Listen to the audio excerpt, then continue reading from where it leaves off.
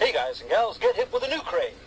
Register today for your very own personal 666 barcode implant. No more need to carry cash or credit cards. The price of the goods you buy is now automatically subtracted from your bank account by the computer terminal at the checkout stand. It's fast, it's easy.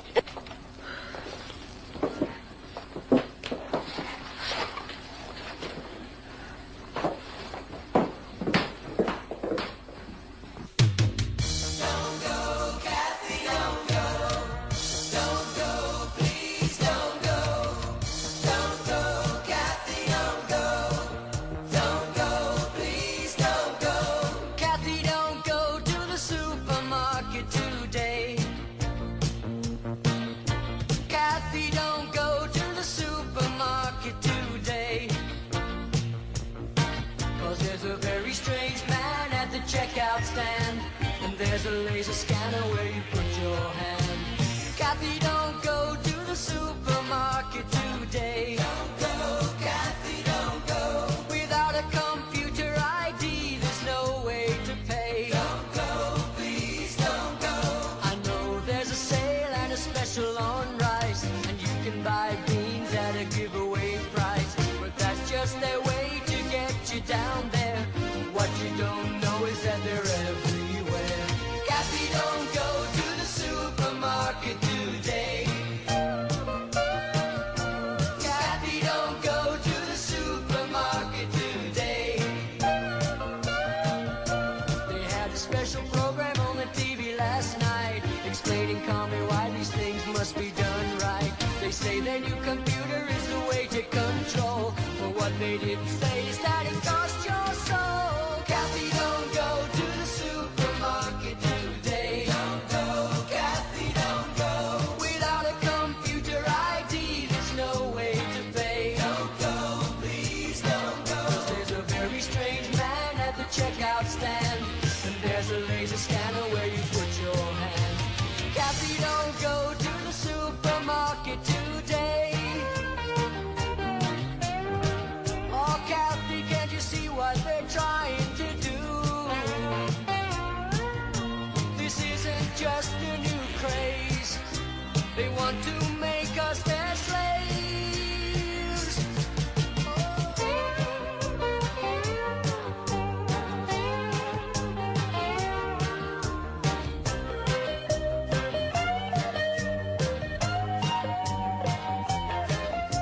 Kathy, don't go to the supermarket today. Don't go, Kathy, don't go.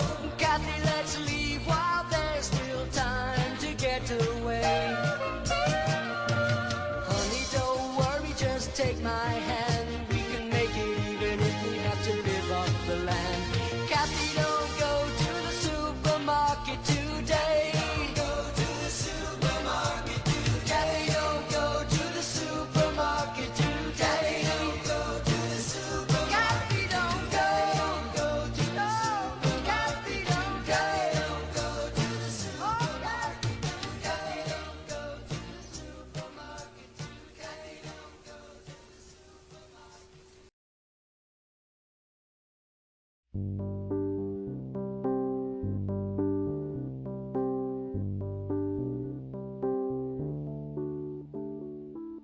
In a future time, children will work together to build a giant cyborg. Robot parade, robot parade. Wave the flag that the robots made. Robot parade, robot parade. Robots obey what the children say.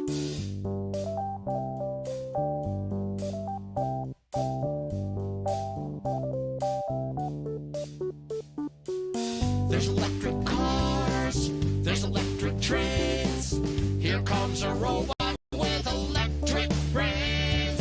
Robot parade, robot parade. Wave the flag that the robots made. Robot parade, robot parade. Robots obey what the children say.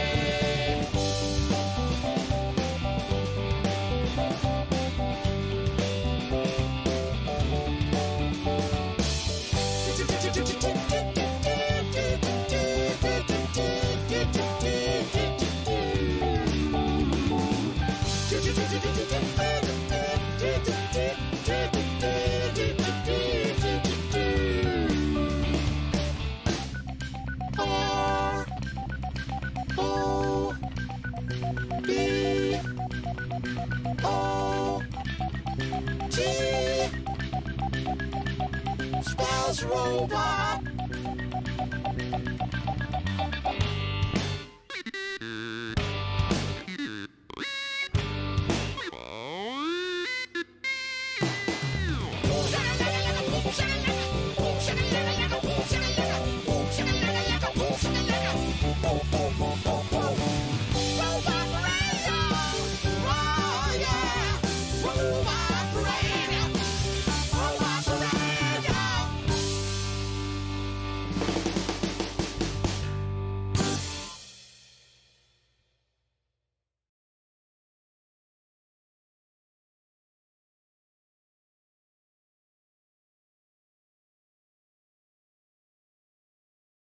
He was always a little crazy, right up until the end. He spent all day in the forest with imaginary friends, until one day his mental health, it took a real downfall. He said, I hate all of my friends, and I wanna kill you all. Christopher Robin. Christopher who? He wants to kill Winnie the Pooh. Christopher Robin. Christopher who? He wants to kill Winnie the Pooh.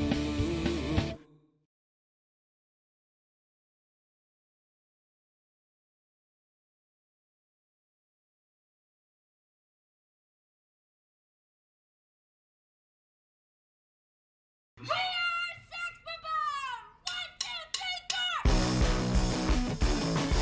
4! Barry will win by ripping a bong so hard his beard explodes into 1,000 bongs, getting everyone perma-stoned within a 420-mile radius, and every man and woman pregnant within a 69-mile radius, where he'll spawn a Ford F-150.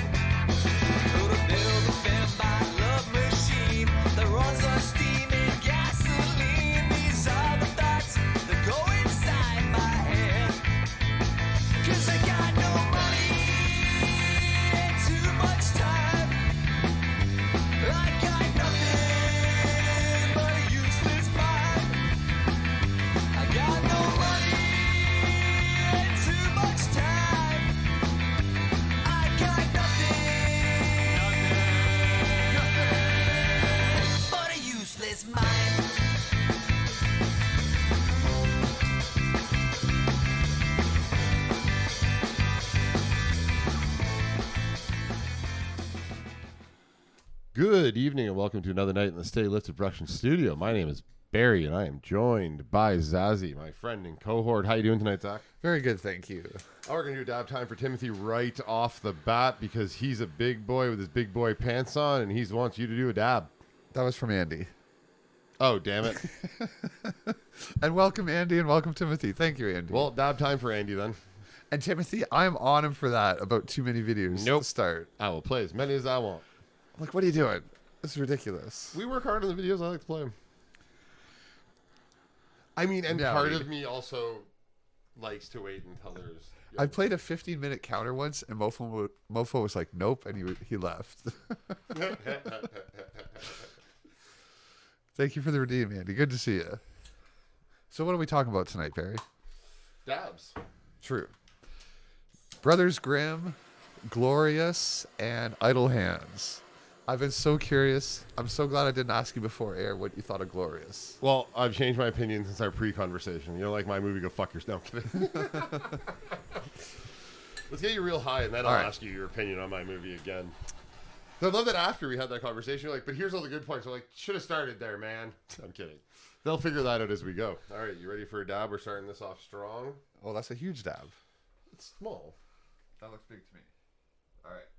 This is for you, Andy. I like how I show you this side and then go like that. Yeah, it's huge.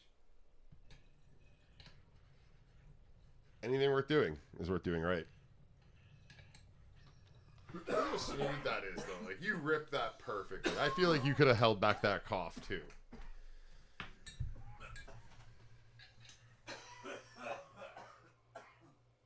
That shit tastes great.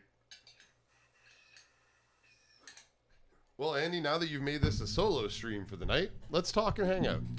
So, yes, tonight we're talking about Idle Hands, Brothers Grimm, and Glorious. We're also going to talk about the fact that our dear friend, our close personal friend, Suzanne Summer, died today. Zach's laughing. No, it's sad. Those thighs will be remembered forever. Any Halloween news? No, not really. Not specifically for Halloween. I mean, the only real news I have is our Prime Minister is getting away. Our Prime Minister of Canada is getting away with being worse than Nixon. And apparently, a reason to not convict a major company is because that major company didn't want to give all their documents up. Welcome to Canada. Thank you for the Badoo. That's also why we try not to talk about politics. We might talk about weed. So let's start off with bongo time. Bringing back an old tradition here. We got 3 kinds of weed. So I've already packed my bowl with Pink Rockstar. And then we're going to smoke some Bruce Banner. And then we're going to smoke some strawberry. Zach's already at a commission, so I'm going to start off with our Pink Rockstar. And then we're going to smoke some swamp weed. And, of course, swamp weed is when you take 3 to 4 types of high-quality weed. We like to smoke quads here only. And mix them all together so you get super swampy high.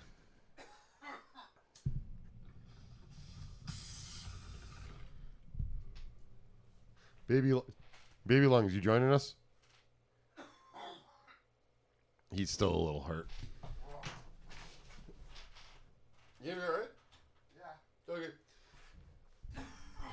You know, I think you should just stay seated and I'll mute your mic from now on. Although I'm pretty sure you're ugly coughing at this point. Yep. Like tears, a little bit of snot coming out. Oh, yeah. Oh, I heard you sniff too. Yeah. We ugly cough here sometimes. It just happens. So, one of our movies this night, Idle Hands. We've handled Idle Hands before. I mean, Zach was a super productive, ultra epic human being when he was in high school and college. I, on the other hand, was just like our 3 stars of this movie.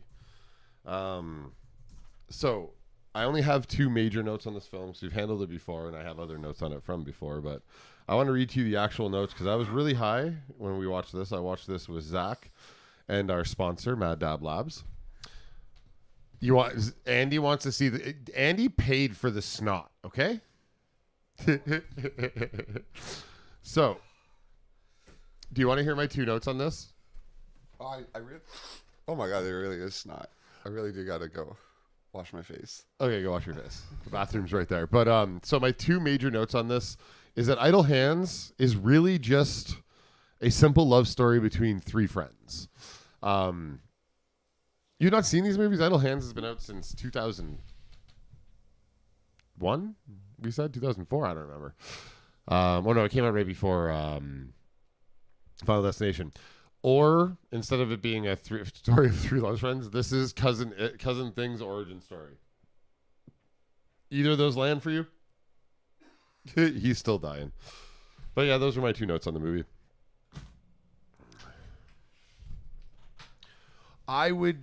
I'm okay with the fact that no one's seen Glorious, just because Glorious is a movie on the Shudder network, so it is not as well. It would not be as well known by any means. So yeah, that's how that works.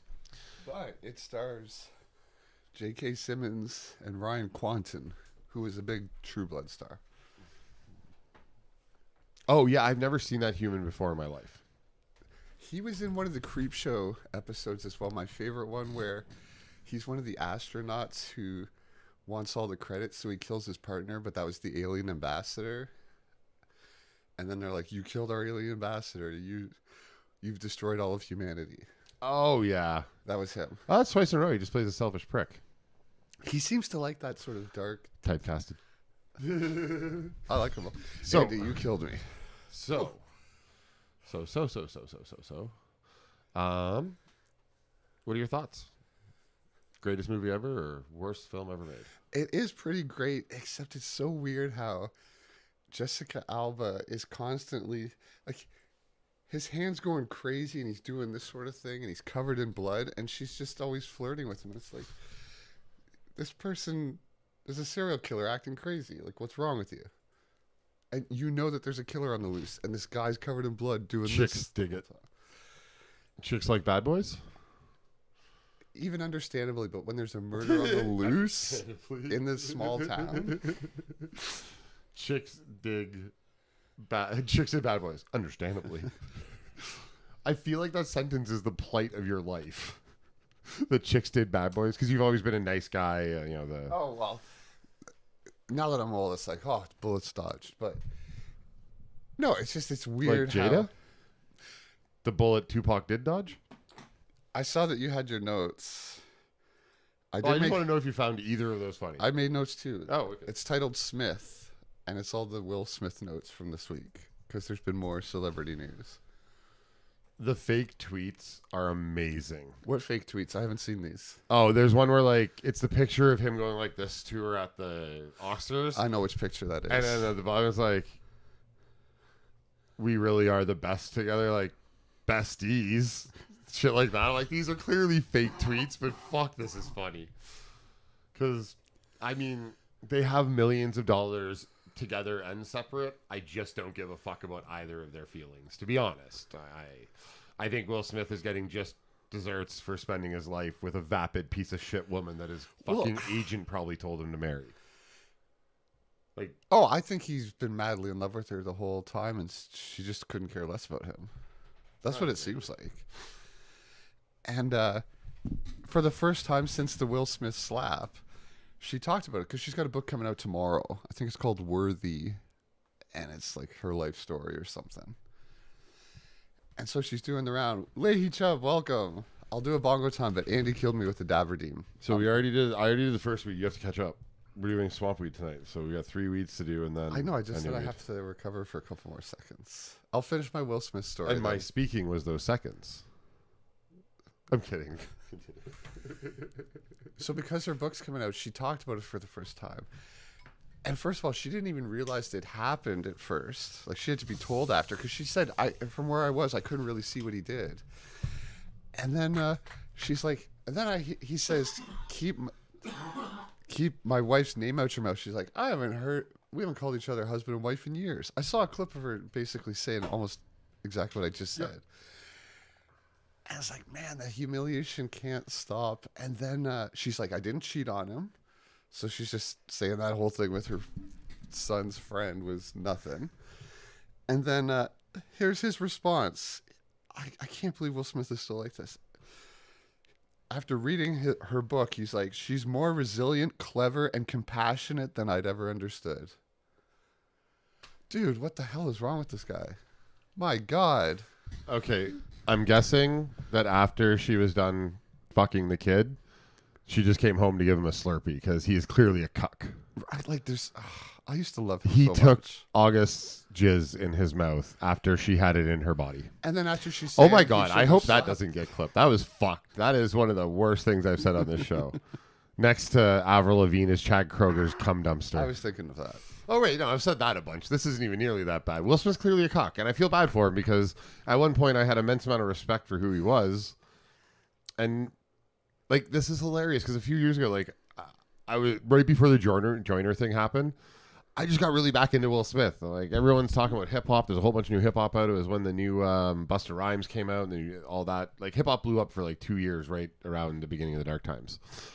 And I was listening to Will Smith nonstop, pumping him up, telling everybody, man, like, you should listen more to Will Smith. Best rapper ever. Joyner pumps him up. And then, like, what? He got popular one more time, and Jada's like, nah.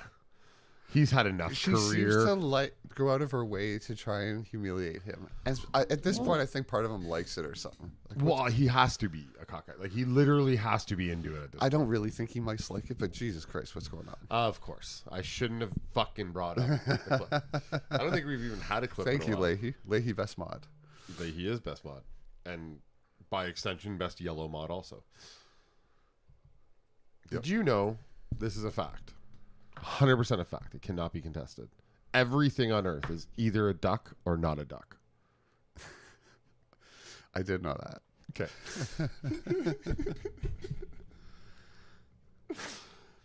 Well, we were talking about irrelevant, useless shit anyway, so I thought I'd give one up too. No, okay. In the end, Will Smith should just shut up and make music and movies, and so she should just go back to being a horrible person silently. Because I liked her a lot better before she started to speak for the last 4 years. Yeah, you know, she was in Gotham playing Fish Mooney, and I actually quite liked her character then, and then because of that, I kind of started liking her. Because I thought she played a good What's villain. funny is I forgot that was her. She played such a good villain, but it turns out because she is one. No. She just showed up to work. Yeah. Every day, just like that. She didn't even read a script. Did you know that? Those were her natural words. Horribly mean things and beating up a She little... didn't even know the cameras were on.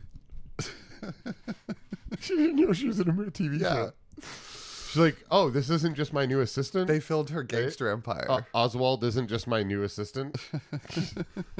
I want to see an assistant come out with a book. The real Jada. Like, just drop everything. Like, no. Obviously, we know it, but I want confirmation that she's actually just a horrible I saw her cunt. on like some huge thing like NBC, and there's a woman interviewing her, and she's like, you know, Jada, you're known as a straight shooter.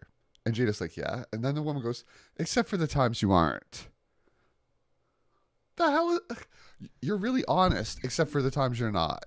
What the fuck is this? Like, this is our TV news now. And even with celebrities, it's just the most But what obvious does that garbage. mean then? I don't understand what that means. Exactly. Why are they even having this conversation where you're saying you're honest, except you're not?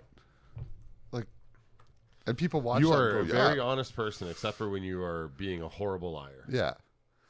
And then people watch that and go, yeah, I should really listen to Jada Smith for advice because they said she's honest. President Bush was a really honest person while he slept. Yeah. Obama didn't murder people with drones while he was asleep. I heard your earlier thing about Canada and the state we're in. I heard something good this week where it's like, and I love watching this because I hate most of my fellow Canadians. Half of Canada right now is calling one half Islamophobes. The other half's calling them anti-Semitic. But the only thing they can agree on is cheering on Nazis. That's the state of Canada. I mean, right now. We live in a country where our prime minister's best friend is a photographer. He is seen hanging out with the Nazi holding a flag. At then the they convoy. blame at the convoy. And then then they blame all of the them are truckers, even though there's a white picture of supremacists Trudeau now. with the guy a few minutes before this. And then this year, our government gave an award to a Nazi. I have like 10 screenshots of times AP News or big stations like that posted a Ukrainian soldier and they forgot. They didn't notice they were wearing something that shows they were part of the Part of Nazis. the boy, whatever they're called. Like either the Black Suns or the Azov Battalion. That's it. That was the Blue Suns. There's the Black Suns? The Black Suns.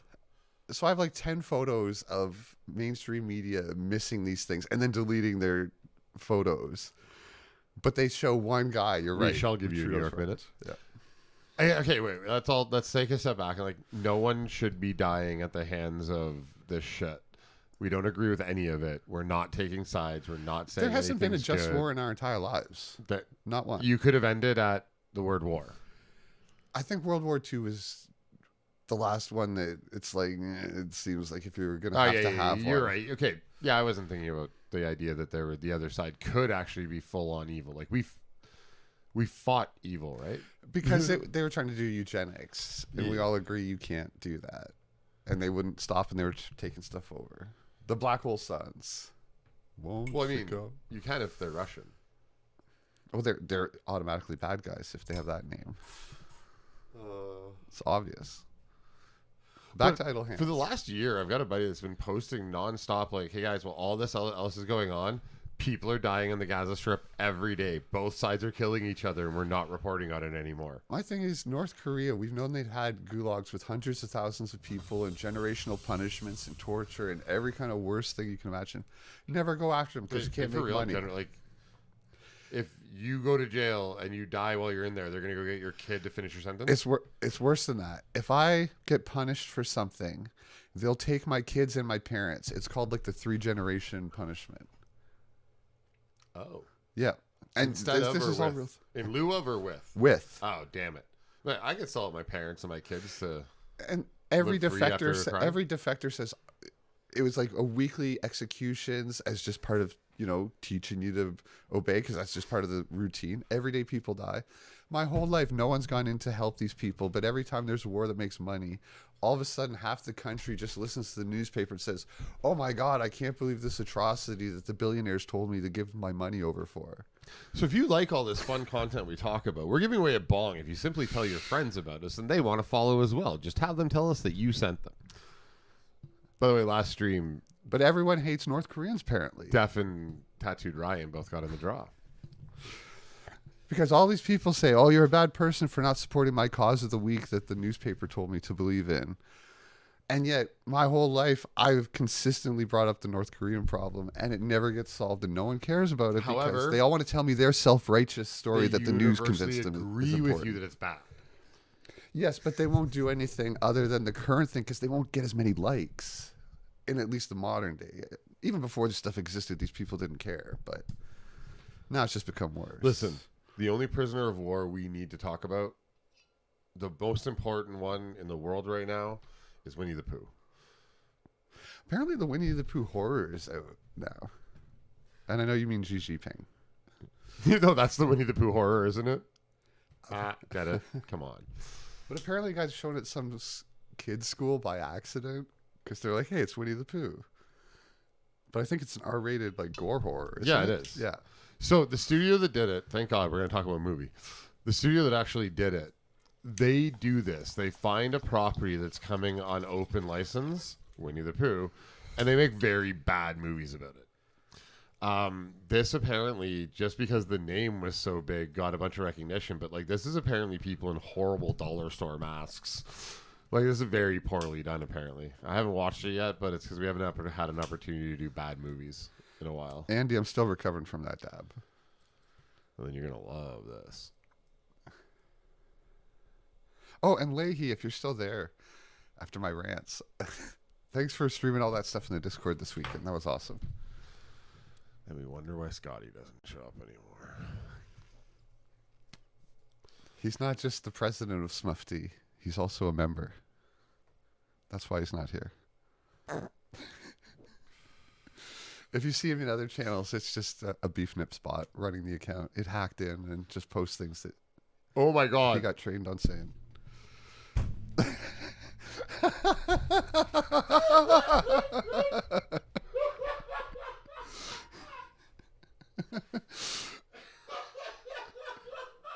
Leahy, that is the best pin, and I hope you watch that video I sent you because it's about that.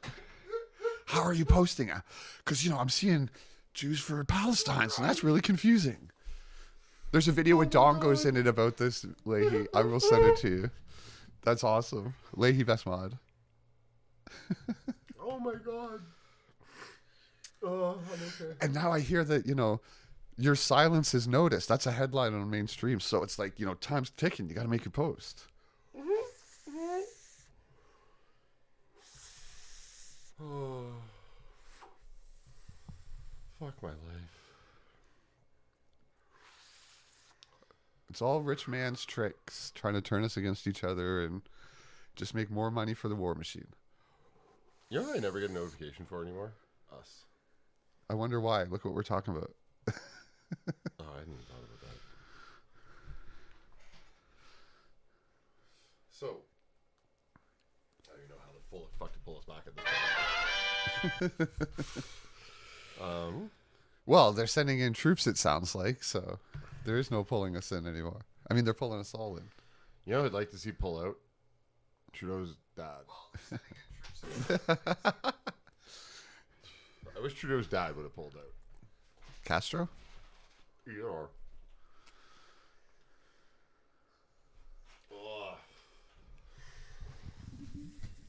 You know, if we make $10 million, we have to register with the Canadian government. And then they get to approve whether we're Canadian enough or not to be on the air anymore. Okay, there's a bit of a correction in that, though. Just whether we're Canadian enough for Canadians to see us. The U.S. can still see us.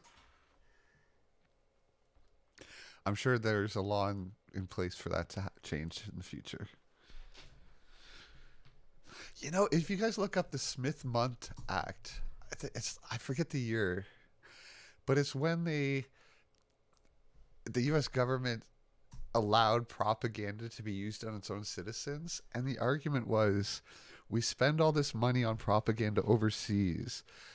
It's a waste of money to not also use it on our own, to have our citizens benefit from it. That was their argument. And that was like 2014 or something, the Smith-Mundt Act. You can look into that because it allowed propaganda against U.S. citizens. And then the RCMP was caught using propaganda against its citizens in 2020. That's a real thing as well that you can look into. And then they investigated themselves and found themselves innocent. UN women for trans lesbians. Chicks with dongos are still dongs, so, you know. I mean, chicks with dongs are still chicks. I have an honest question. There's no bigotry in my question. It does not come from a place of hate. Is the penis still male? No. Like, I guess it wouldn't the be. rest of it's female. The rest of the person's female. Sorry, we're moving on. I'm just joking. I'm sorry. Let's not talk about that. But a trans person did win Woman of the Year. Oh, Leahy's seen the video I'm talking about then. Because that's part of it. So, I in didn't even segue into 1999, that. a few stoners got together and made a pretty brilliant movie. Would you, if you were out, would you try nutmeg and oregano? I did when I worked at O'Brien's restaurant in London, Ontario. You tried to smoke it? How'd it go? I didn't really feel anything, but I had heard that, and I used to work in a restaurant alone at night or in the mornings, and we had nutmeg. I didn't do the oregano together, and watching this movie, I'm like, oh, maybe I should have tried both. But I did smoke nutmeg, and I would use the paper that you printed out the food Chit orders paper? on. Chit paper. Yeah, of course. So does your restaurant have, for the cooks, they can stick it up and it's held by... Yes.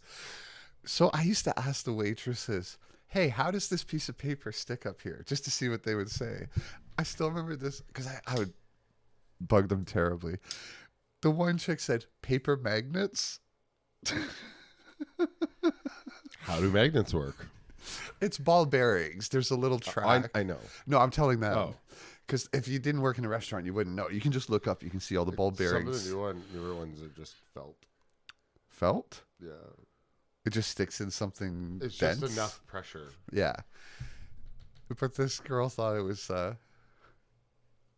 paper magnets. Also, on her first night, she asked if they could smoke out the back. And I said, no, you have to go stand at the corner of the street under the sign for the restaurant. And she actually did it. And then she called me an asshole when she found out she didn't have to go out there.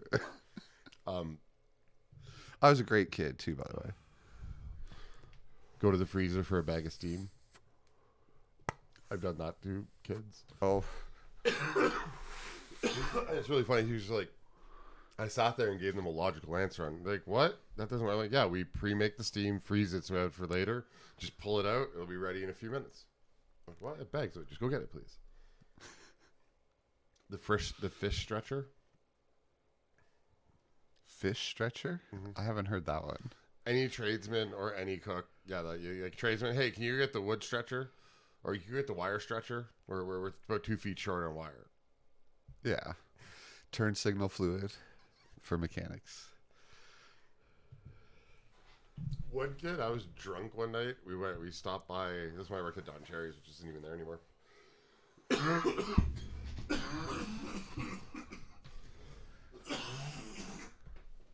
That was a good one. But new kid starts. I'm sure this is even a nice kid. He definitely wasn't when I was done with him. I was drunk. I walked through the kitchen. I'm like, oh, hey, kid, grab the garbage. I'll help you take it out. Flip open the lid. As soon as he threw his bag in, I grabbed him by the belt in the back of the shirt and threw him in the garbage. Oh, my God. I didn't do stuff like that. I have no idea even why. I was fucking horribly mean looking back on it, but in the moment, it seemed funny. Does your restaurant have a basement? Yes. My restaurant is actually 4 stories. Holy crap. Did you have to go up and down all day? 3 of them. Damn. Yeah. Very unique, too. It's a 130-year-old mill. Very cool. And funny side note, there's a U-shaped bar on the 3rd floor, and it fell through the ceiling. In the past. Mm-hmm. Not while you were working. No.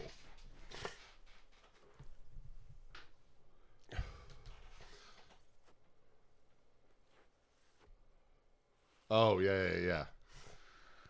Oh, that's fucking, yeah, because most restaurants don't have a basement. Like, they're all built one floor, usually. Yeah, go to the attic, go to the basement. That's, that was always, oh, I miss fucking with people. I'm a manager now. I'm not allowed to do any of that stuff. This is all stuff I did when I was young. I feel bad now. My maturity level isn't going to go up working in a restaurant, okay? I suppose not the sorts of people you're around. I made a joke today. We have a repair guy that comes in every week and helps out every couple of weeks because he takes care of a bunch of stores. Anyways, something had happened. He's like, well, why, like, how would that happen? I'm like, listen, man, though people are a wide range of things, at the base level inside restaurants, you don't have to have intelligence to wash dishes or do most of the jobs in a restaurant. You do to get really good at them, but to do them at a base level, you don't even, you need a 4th grade education. He laughed. And then later, there's like 3 more times where I'm like, refer to office conversation. He'd ask another question like, refer to office, like, get the fact that there's stupid people here, man. They're going to break shit. I need your help. But oh, when I worked at a restaurant, I worked for 2 years. And at the time I started, someone I became close friends with, actually a figure who's very much like you, became kitchen manager. And he kept a logbook of all the people he trained and hired. And we quit at the same time. It was 2 years. So I had a perfect record of all the cooks I worked with during that 2 years. They went through 84 cooks in 2 years. That's crazy.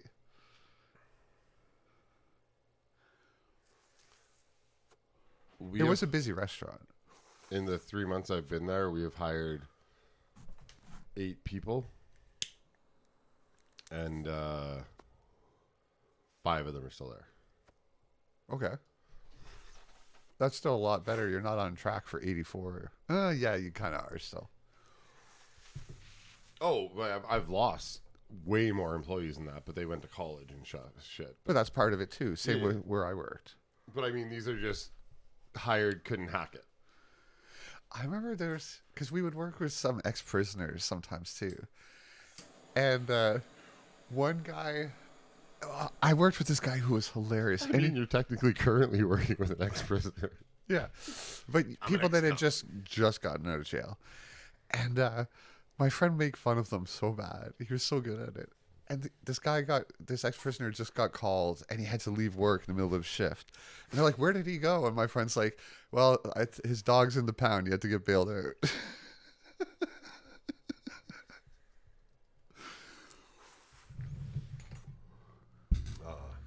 Really, sometimes I can't put my finger in it. I mean, on it either.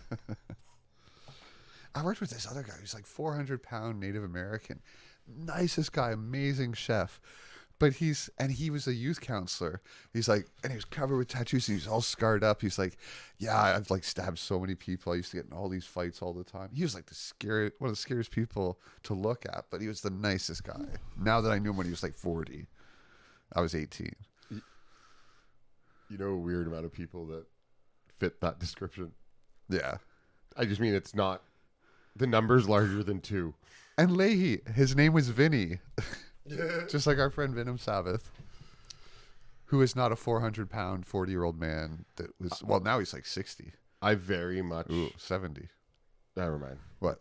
I was going to say, I confused Vinny and somebody else. Hooba. Hooba. Stabbing? Do we say stabbing? You should stab one of our delicious Hooba steaks. Get your teeth into those. Welcome, Hooba. Bongo time for Hooba.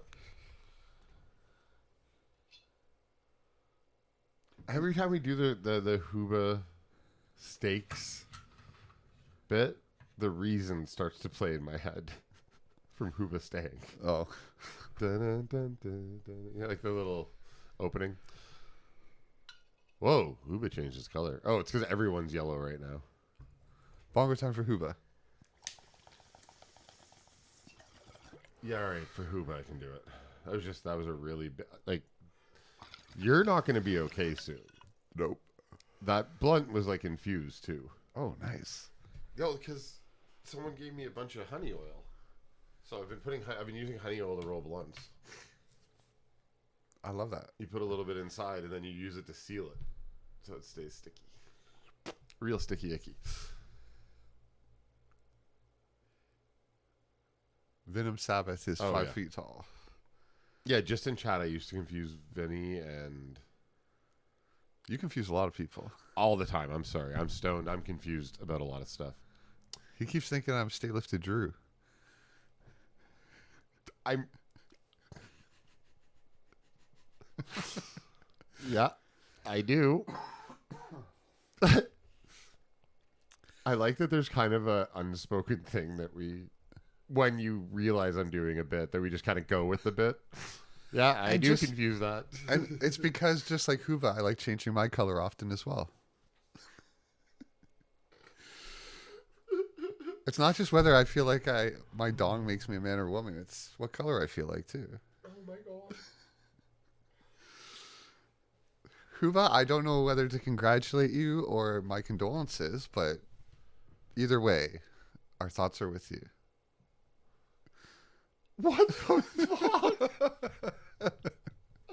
Oh my God. Can somebody clip that, please? I need that for fucking Wednesday. Because we're talking about Rick and Morty. And you thought my poll was bad? Hey, I've always thought your poll was amazing. That's good. Oh. So, back to Idle Hands. One thing I noticed is when he's told Idle Hands are the devil's playground, then when he's with his friends, he says devil's playpen. Yeah, he's just a minor, minor nitpick. Okay. Or observation, not even a nitpick. I don't see that as a continuity failure. I actually see that as a continuity plus because a stoner would get it wrong. Yeah, I suppose so. So it kind of fits. Like, he's almost Ricky as an So am I not a stoner because I noticed it? No, but dude, you got a fucking physics degree before you became a stoner. I don't know if that helps with noticing. It does. Okay, yeah, I suppose so. I mean... Maybe a little bit. It's like going through boot I'm going to camp. make a joke here, but my name is Barry, and I'm smarter than the average stoner. But I'm still a stoner, and I was a stoner before I got smart. So there's a difference. I wonder if it erases stuff, though. Or... Oh, yes. You're dumber than you were. Yeah. And most of our conversations lower your IQ. And there's some new research that IQ might actually matter, but not the way that people that brag about their IQ think it matters. It just means you have an aptitude to learn, but it does not mean you've actually spent time learning. I'm pretty sure I'm at least 84. Huh? I think I've got an IQ of at least 84. I think you're considered handicapped below that or learning disabled or something. Homer I might Simpson? just be at that line. Okay, no, it's Peter. Peter Griffin on the show and to their canon. Oh yeah, he did. Has a IQ of like 78. There's an episode where they say they go back in time and say handicapped. he's handicapped or something. They don't go back in time. They just they take him to be tested. No flashback and oh no, it's the whole arc of the episode. He gets a helpful friend that cheers him on. Oh right. The whole end. By the end of it, she's like, I don't want to make love to, and I'm quoting, I don't want to make love to a retard, Peter, and like it gets all weird throughout it, and yeah. Hoover, good reply. Another bongo time for Hoover.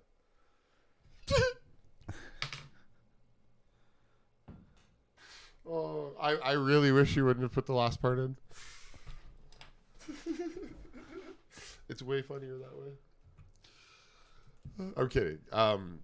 Man, I really can't keep us on topic for this movie. I'm trying really hard. I'm not really trying that hard. Oh, we got our first kick clip. We should check our kick chat then. Oh, yeah. We've been streaming a while. Leahy Chubbs. Thank you, Leahy.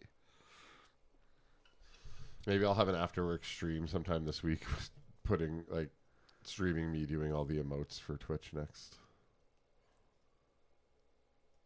Kick. I mean, I don't know. I'm pretty high. That blunt was pretty good. It really was?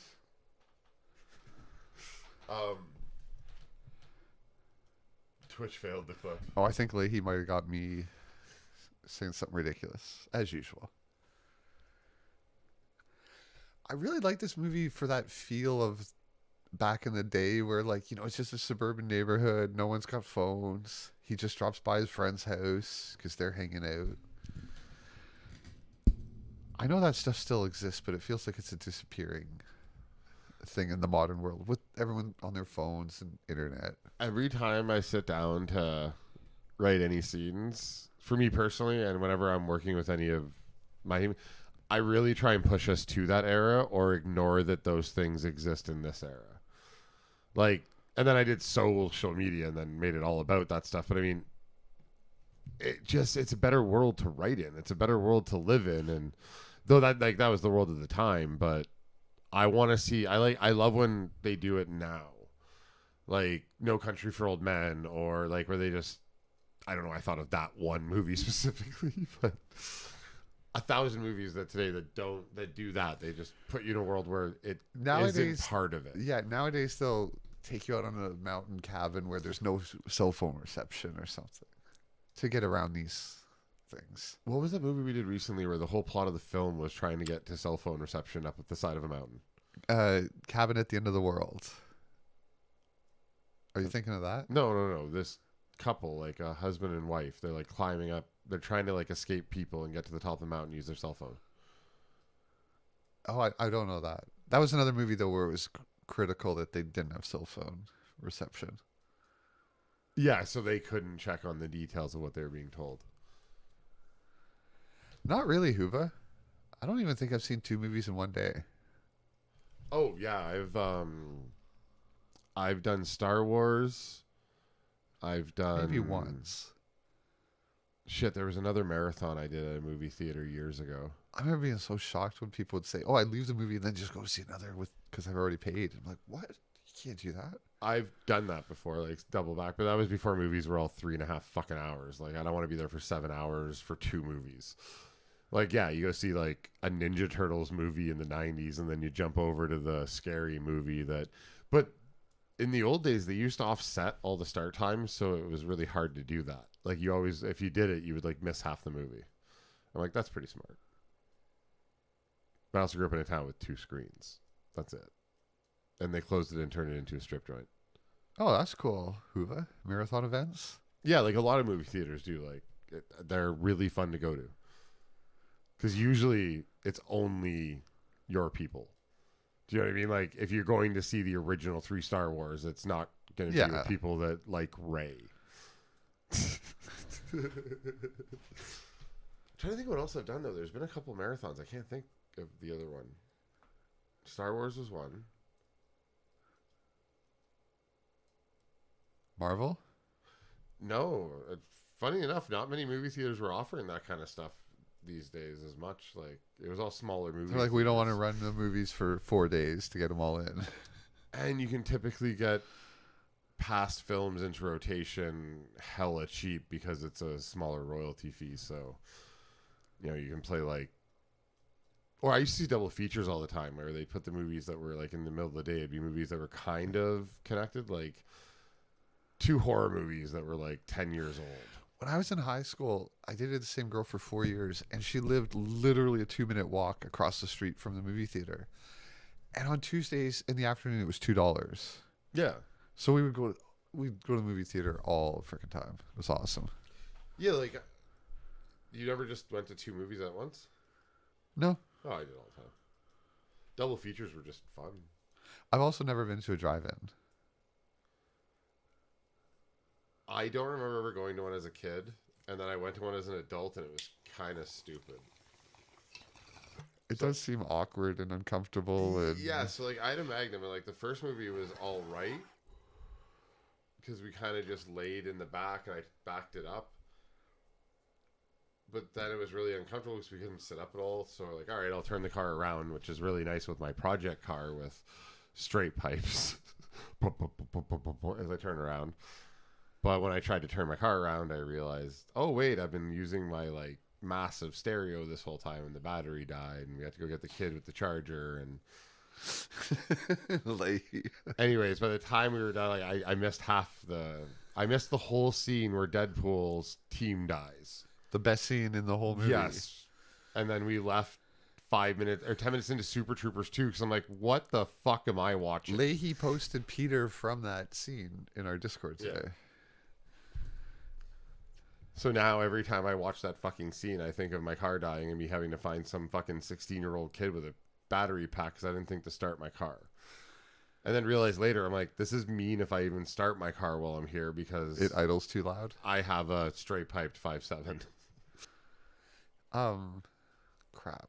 Oh, when the hell's Deadpool 3? Jeebus. Writer's strike is done. Actors strike, no one gives a shit about. Like, why would the actor strike? Jesus. Replace him with AI. I mean, That's all what's of it. going to happen. Replace us with AI. It's happening too. We're all going to be replaced by AI. But, did we try to go again? I think we tried to go again. That's why Stay Lifted Smokes Meats is going to make a killing. Literally. we founded Smifty. Smufty gets a lot of attention considering it's our premium top-of-the-line caviar brand of smoked meats that, is most exclusive. But it does have the funnest name. Did you see Idle Hands in the theater? No, I didn't see it till we reviewed it the first time for this show. I don't think I saw it in the theater either.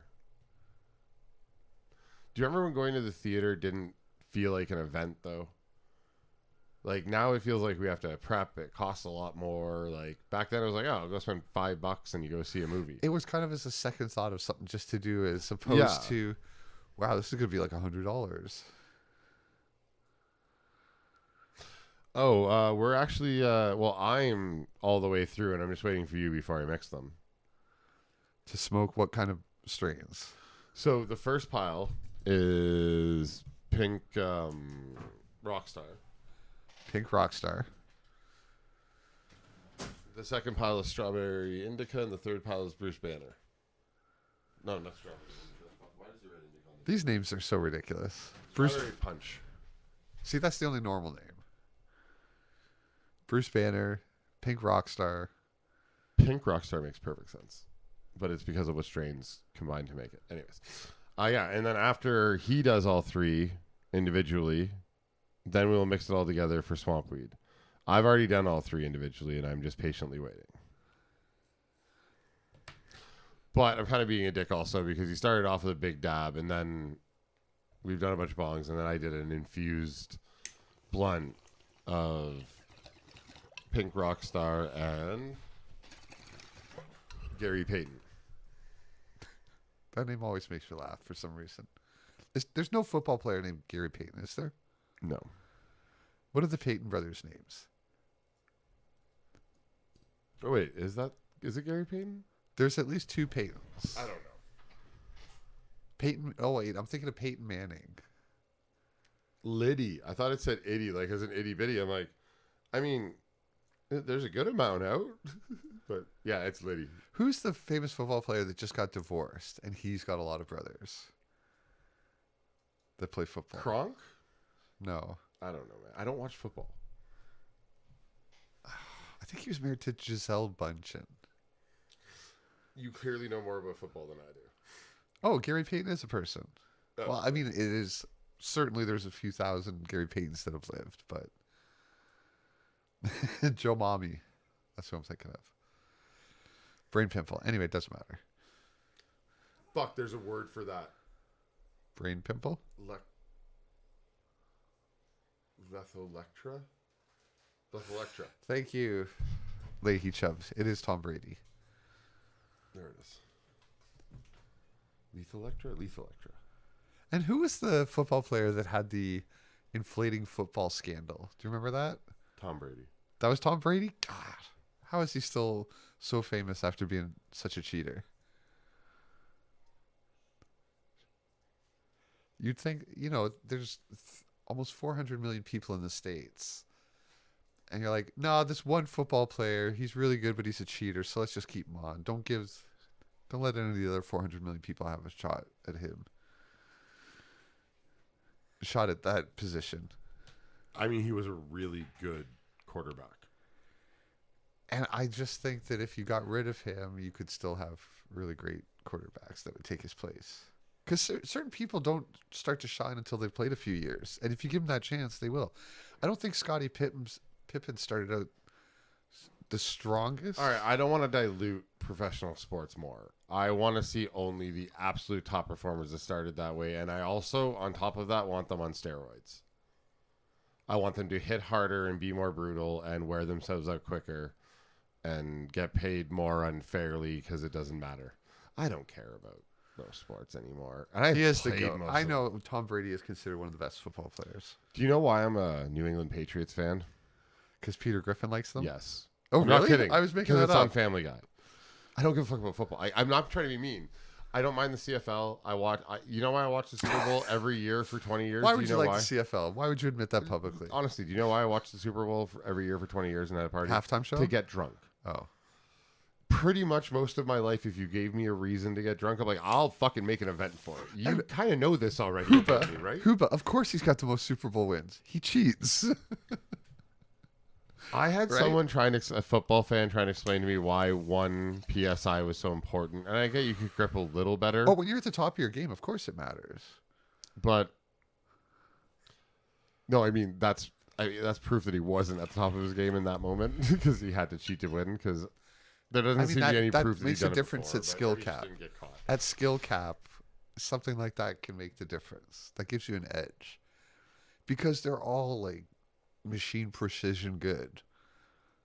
Oh, thank God. Lethologica. Lethologica. That's a brain pimple? Can I see the word? Yeah, lethologica. Lethologica. It means to forget a specific word. Oh, is that only for words though? Because the concept would be more general. Like the inability to remember a particular word or name. Okay, so then for like not remembering a song or something wouldn't apply to that.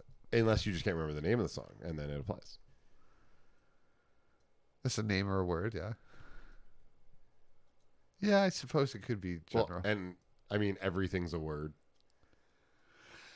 But like if I can't remember an abstract concept, it's not that I forget the name of it. That was a great part. Glorious. Yeah, it was great. There's proof it wasn't. Does it matter whose idea it was if he still took part in cheating? Do you want to know why I know who Belichick is? Because there's an episode dedicated entirely to the fact that the prick won't smile. Belichick won't smile? God's mad at him for it. That's why he stops letting the Patriots win. He's like, I gave him 8 Super Bowls and he still won't fucking crack his grin. It's just so funny. And so Huba in that, and then they call God autistic. Yeah. If I'm sentencing and everyone kind of agrees that's the story, then you're like, well, yeah, Belichick is more guilty than Brady and should receive more of a punishment, you would think. Can we just talk about the fact that they get to cheat in life by being paid millions upon millions upon millions of dollars, while the people that do a lot more harder work around them to lift them up get paid pennies? I don't give a fuck about any of these people. These are millionaires bitching about billionaires. Yep. Every sport I've loved has gone on strike at some point. Oh, it drives me crazy. I've been like, I'm out. You guys are fucking idiots. NFL strikes for more safety and more concussions. I get that, but I mean, NHL, they strike for more money for the players. But the thing is, too, the scale of the people above them is still so much greater. It's just we all have difficulty understanding that. So it seems petty when we're like, well, yeah, but they're still richer people. But it's like the whole system's corrupt top to bottom. Oh, no. Yeah. I'm just looking up Tom Brady's estimated net worth. I just had an idea. Middle class didn't disappear. It transferred so far up that the lower class just can't see it anymore. It's true. Like, think of how many rich people, like super rich there are, but there's still like how many millionaires in the world? He's estimated to have earned $450 million over his career. Who? Tom Brady. Yeah. And he's worth around $300 million, they say right now. And, you know, plus or minus $100 million. Who cares? He's still that rich. That's Will Smith rich as well. I mean, get rid of 399 of it and he'd still be okay. Yeah, that's the thing with people like...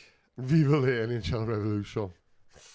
I agree. When you have billionaires, what happens when a billionaire loses $1 billion? Nothing. They're still a billionaire.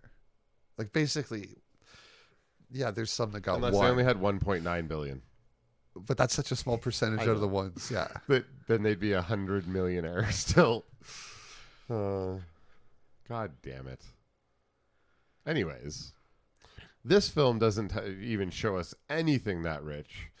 It shows us just pure, like... Idle hands? I actually felt bad while we were watching it because I kept just, like, I kept catching myself going, man, I love this movie. It is a great movie. Yeah, like, I really do enjoy watching this film, top to bottom. When you were trying not to die, my joke was that I feel like this is an origin story for Cousin Thing. Cousin Thing, yeah. Like, maybe he just went through some rehab after that and figured his shit out, calmed down, hung out with the Addams family for a while. Or maybe that was a past victim.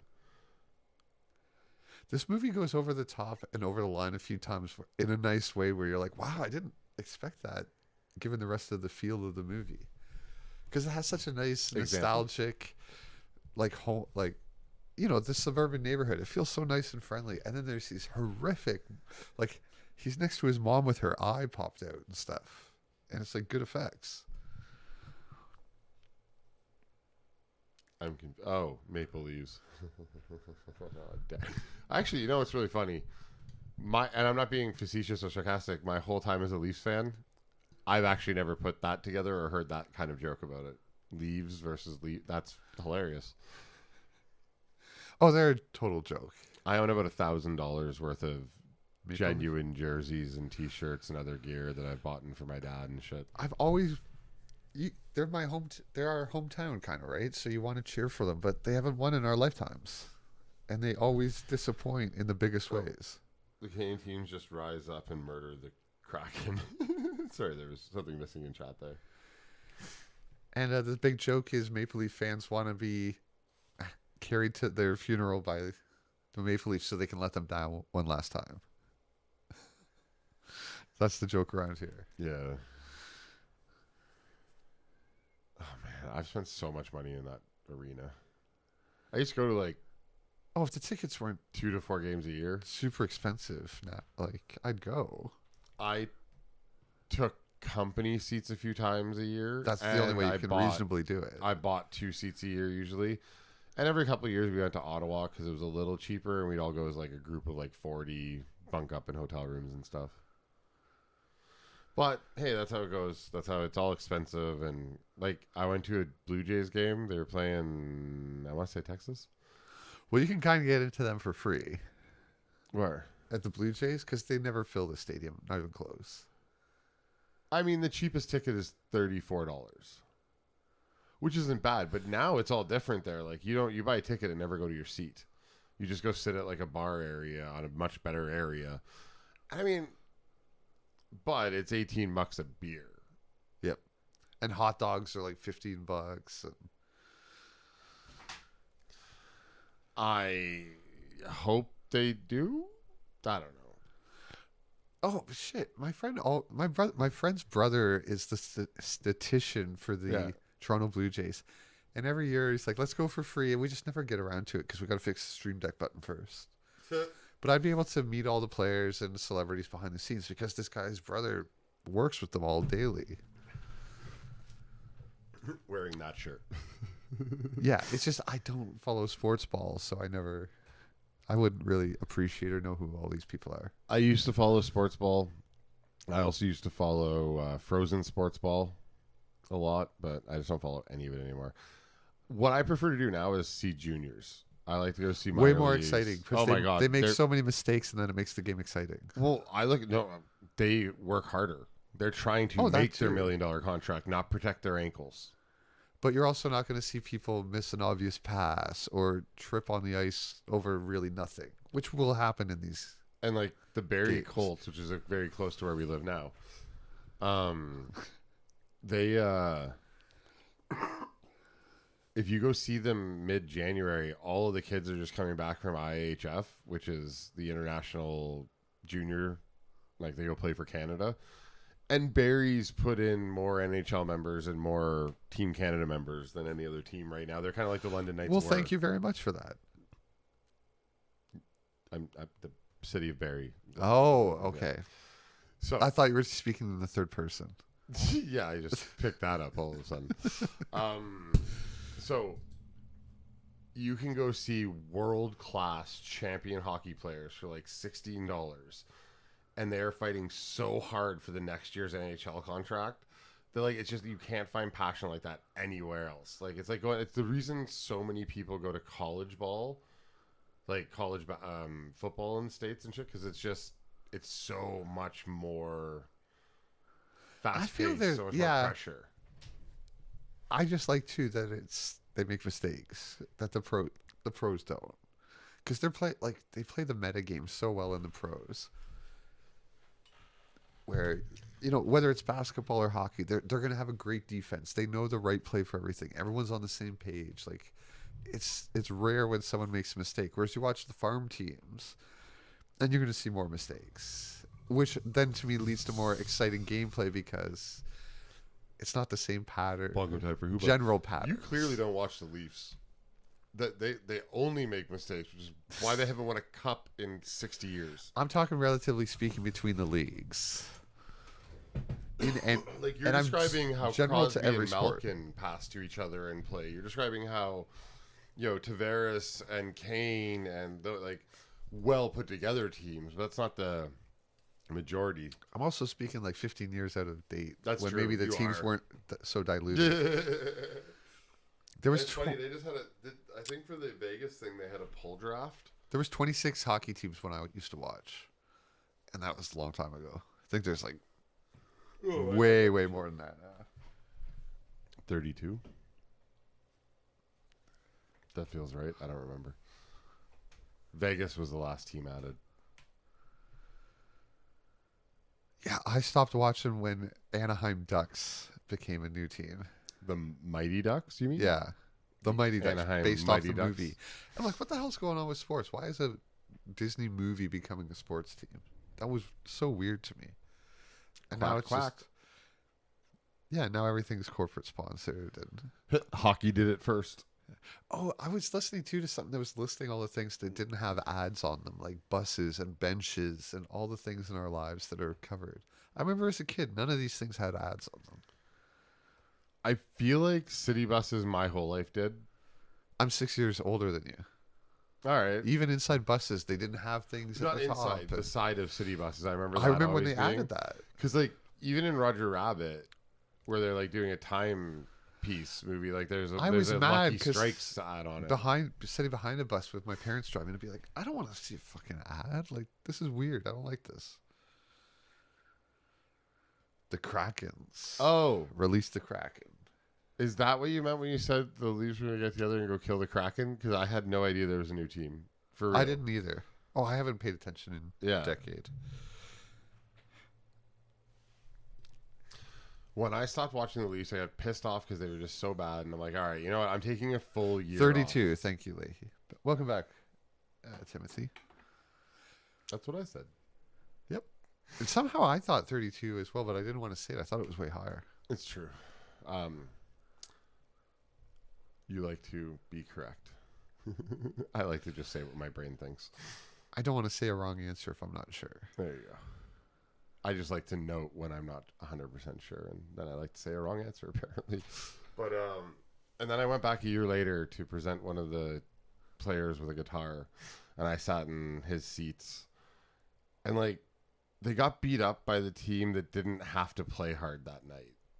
They got beat up bad for a wild card spot against like the third place team. Like it was New Jersey. New Jersey did not have to try hard. They were already the third place team going into the playoffs. Last game of the season, or second or third last game of the season, and the Leafs would barely fucking show up for it. I'm like, what? Nah, I'm glad I gave up. So I've not been back since. Well, Huva, as kids and young people, like I paid my dues for hockey, and like we both know how to skate. Shit. Timothy got back too. We both know pretty much all the rules of hockey. I played hockey until a young age, and then street hockey and shit like that with my friends. Yeah, endlessly. I mean, as an adult, I used to hold the douchebag ball hockey tournament in the middle of winter, where just a bunch of drinking and a little tiny bit of hockey. Yeah, after dropping out of... Who's your hockey team then? It was the Leafs. Oh, mine was Edmonton because I spent 2 years there as a kid, and it was during Gretzky's time, so of course. My secondary, and it was probably my first, my whole life, but like when I was a kid... Yeah, you're right. It's Chicago. Chicago? But as I became an adult, you just fall into the fold. That you can drink more with, there's no Chicago fans to hang out with. So, yeah. Yeah, I stopped around 10 or 11. I was a big kid. It was the year before you could, or it was the year after you could hit.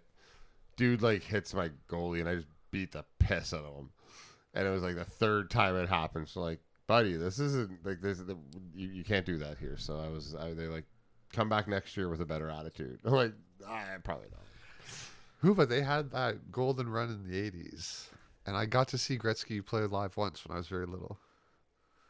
It was awesome. I have a weird story about Gretzky. And I love the Penguins too. I was a big Mario Lemieux fan. The fact that Gretzky's rookie contract was gambled over a game of backgammon. Yeah, you bring that up. It's just there's so many weird things that happen in the world. But as we get older, you realize that's how it's all run. And yeah, it's this house of cards that's coming down now. Finding it out at the age I found it out, it makes perfect sense after being in business as long as I was. Because, yeah, sometimes there's some really large decisions that get made under poor, very dumb circumstances. I think you should hit that, and I will explain how Gretzky's one of the blind spots in my life where he didn't do anything wrong. The gambling, it's not him. It's his wife. Oh, yeah, no, Gretzky's perfect. Let's not talk about it. Gretzky is perfect.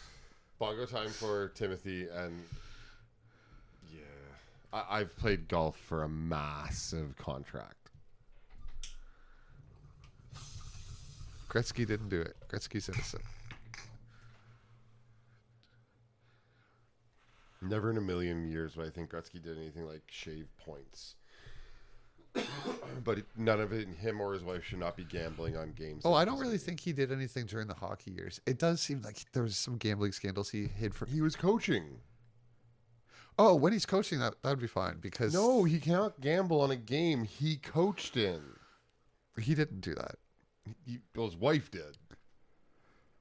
Yeah, and he tried to stop it, I'm sure. Again, I'm not saying he would hold back points or do anything, but I'm going to say that he knew. Oh, should we check GEEK? You don't think you would know your wife has got a gambling problem? And Beef Nips is here. How you doing? Oh, thank you very much. I forget that it doesn't do it from Streamlabs. Bongo time for Beef Nips. Do we have any intention of actually going to GEEK full time? Are we switching over? I just wanted to try it. I guess we should think about it and talk about it and plan it out better. You've kind of just been going live there, even though we've talked about going on GEEK. But this won't work where we don't check the chat. I know. And this won't work where... I guess we can keep this one up because I'm only monitoring.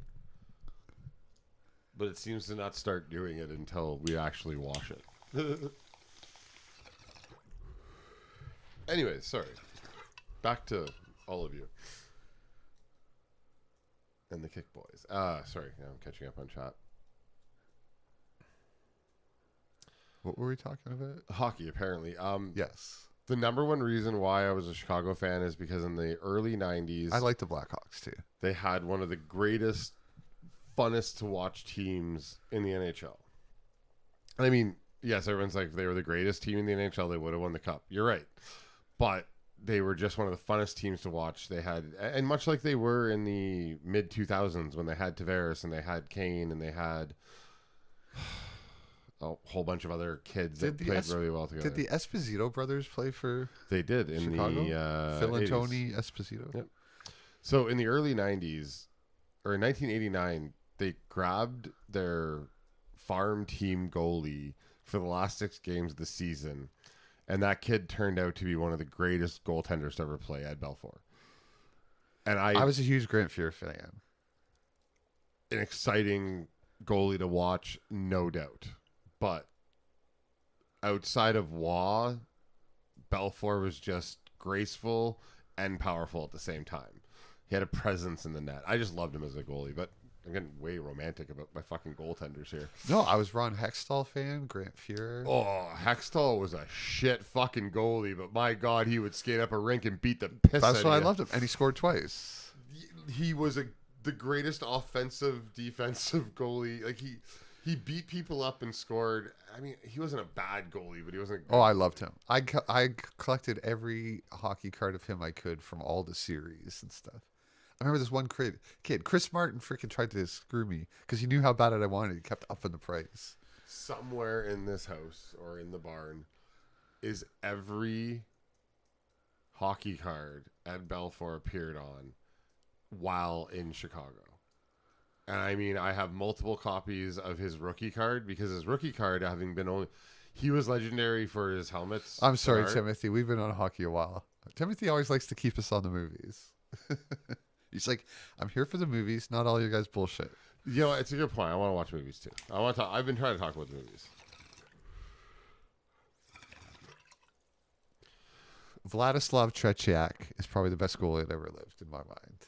The Russian goalie from that famous USA versus Russia time in the 80s. Okay, the last thing about hockey, because you just made me think of it because you mentioned a Russian hockey player. I have no idea who that person is. Sorry, no idea. I read a whole book about him and stuff. I was a huge goalie fan. Oh, so you already know the legend of the great Ed Belfour. See, that kind of came after my time because he's... All right. No, you're right. When did he start? Like, he was in the middle to the end of Hextall and all those guys' careers. He's he replaced that generation. I kind of stopped. But when he I was played like 15. against them. He played against all those guys in his early years. But 1989 to 95, he was, or 96, he was the goalie for Blackhawks. Because I kind of remember him being a young player when I kind of stopped watching hockey. Now, speaking of players that you would think are young, I saw Ovechkin. Have you seen Ovechkin lately? Like, you know who Ovechkin is?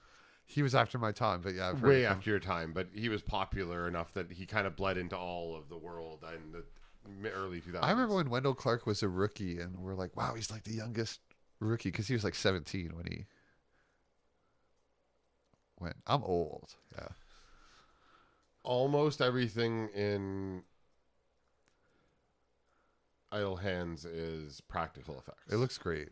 It looks so good. You have some minor overlay stuff, like with the ghost scenes and the crossing through walls. Oh, and Barry noticed something that gives away the killer right in the start. I did, and like, hey, listen, I thrive to find Easter eggs. Ever since the first New Rockstars video I watched like 8 years ago, that was all about. They said it was an Easter egg video. I'm like, what? People do this? And I'll just set it up. The parents see that in glow in the dark paint, it's painted. I'm under the bed. The opening or murder something. Scene, Look under the bed. I love a movie that starts off with "Let's murder the fucking parents," and then you noticed something. And as it pans off of "I'm under the bed" the second time after the parents are dead, and it pans in, it comes across his roof, which I didn't even notice before. It starts at his roof, the same angle that they see below. And on the way down, they show his stereo, which looks similar to mine at the time, entirely covered in glow-in-the-dark paint. telling us right in the fucking opening sequence he has all like it He was pretty the much killer. paralleled it to tell you this is the killer. Now we realize we find that out 38 minutes in, an hour and a half, 40-minute movie. So I mean, it's not that big of a jump, but it's such a beautiful open. Like this movie has a lot of credit both as a filmmaker made this, not just a guy making a stoner movie. Which one's the back to button? On the. Hey, how did that happen? Oh yeah. Because it's still linked to back. Which one is it on ours? Oh, okay. We're actually back too. So why would you interrupt me? We're already at. I'm joking. Oh, because back to hockey. I met Gordie Howe. Oh my god! Did you? Just... I got his autograph, and Maurice Richard and Henry Richard and a lot of the famous players. You just misused the back two button. That is the reverse of what the back two button. That's why I didn't tell you what it was for. Obviously. And I'm gonna now Uno your ass. So yes, the practical effects of this all the way through are. I think they're all like they're just because they're subtle. We didn't need a lot in here until you got into the two missing body parts, which are all still practically held. Oh, and it's so or practically done. His parents' rotting corpses in the living room for 3 days would really start to smell. And he would have. I mean, it didn't look like he showered in 3 days. They'd have to overpower him. The Batman Simon Bongo plays. Blurb to stream. They are kind of labeled, but he's blind. They're kind of small. This month, I will go get an eye exam with you. Do you need glasses? I think I have it budgeted in my new benefits, so whether I need new ones or not is relevant. I'll just get a checkup, but you'll go if I book the appointments for both That of is us. true. So, we'll get Zach some glasses or contacts or something, and he'll be able to see stuff again. I don't think I'll ever do contacts. That freaks me out. I can't touch my eye. No, nothing can touch my eye. I just saw a story of a woman that went to the doctors and they removed like 36 contact lenses from her eye. She just kept putting them in. I've heard of girls doing that with tampons and stuff too. They pull out like 30 of them because they start getting infected. But can you imagine having 36 contact lenses in your eye? Yeah, I think something's wrong. I can't have anything near or touching my eye, period. Yeah, I'm kind of like that. Have you ever had like a fleck in your eye that you can't get out? Yes. And other people apparently will just like close their eyes and go back to sleep, and when they wake up, they're fine. Me? Oh, I got to rinse it till it's gone. Hours and hours, Yeah. and then all that you've done is caused abrasion points, and Irritation. now you're worried that there's other stuff there. Like, no. I've actually, I wear sunglasses in the rain because I can't keep my eyes. It's rain and snow because I can't keep my eyes open. Or friends that get LASIK and they're like, yeah, you can smell your eye burning. No, my God, no. They say they can smell it. No. Yep. Nope. Long, thin cat hairs. I hate eyelashes. That's the one that, because you can feel it like rolling around under your eyelid and stuff. LASIK. I can't do it. I know, Hooba. I know the one thing that would make me do it, and it would be you can't drive anymore even with glasses. I'd be like, fuck this. Yes, I figure at laser some point my out. eyesight would get so bad I'd want to see again. Like once we start getting older and cataracts, right? Have you? I know you don't remember any of these things, so I always make reference to stuff that you're like, what are you talking about? But it's either Robot Chicken or Family Guy. But at some point, it's Luke getting LASIK or Luke giving LASIK. He's like, hey man, don't you want to use the machine? He's like, no, I'm good. And he's like, using the force. Like, right through his eyes, like, oh shit. Was it burnt toast, Leahy? I remember you used to smell burnt toast a lot in our streams and other streams. Oh, that reminds I wanted to get all those dumb commercials that comes from, so we can have those as videos too. Hooba, you're ixnay on that. Like, no one's gonna buy Hooba steaks if you keep saying that. That reminds me of llamas with hats. That's true, Timothy. Burning people is my least favorite thing to do. I was going to mention burning hair. That's a pretty awful smell. I'm trying to think of the worst smells I've ever smelled. Recently, I smelled the worst thing I've ever smelled. Which is? Does everyone know the style of garbage cans that like the the machine comes and picks up and flips up. Like, I mean, home ones though, like the small roller ones. So there was one of those out back of work, and I'd noticed the lid had been open for a long time. So I'm like, all right, come help me move this. I had no idea of the origin of this thing, but looking back, I'm pretty sure it had been there longer than I had been at the restaurant. So figured, let's get this area cleaned up. And when we dumped it, Satan's worst Taco Bell shit came out. Like, it was the worst. Like, I've never ran away from a smelly thing. You know what I mean? Like, I haven't really, no. And I physically had to be removed from the area for like a minute or two, and then turn around and come back. So yes, I've smelled the worst. I have a pretty bad sense of smell and taste, and can't say there's anything that's. I'm like, I wouldn't do that again. But I've smelled some bad stuff, obviously. Rotten chicken livers stuck in a hot truck. Yeah, that would do it, Timothy. Second worst thing, just because that reminded me of. You know what a bush chicken is? A partridge? No. So. Oh, like a partridge. Yeah. I know what a partridge is. Oh, we just call them bush chickens. But anyways, we shot a few, brought them back, cleaned them, and I'm like, I cooked for everybody, and we had some breasts left over. Well, I had some grouse, which is the female. The male apparently is the more tender. I only learned how to cook them that year, so I'm like, all right, I'm gonna marinate the grouse. So I made a Nutella red wine marinade there with lots of garlic. I cook when we go hunting, so I bring all the supplies, and so I make this marinade, put it in my cooler, throw some ice in there, and I'll cook it when I get home. So I wanted to marinate for about 48 hours, and we were leaving the next morning. Get home exhausted, put every stuff away over in the corner, and kind of forget about it. So I go hunting in the fall every year. We didn't need the cooler again until the summer. When Megan opened it, the whole house, it was like a bomb. And burnt popcorn in houses smells pretty bad too. I'm sure this is way worse. Oh yeah, no, this was rotten meat that had been marinating in Nutella. I guess wine. rotten fish are pretty bad, yeah. Yeah. I have the funniest memory too of, because you know how smells are associated with memories. I'm trying to run through the worst ones. Sorry, I just caught up on Huba. I love that you know that show, that YouTube video. In the mid 90s, I was on the city bus, and the school, it would go by this school for basically handicapped kids. And there was a girl that was standing near me, and I remember she was like really big, and she was wearing these purple sweatpants, and it was her cooch smelling just horrible. And I still remember it as one of the worst smells ever. She was standing like 3 feet from me, and I just couldn't get away from it because it was kind of busy on the bus.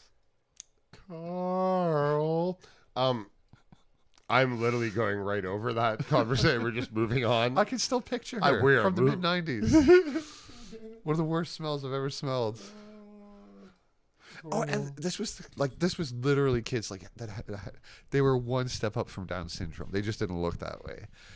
And there was like, I remember this smoking hot redhead girl, and I was like, God damn, how dumb is she? Like, if she's at this school, because the rest of them, you could look at them, you could tell there was something wrong with most of these kids. So if I say that Carl line in their voice, my wife gets mad at me. I have nothing to contribute to what you said, and would really like to just move on now. No, I'm kidding. I'm one step up too, yeah, from them. But it was fun. Like, I have memories of that school because it was always. It was to my high school girlfriend's house, so I took that route a lot. And they were. Did you meet her there? No. She was a redhead though. I loved going by that school just to see who was going to get on. It was always a treat. Sorry, I'm trying to see if it's ready. I lit the candle from Devoid because I want the fucking die. Oh. There's a 6-sided die at the bottom of this candle, apparently. I think a 3. Oh, a 4? A 4, sorry, yeah. My apologies. No, she was just a student.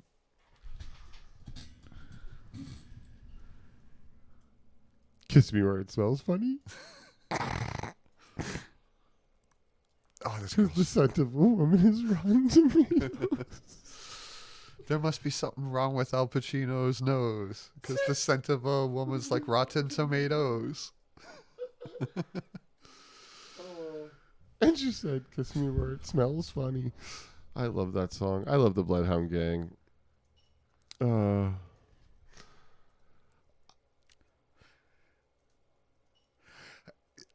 Huba, I know what you mean, but I remember this girl, like she almost had Down syndrome. So it's like your parents should have cleaned you up better than that, or something went wrong. But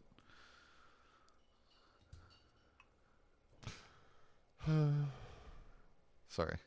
No, I'm just trying not to laugh. This feels horrible to laugh at, but it's not funny. It's just bongo time. I have another really dark story. I don't want to hear it.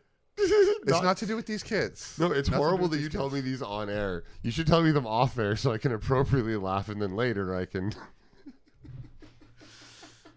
Dee Dee, bongo time for Dee Dee. I won't share my Oh horrible my story. god! Have you seen my baseball? Have you seen my baseball? That's a Leahy line. Leahy's kind of hasn't been using it in a while. Oh, Timothy always guiding us back to the path. Bongo time for Dee Dee. Bongo time for Dee Dee. This time Dee Dee didn't die, she killed me. With laughter. I am Dee Dee. We are Leahy, and therefore we are Dee Dee. And Dee Dee, thanks for streaming stuff in our Discord as well. I was thanking Leahy as well, but you've been doing it also. Scary movies, been appreciating it. I'm not always When there. have they been scary? Every time I tune in, it's Halloween Town. Oh, and I mean, Dee Dee's just picking a bunch of stuff, but occasionally we come across these really weird sex horror movies, and it's just weird all around. Okay, are you guys spending time in the grotto while you're watching these, or what? They're in our Discord. Anyone can join, but I know, but where are your Minecraft characters? yeah, they're doing stuff. You heard it here first. No, Leahy, I did not. I did not see you stream Space Jam. And thanks for using clear water for bong juice. Always. Only water. I want to breathe as little things that are not oxygen as I can. Smoke and oxygen. You really shouldn't smoke any. Like, you can smoke some of the flavored waters that you buy at bong shops because they're things that will not harm you when you inhale them. But do not smoke through pop. I know we've all done it. I've smoked through beer. I've smoked through red wine. You know, you say though that they're all made to do that, but given the way things are regulated nowadays, I'm not even sure I trust them. So here's the thing. I've seen this in 3 industries, and they're all kind of attached. But I watched the vape industry self-regulate 3 harmful chemicals before the government realized vaping was a thing. And I mean, people don't want to harm each other, so these more grassroots things, that's why I care about the companies you buy from sometimes. So yeah, like you go to a local bong shop and ask them what's safe to puff through. They're usually going to have knowledgeable people like Jiri, or like the people at our sponsor, Liquid Chrome, pros, fuck, who will guide you through. That's not liquid. Oh, it is Liquid Chrome. That can guide you through things like that. So, I mean, just don't put beer. Right, I was supposed to be getting the next movies while we did this. So, what was your favorite scene in all of That's awesome, Huba. Idle Hands?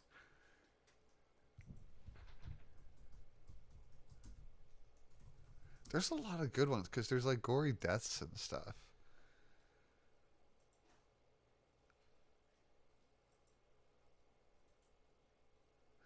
I suppose when he chops off his own hand, because I kind of forgot how it happens. So it's like, wow, they did, like he really did it, because you would realize at some point I need to get rid of this thing. Yeah. And he does a good job of making you feel like I don't really have a choice. And he doesn't do it comically like Ash. Sorry, I'm just getting these prepped because Huba reminded me that. Timothy did call out your bong a few streams ago. It was pretty brown. It was a heavy stream. And I am smoking smaller bongs since we got rid of the news desk. But I normally have two much larger bongs, and I used to go through both, like just flip them out halfway through, but they're about this big, and the basin was this big around. I still have two bongs. Actually, I have three going now, but one's back there, and damn it, I left one in the kitchen. Long before I met you, I've often only used bongs that are kind of this small. Like, you know, you just hold them with one hand. The bowl is like, the bottom is like that. And I wouldn't clean them for months. I remember scraping like a hockey puck worth of stuff out of one once I finally used the bong cleaner on it. Like, did you like that? I just didn't notice or care, I guess, or notice. Like, again, my taste isn't that great, so sure, it's gross, but I don't notice.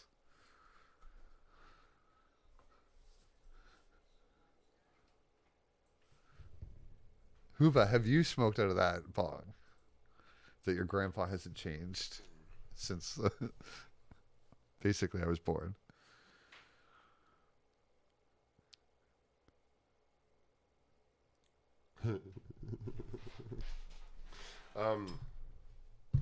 I smoke pipes once in a while, but have you tried all three now?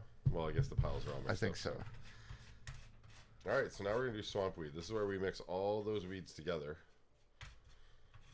This is how we used to open up every show. Like, I used to make you and Ryan hack 4 bongs and see if, like, usually you didn't make it all the way through. Ryan usually made it all the way through. Like, you got there. It was just usually a little behind us. Ryan texted me this week with some theories on magnetism and the Earth's winds and how we could get infinite energy.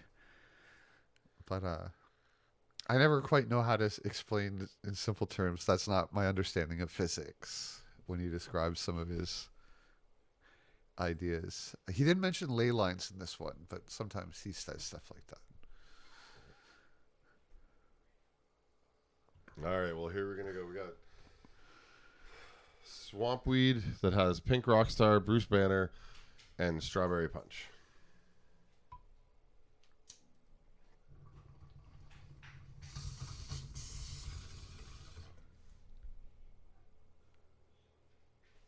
Smooth. You say smooth. Now watch me try and do this. And I'm even going to cream and clean. You just said clean and clean. Cream and clean. I thought you said clean and clean. Just remember, try and hold back the first tickle. A little. Not too hard. Don't hurt yourself. Just give yourself a bit of a chance. Wait, what do you mean by hold back the first tickle? Because there's this first tickle that if you react to it, you cough like an asshole. Me too. But if you can just hold back that first tickle, the coughs don't get as bad. Then it's just a clearing of the throat. What if I like being tickled?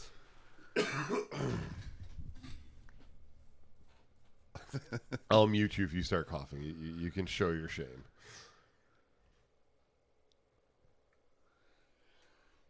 Actually, that bowl hit like a truck. All right, here we go. You know, I've seen it in half or shit. Is my wife's favorite movie Half Baked? Yeah, Half Baked. It's her favorite summer movie. Where like he hits it, coughs, and like starts to float, and the other guy's like, "Should I even do this?" There you go. I'm fighting the tickle. Now let it go. It's okay. See, yeah. Easier. Hoover. So, but like even without a cough, that weed kind of hits like a truck. It creeped up on my eyes instantly. And that's how I judge all cannabis. If I feel it in my eyelids, I'm high. Might want to wash that out. rinse that out. No. Weren't we talking about eyeball stuff? Oh yeah, back to eye surgery. Oh my God. Megan wants eye surgery, and I said, absolutely, if you can handle lasers. But she can put contacts in and out. She's a hero. I can't. And she'll bug me and like even get like this. I'm like, no, stay the fuck away from me. Like, I literally can't. I have to have some form of glasses on in snow and rain, or I'm just pretty much keeping my eyes closed. Oh, I'm not. I'm fine with that. Nothing. Everything that touches my eyelashes gives me a knee-jerk reaction of just eyes closed. Do you not like having water touch your eyeballs? All of the water at once, yes. Yeah, I like splashing it in my eyes like from the walking sink. under a large shower head, diving in a pool, like all of that. That's fine. No, I close my eyes under the shower constantly. Yes, I cannot have my eyes open ever in the shower. Hoover. So, my favorite scene in Idle Hands is everything from when his friends realize he killed his mom. Like, those three should have made more comedies. I kind of agree. They should have been a Broken Lizard of white suburban boys. I'd watch more movies with them. They had a good chemistry. Do you know who Broken Lizard is? It's Super Troopers. Okay, sorry. Yeah.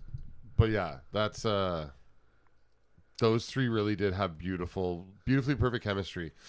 And even with the pretty boy-ish, because Devon Sawa could have been, not just a stoner. Like, they could have made him a male lead type idea. Yeah, right? he is that kind of guy. And like the other guy, probably even over time, probably could have become even given more action. Like, they could have grown together as a trio. No, he's like the best friend sidekick. The tubby dude or Seth? The tubby dude. You could see them maturing into even action roles later on, where like he'd be the more tough guy. You got the pretty boy. Like, I always see him as a sidekick. Yeah, I'm not saying he'd be a lead. Always the bridesmaid, never the bride. In the group of them, he'd be like the tough sidekick, and then Seth would be the snappy Zazzy. Like, I picture Seth's pinnacle role. Go right ahead, Hoover. Is who he plays in that movie You Love with Will Smith. That's Seth's best acting. Wait, which movie with Will Smith? Where he's running from the CIA and Enemy of the State. Yeah. I think that's Seth's best role. I keep just saying his first name because everyone says both his names, and it sounds off, doesn't it? No, he's supposed to be Seth Green. Yeah, right. It sounds really weird that I keep saying Seth. Yes, I like that. But yeah, Seth Green. I have the feeling he's going to come out like he's going to get caught one day as one of the worst Hollywood Ashton Kutcher, Harvey Weinstein, Danny Masterson types. Not that Ashton Kutcher's guilty out of anything, but I think that's coming out too. I hope he's not guilty. He gave up some of his morals in not talking about it to be famous. I'd be like, I don't know why that's better to me, but I've seen too many stories. Is looking the other way as bad as it's not that. I literally have seen so many stories over the decades where I think he's tied up with like the Jeffrey Epstein type shit. Like it really, like he seems to have been around that stuff so much and involved so much that it just seems so unlikely that he's that one would make me so sad that I know, me too. Watch two of my favorite television Robot shows Chicken and Family Guy, and I've loved. Oh Seth wait, Green you're talking about Seth Green. Life. I was talking about Ashton Kutcher. No, it's Seth Green is the one that seems. Okay, good. So because I really love Ashton Kutcher, I want him to have just looked the other way and be like, "Well, fuck it, man. I'm just doing my thing. Whatever's happening over here." And I don't have proof for nothing, but I've seen so much. That's what stuff. I want from Ashton Kutcher.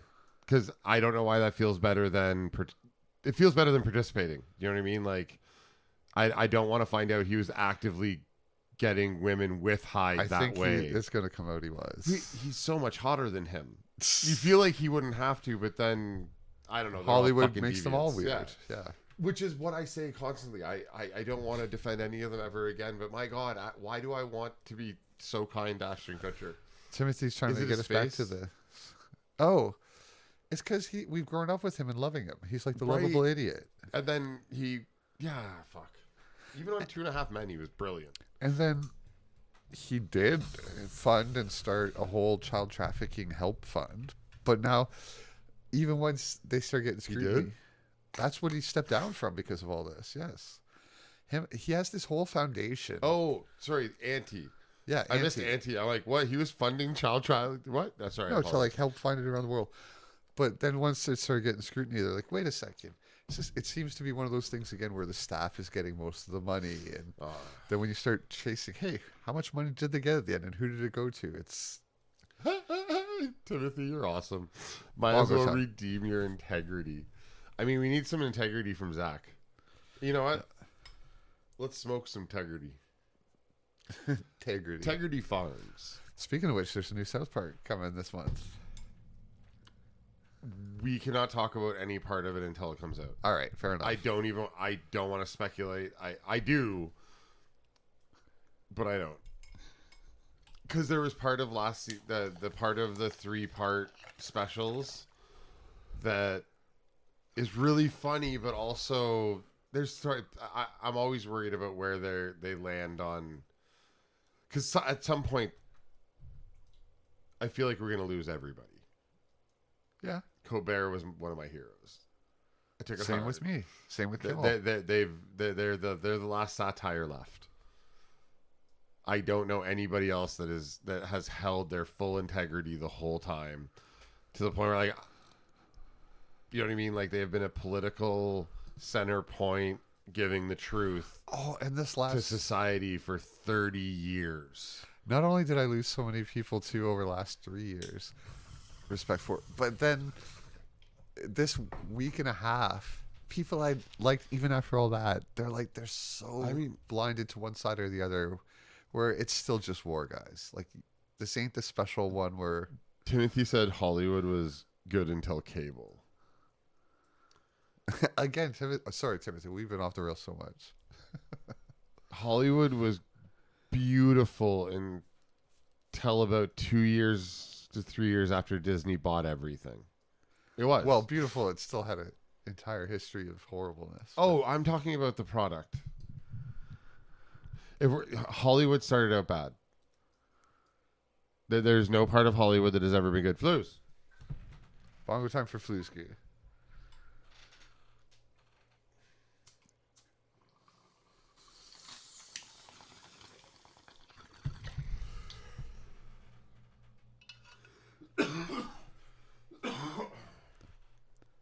Mop, mop, mop, all day long.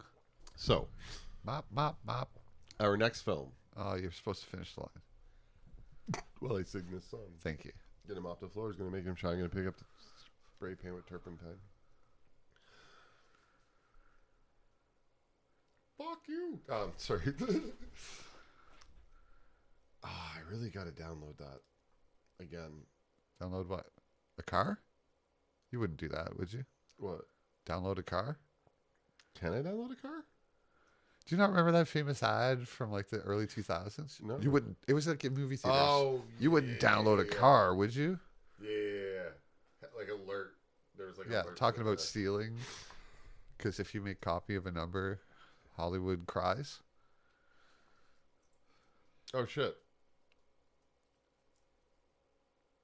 If you have a serious history with LASIK is useless after 40. Well, that's what I have, Flusku. So I'll have to look into that because it would be nice to have. Oh, we're not getting better than 2020 again. Kick chat up in here. Up in this bitch. Kick chat is not coming up in this bitch. So we're just gonna go back to just the Twitch chat. Sorry. I mean, did you stream to YouTube as well? Yeah. Oh my god! Why do you do that? Because we can stream to 3 things. So I just. But there's anyone that says anything will be like. They're not paying attention at all. That's terrible. It's better to not stream than to ignore people. All right, I'm sorry. You're right. Your phone should be watching our YouTube channel. Oh my, that's not the. I think that's the solution. If you're the one that's forcing this choice on, you have to maintain a bare minimum standard or not do it. But this channel has no bare minimum standard on anything. Apparently. Fix the stream deck button. I wanted to bring this up earlier, but we got sidetracked. Both of us can knock pedestals off pretty quickly on each other on work. I want to present this this new point of view on the Stream Deck button, though. Do you really want me to fix the Stream Deck button? Because I haven't really told you what it does. That's a funny philosophical question. Right? I mean, I'm getting to it, but is it something you want to happen? Maybe that's why I've been holding off. Much like Glorious. Which brings me all the way back around to our second film of this week, Glorious. What'd you think? I'm so curious. Well, let me set it up. Oh, you want to set it up? Because we're obviously going to be spoiling it. It's clever. Yeah, it's kind of one of those movies where it's just like two people talking for the most part, and it's about a philosophical idea. I mean, but it's done with effects and much more It's stuff funny around it. because you want to put it in a horror movie category, but the reality is it fits better with Man from Earth. Do Or you know what I 12 mean? Angry Men, these sorts of Yeah. one person, a couple people in a room Right. having a conversation. That's the first movie where it was Oh, a jury and right. there's not much outside their conversation. I forgot about that movie. I think Dinner Party might be another. I wonder if Coherence? Tarantino's shitty movie, Hateful Eight. I do like Hateful Eight. But I put it with like, Ooh, but that's a good. although the reality good is guess. he gives him too much proof It's not. that Or I would say it's that, wouldn't I? real to say that it's a philosophical conversation. It's really But from a his. final redemption before punishment. But if you think about this from his point of view through the movie, well, we got to explain it. So he's in a bathroom at a gas station, and someone's telling him inside a stall, "I'm a god, and you have to do something with the glory hole, or else the universe is going to end." And that they talk it out.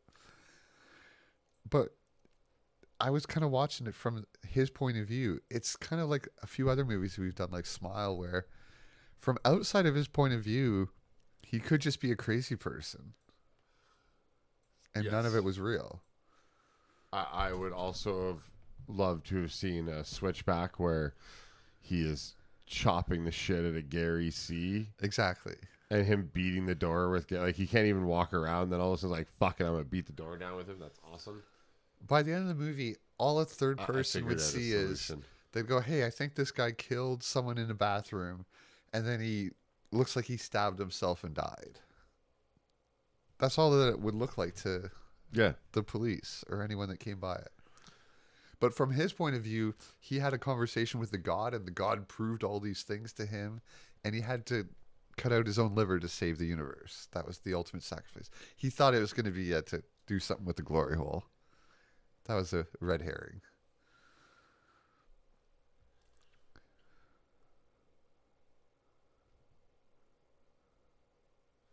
I'm sorry, I was trying to catch up on chat, We're now talking about Minecraft. apparently.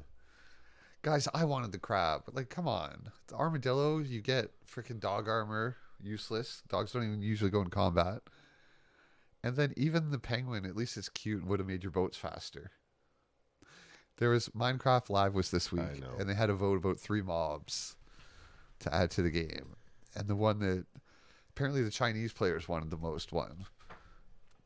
I think it was the first time, or maybe the second time China's vote was included in the overall. Apparently, it was very popular over there. How did they get to communicate with the outside world?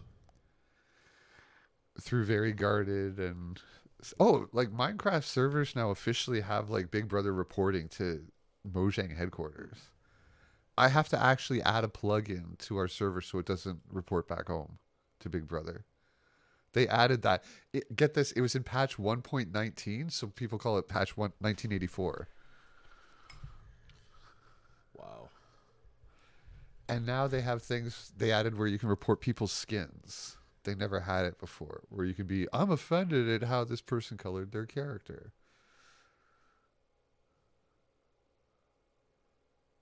And it goes to this automated system now, and it's all centralized. Time? Yep. That's the state of Minecraft. There you go, Huba. I voted for Crab. I have 2 accounts. I voted on both. Not that it was off by a difference of 2. But the crowd was going to let you break blocks further and play stuff further. It was very practical. I'm upset. Well, your needs weren't met. I don't Nope. know what to tell you.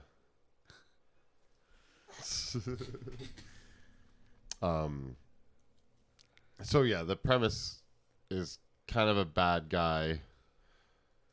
Well, you think he's a sad guy, and over time you realize he's a horrible human being. And then you kind of gets revealed that he's a serial killer.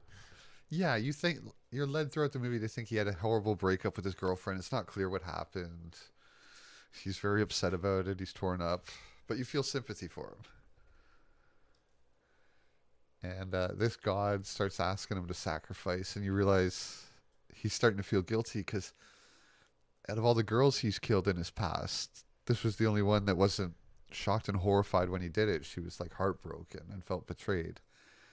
And it was the first time he had feelings in his long line of serial killings. And that's why, I know it's so Lovecraftian.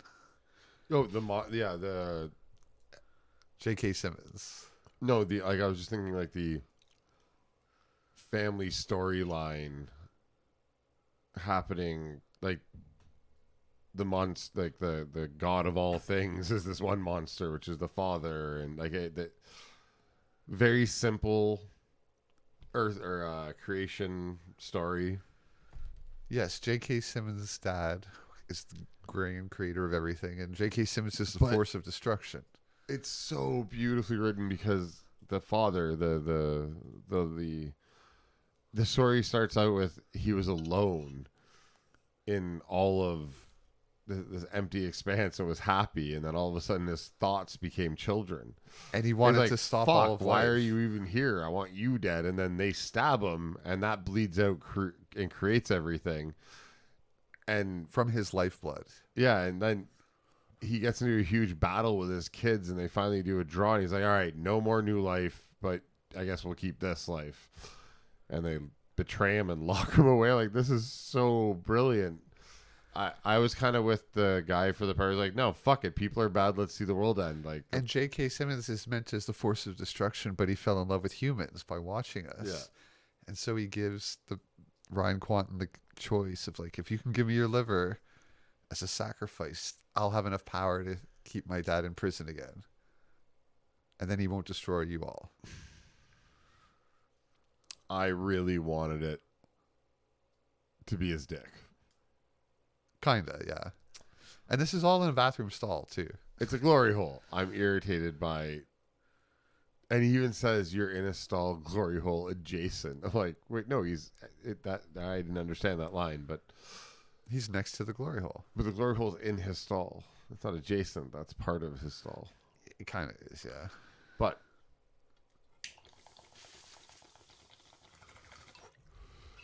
Steel Panther has a great song called Glory Hole. And the video is... I can't believe it's on YouTube. It's kind of X-rated. We will check it out off air.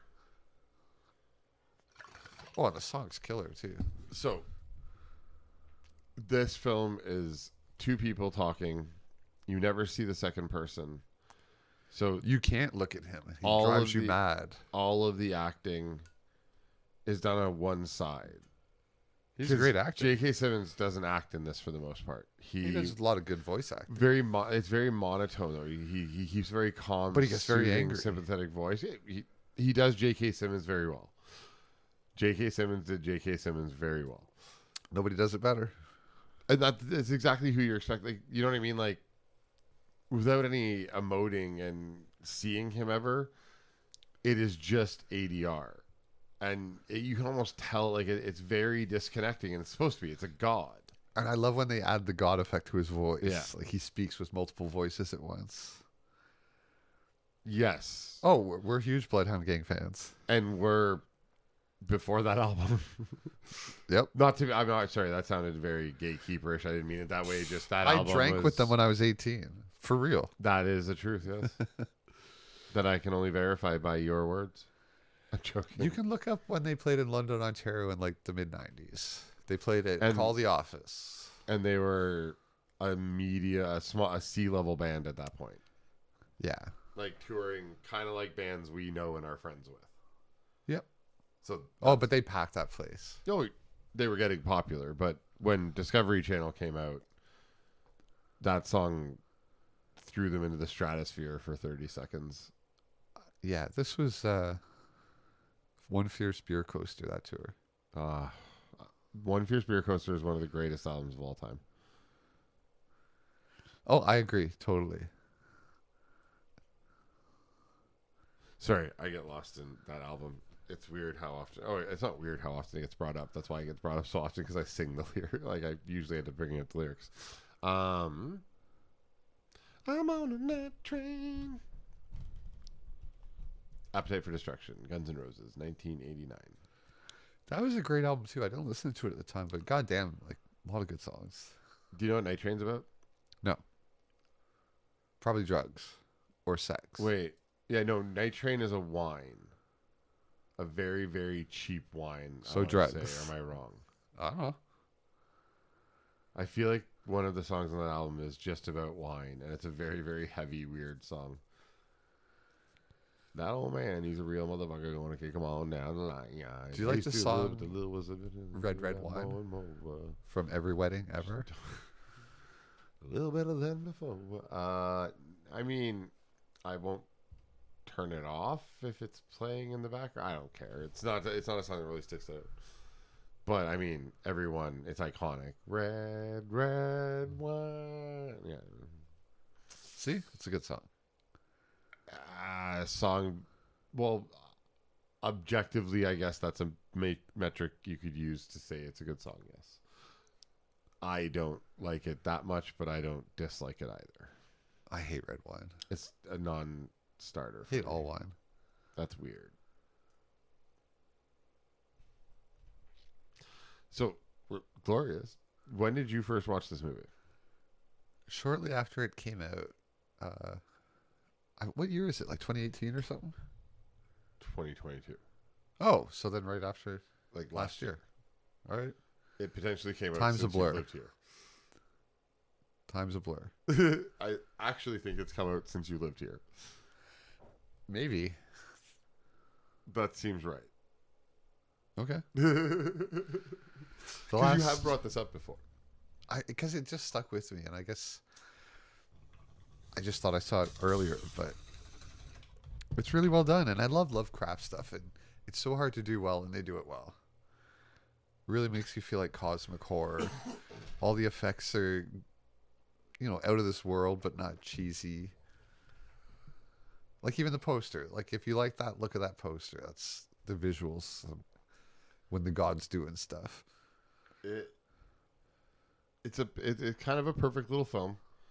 And it's only an hour and like 13 minutes. Yeah. I mean, it does everything it tried to do properly. I got to say, across the board, I was entertained the whole time. I didn't want to miss any of it. It's funny at times, like when he's peeing and the god's trying to be like, rah, rah, rah, rah. Like, yeah, when he's starting to tell the story. In the beginning. Yeah, like, it was literally a Monty Python bit. Yeah. It was kind of perfect in its place, because a second ago it got real heavy.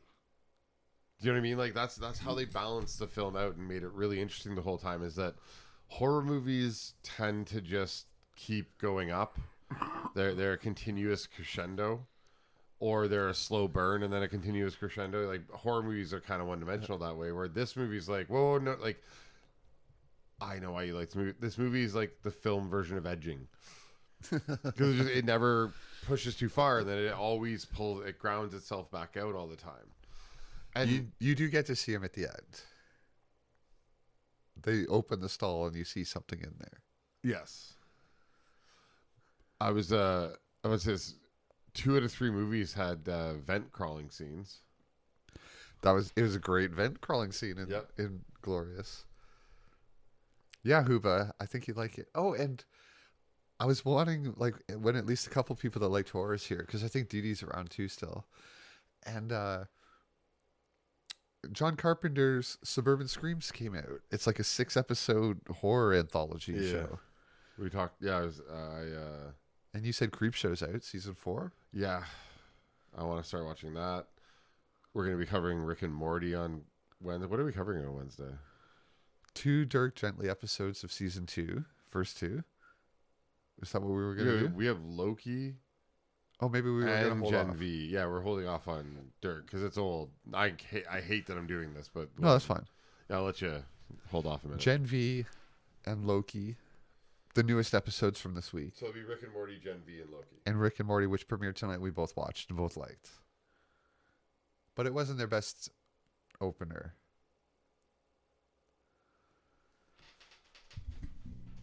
I mean, I don't know if an opener will ever top season 4. Jerry, get out of the booth and fold yourself 16 times. Like, that Show Me's episode is fucking brilliant. It didn't deal with any big scientific ideas or anything crazy. Yeah. Well, it did, but it spit at you in the middle of it and said the scientific idea was ghosts.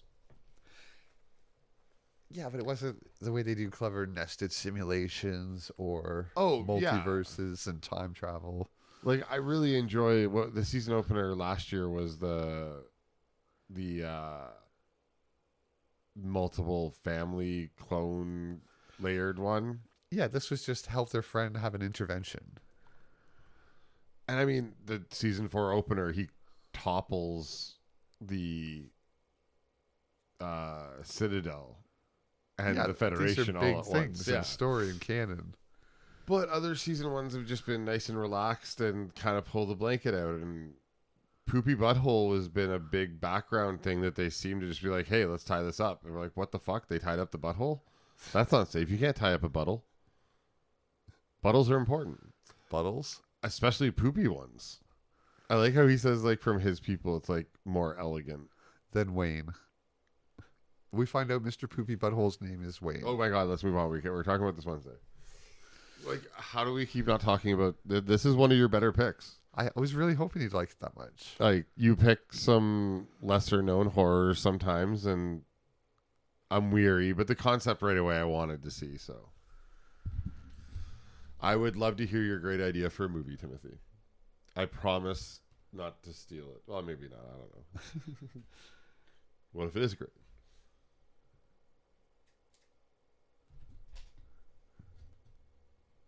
Huba, I don't know. Yeah, like, we're liking Loki so far. I know what you mean. Like, the jumping seems a little random and convenient to me. But so far, it's still my favorite Marvel show.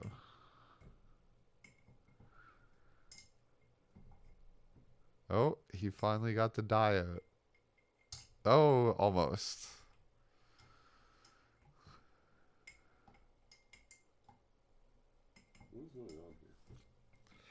You can just bring up the whole jar and bring it close to yourself. I will. No, it's really hot. Dude, don't pick it up if you can. I mean, it's You have warm. to bring it all the way around. Yeah, like you are probably going to burn yourself a little if you pick it up. Oh, the top is way less hot than where the wax is keeping it continually hot. Okay. That's what I meant.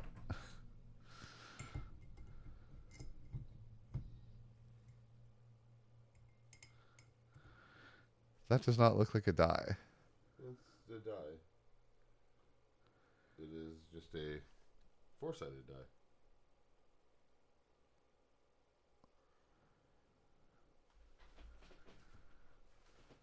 We got really quiet here. Sorry, guys.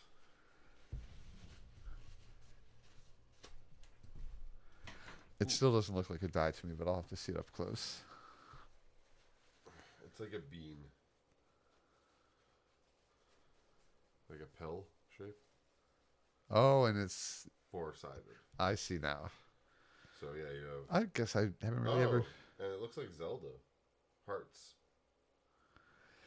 It's a rectangle, and it's It is aluminum. rounded so on very the hot. ends of the rectangle. Never really seen a die like that, to be honest. Oh. Oh my goodness. The only one I've ever seen like this is a three-sided die. Like a Toblerone? Yeah.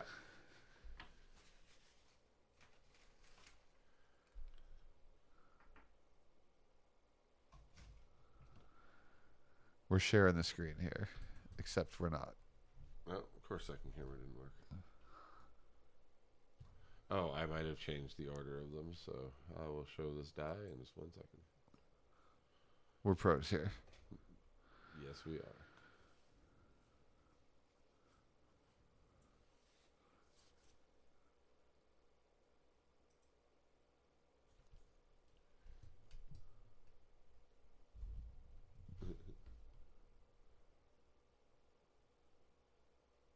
It's this cute little die thing. Why can't I? There you go. So there's.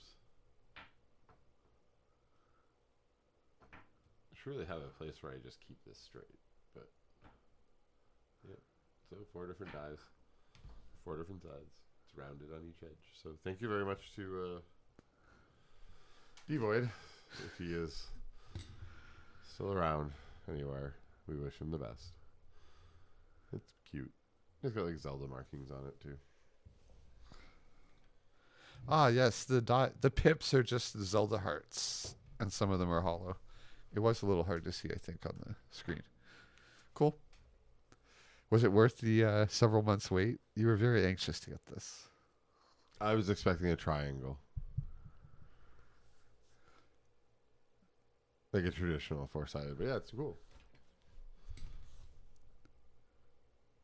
I thought it was a pendant for a second. I'm like, oh, I thought it was supposed to be a die, but that's really neat though, isn't it? Yeah. I think Timothy missed it when you showed it on the minicam. Oh.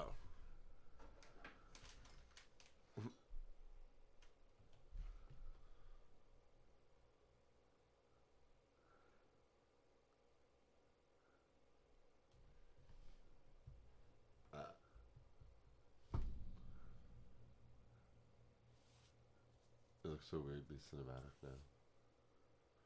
Dun dun dun dun dun dun dun dun. No, okay. Space Odyssey. Dun, dun, okay, all right. Moving on. You did have a really good pick this week. It is one of those films where I kind of want to dive into scene by scene, like every conversation. It's because they have like deep philosophical conversations about it.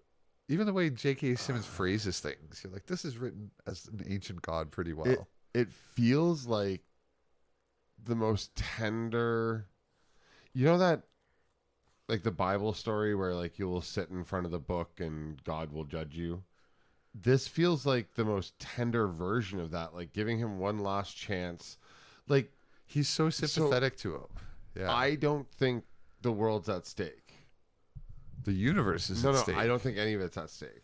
I think this is that conversation in the Bible, except God's giving him one last chance to dig inside himself, physically and metaphorically and actually, to find some good.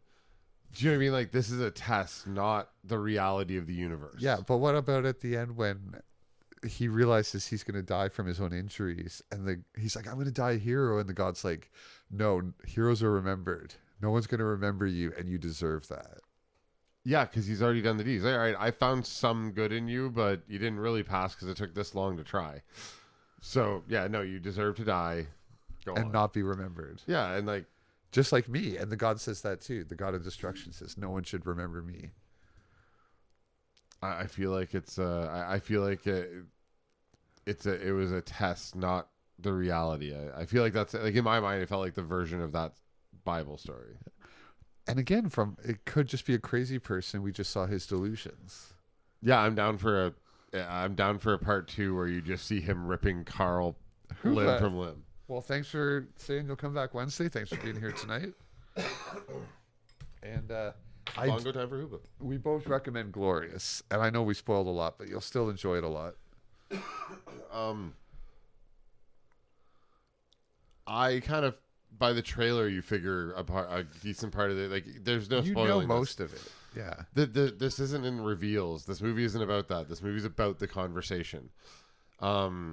Like you said, like the other movies we talked about, it's A Man from Earth is the best descriptor here. It's not even about the philosophical conversation. It's just a perfectly written conversation. This is Tarantinoan. This is Kevin Smithian. This is a conversation film. Yeah. To me, it's almost like it's like a song. You want to hear the song, even though we told you how it begins and ends and what's going to be in the middle a bit. Oh, it's a Shudder exclusive. They produced it, they created it, and they stream it. So Shudder has free options that have mild commercials in them, and then they have very inexpensive pay options. DD streams a lot of Shudder in our Discord. And it is also available on the high seas. Yeah. I really do have to stop reading chat backwards, even though I knew we were saying goodnight to who, but I read it backwards. I'm like, oh, is Dee Dee going to bed? And the main actor, Ryan Quanten, he was on one of the middle seasons of Eric Andre, and he was not happy. He didn't know what it was. They were really ragging on him. He didn't like getting spit on, and he was not happy. But it was a funny episode. Or does he play a heavily dramatic character normally, and that was what they brought him in to play? No, I got to know him on True Blood, where he was the main character's brother, and he was a lovable, dumb idiot that all the girls Good in town evening, loved. Kuba. Thanks for coming out tonight, and we look forward to speaking with you again on Wednesday. Night, Uba. But that's for 7 seasons. He was that character that was just a dumb, lovable, dumb idiot that got all the girls in the small town he grew up in. And then we see him in this and that. That could be the same guy. Yeah. He could have just killed all those girls that he got. Oh, but he was almost like Homer Simpson levels of stupid in. This guy didn't seem that smart. I'm just kidding. I honestly can't find enough great things to say. I wish I would have been able to watch it 17 times to prep and actually deep dive the conversation parts. But I haven't seen it a few times. I appreciate it more and more every time watching it too. Like leading up to the peace scene, the intensity scene we're talking about that happens right before it is the stay here. Like you have to be present. No disappearing even to your own mind. Which, imagine that fucking horror. Like that premise alone is not like they could have made a whole film around that. Like you can't not be here in the like it was just brilliantly played out. Ears start to bleed, and then they follow up something so intense and so off-putting and disturbing with are you finished? Like it's just perfect. And the God not understanding humans. It was done well. Fish out of water type stuff. Quickly understanding through, he was sensing all humans because he seemed to understand by the end better and better. But him explaining euphemisms were pretty fucking funny. I love any of the, what the heck? Well, thank you for the bits and a video being sent somehow. How do you even do that? I don't understand. I didn't even know that was a thing. Bacon. Well, bongo time for bacon while we figure this out. But yeah, what's a video? We have video alerts? And thank you for the sub. Oh my God. 10 months too. Jeebus. Wow. Well, now we got to figure out how to play the video. It's in our extensions. Hey, all my hair is natural. No. Okay, so he says he heard sound from his own video, but it didn't over. You know what? We probably had to have an alert box up that played it, and it's. We will have to go back at some point and figure out the video and then play it properly. I didn't even know we could do that. I didn't know we could do that either. Thank you, Bacon. We're sorry for messing that up. Even though you paid for it. Oh, extensions. Oh, it was probably something that was active in chat. I think he said he heard it. Oh. But we didn't have an overlay to play it, I don't think. Oh, he was 90% sure. I mean that's giving us too much credit. I like when I'm we a deliver. pro. That's what pros do. I'm a professional. Look it up in the book. I heard nothing.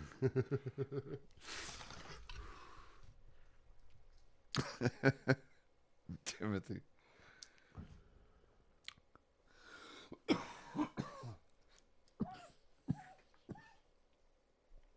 Where'd the notification go? Even the notification disappeared. You're right. We had a notification in our chat saying you did that thing, and now it's gone. It's the ghost in the machine. Oh, it was 5 seconds of the Expanse theme. Which Barry still hasn't seen. I have not. And for some reason, every time you mention it, I confuse it with the Halle Berry show. The Extant. Yeah, that's probably why. Which was a good show. But The Expanse is one of the best shows I've ever seen. And it's one of Bacon's... I think it is Bacon's favorite show. All hail Jeff Bezos. All hail Jeff Bezos. But apparently he didn't like it after the last season because he brought it back single-handedly. He loved it so much once it got canceled, and now he's not continuing. And it's like, dude, you're one of the richest people on earth. This would be less than the change out of your couch. Did you remember the episode of Rick and Morty where he's fucking the hive mind? Yeah. Cancel them. Bring them back. Make them sleep together. Cancel them again. Number one sci-fi show ever for Bacon. I do feel like season 1 is kind of slow to start. It's like you got to learn the politics of the show, but then holy shit, does it take off? You actually kind of could just start with season 2 and then go back to catch up. Well, another Bongo time for Space Bacon. That's probably heresy, but at least it would draw you in faster. So Space Bacon, we have been talking about right up until what took us off Glorious? Hockey? We had no, that was Idle Hands. Somehow Idle Hands led to a hockey conversation for a long time. And we only have one more movie to talk about. I probably shouldn't have saved this one for last because I had already found out. One other thing I just wanted to say, because I love the way the god portrays himself in Glorious. Because Ryan Kwan says, like, oh, God, what got my eyes? Because he splashed, like, dirty water on it. And the god's like, well, it's fecal matter, semen. Like, and, you know, it's a well-rehearsed speech. And 137 parasites. Do you want me to name them alphabetically or chronologically? I can tell you the 12 people that contributed the fecal matter. Would you like me to name the 12 people that contributed the fecal matter alphabetically or chronologically to their deposit time? But a god would know all that stuff. But the other side of it is he never is... How can you prove it? Yeah, and never is given the information anyways. But then Gary C. comes in, so you're like, yeah, someone's dying. And it just shows you, too, how insignificant humans in general are to these things, because he tries to warn him, don't bring this guy into the restroom, because you'll regret it. And then this innocent guy just dies because he was in the wrong place at the time. He has a role to play in this. Once he's been let in. And it's to prove that you shouldn't have let him in, and you need to listen. Yeah, this guy does not listen to any of his warnings, basically. But then it's, again, why would you when you're in a bathroom stall and you think someone's just a crazy person? But he's given him enough clues and messed with his head enough. I don't know, it's a great movie. I do like the idea that he has to cut out of himself as the key. I was disappointed that it wasn't his penis. I'll say it again. I wanted it to be like he puts his penis, there's like, you think it was going to go that way? Yeah. But it didn't seem like they were down for demon face fucking. Even though the hole was painted on a demon, like some sort of image of it. Yeah. Merging of all kinds like of gods. Almost a tattoo I want now. It's very cool and creepy. Yeah. It reminded me of like eye boobs, East Indian gods and eye boobs, like satanic gods and stuff all mixed together. Eye boobs, yeah. Do you think that would make titty fucking awkward? Yes. I'm sorry. And I love to love crafting things where you can't look, like someone says, you can't look at me or you'll go mad. And they just portray it really well. Have you seen Glorious? I don't know if Dee Dee's seen Glorious. I wonder if I can just grab the wall art so that I can show it. Yeah, that's probably worth showing.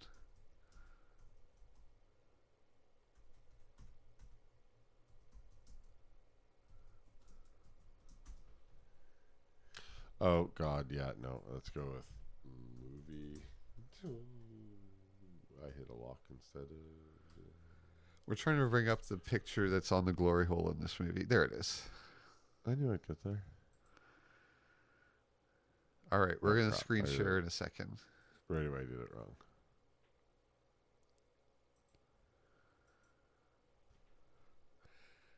And then hit Control Plus a couple times so it fills that screen. Wait, yeah. Oh, a few more. Like, might as well fill up all the black. Oh, you went one too much. You're missing her butthole now. Well, now there's some black in the background, so we gotta figure it out. I'm joking. You got to get her butthole in there. As the new chatter comes in. Oh, I'm on the wrong. Sorry, I have it all backwards on gaming. I said what? Bongo Oh, time for wait. Fizzle Gig. Welcome in. We're talking Oh. about Glorious. Did you shared that really quickly? I said I shared the wrong screen. Oh, but you didn't. I did. It went the... It did the thing. So this is the god. That sounds like us. You might have had a different name, but welcome in. And sorry if we don't remember. Oh, it says first time chatter, so maybe a new account. It tells us that you are a first time chatter. And we are happy to have you. Welcome. And bongo time for Fizzle Gig. Welcome in. So yes, in the Glorious movie, this is on the restroom stall where J.K. Simmons voices the demigod on the other sides. Perfectly voices the demigod. Like, and it's clearly ADR until the director wanted, or the editor wanted you to feel power. Like, it feels so off, like it is recorded. Yeah. And then all of a sudden it blends in and just opens your eyes. Hello, direct eye contact. It's been a while. Good to see you. And bongo time for you as well. And famished edits. Thanks for the follow. Thank you for the affirmations. Famish edits. Welcome. Hello, hello. Bongo time for all our new chatters tonight. Well, direct eye contact's been here a few times. I know, but we got two new chatters right now. That's awesome. I remember you phrase things like you have interesting little stories in italics like that too. Actually, I'm not even sure how you do italics on Twitch. Is there escape codes? I gotta look that up. So tonight we are talking about secret. Tonight we were talking about. So far we've spoken already about Idle Hands. Brilliant. I'm not even gonna say it. Just, I think it's more than just a stoner comedy. I think this is a brilliant little film. Like it is a. Someone took a lot of time and did a really great job writing, directing, and pulling off this little masterpiece. And it feels like these two Hollywood guys got hold of it and they're like, "Hey, let's get this movie some money for the good effects." You know what I mean? Like almost like Seth's like, "Hey, like I just did fucking the first or the second. Oh no, that would have been after this. What had he done at this point? Are you talking about J.K. Simmons? No, Who? we're talking about Seth Rogen. Were you back to Idle Hands? I thought we were talking about Glorious. Oh, my apologies then. I was just saying what we had handled, which was Idle Hands, and I said it was a brilliant little movie. Glorious, which was Zach's pick. And I don't know if I hit a bongo time for Famished yet. Oh, I said all chatters, but I should definitely say directly for... fuck. I like hitting more and more bongs, so let's go.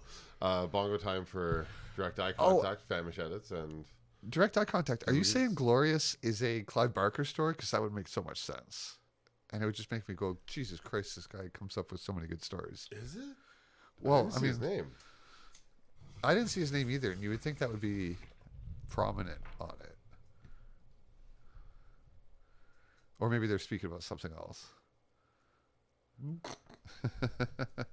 Oh, Idle Hands is a Clive Barker story. Is that true? Oh, I feel like I knew that, yeah. We talked about that the last time we did it.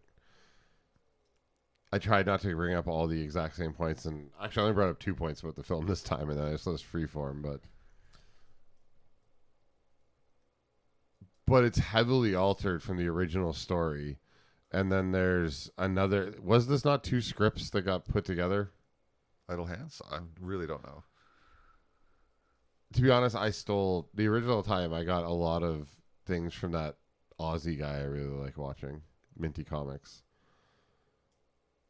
What do you mean you got a lot of things from him? Well, he does good breakdowns, and then he even gives links to where you can find the original forms of the information on these films. What is Rebel Moon? Yeah, I'm not familiar with what Rebel Star Wars Moon is. movie? That's no moon. It's a starship.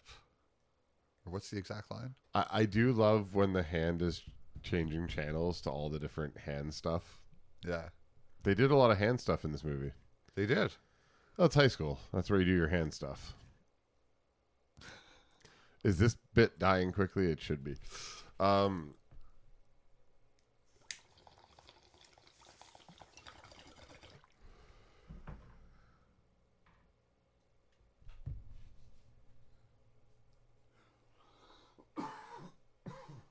Oh.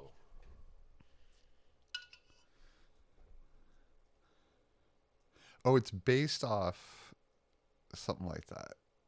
With a slightly different, fairly different story, but still based on possessed hands. I mean, I like to give Zack Snyder a lot of shit, but he is a good director. Well, we appreciate you being here on any platform, Famished.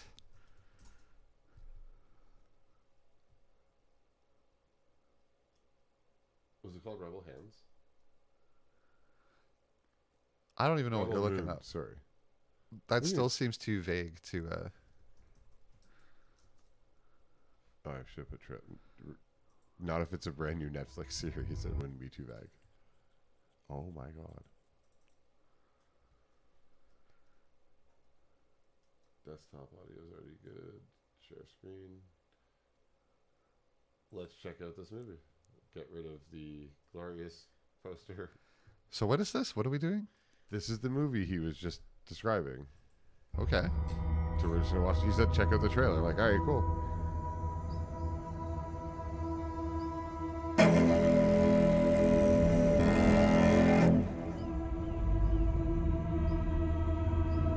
Do you know the story of the Princess Issa?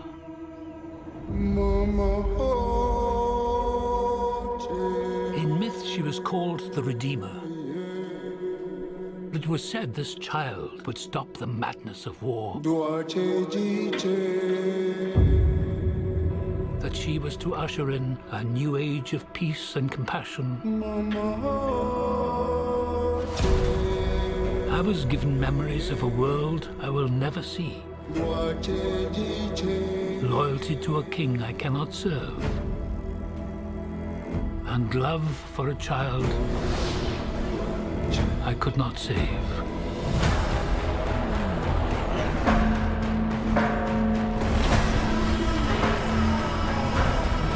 What do you think they want?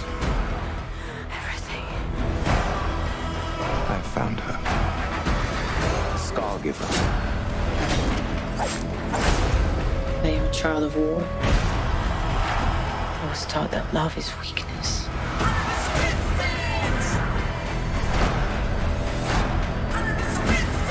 There is a difference between justice and revenge. There is a price to pay for your defiance.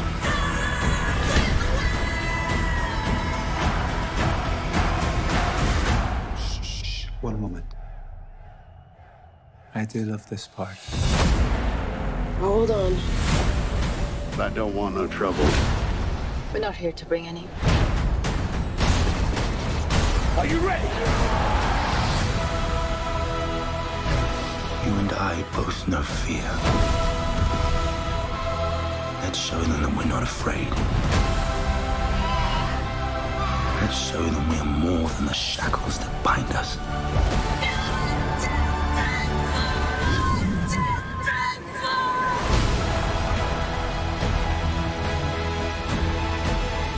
A king is a man, and a man can fail. But a myth is indestructible.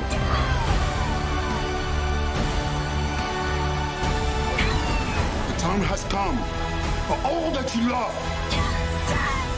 Protect each other and show them no mercy.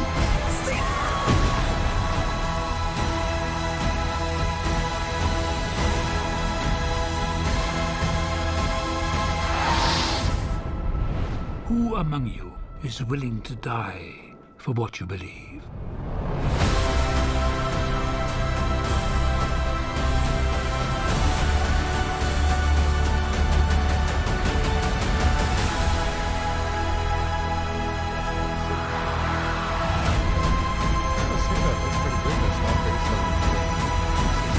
So there's two parts of it, December and April. I mean, you know, still Zack Snyder, but it's Yeah. not like he hasn't done stuff I liked. Oh, and Sense8 was, yeah, I liked it.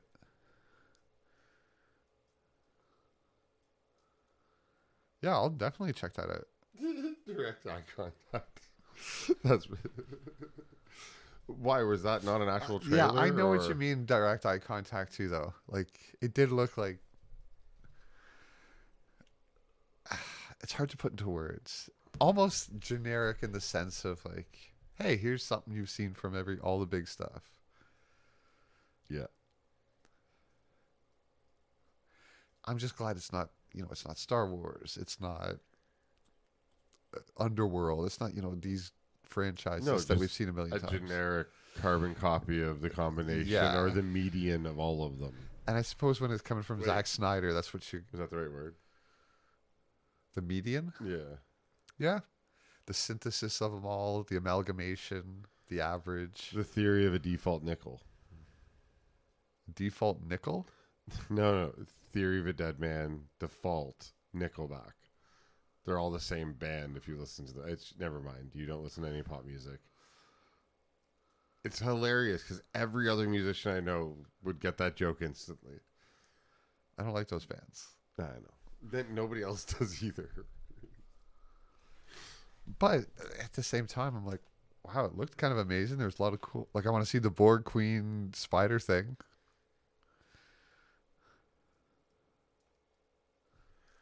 I watched Dune Part 1 once. Nickelback is bad, though. I mean, that is... It's like one of the laws of thermodynamics. I think it's the fifth one. Nickelback is bad. Entropy increases. You can't create or destroy energy. Nickelback is bad. Chad Kroger's Cum Sponge. I didn't say stuff outside the band is bad. He put all of his bad stuff on and in her. Don't sully the name of He Avril Lavigne. sullied her whole body.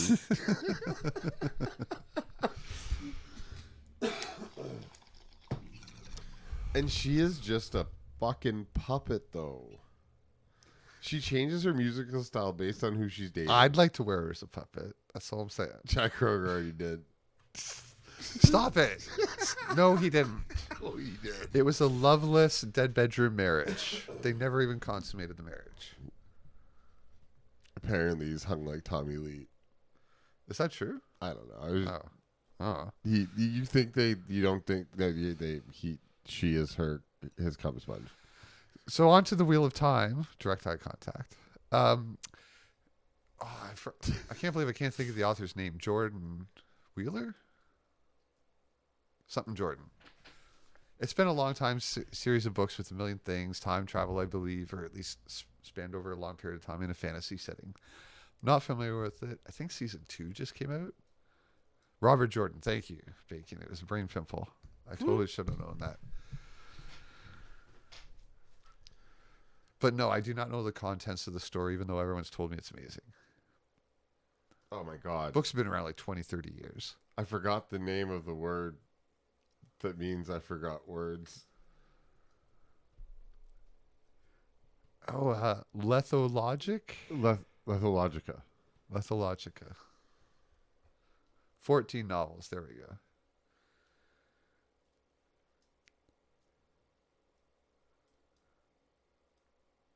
What did we just watch that we said was... Boys Gen V. That's our good show right now that we're really into. Everything we're watching right now is good. Yep. Loki is good. The one episode so far. Loki is beautiful and good. Like, I'm enjoying... There's 2 episodes. No, and I've no hated more. most of the Marvel stuff lately. This is kind of good. Yeah. No, there's 2 episodes. We already covered I episode haven't 1. watched the second one yet. Oh, I have. I am caught the fuck up on everything. In fact, I got home Thursday night. I watched it right after work, and then Friday morning woke up to be able to watch Gen V right away. And didn't Wheel of Time have to be finished by the guy's son or something? Did they die before it finished? Or did Robert Jordan finish it himself? I'm watching the most Tom Hardy shit ever this week. The one and only season of Taboo. I don't even know what Taboo is. Other than a TV show starring Tom Hardy. Is it? Apparently.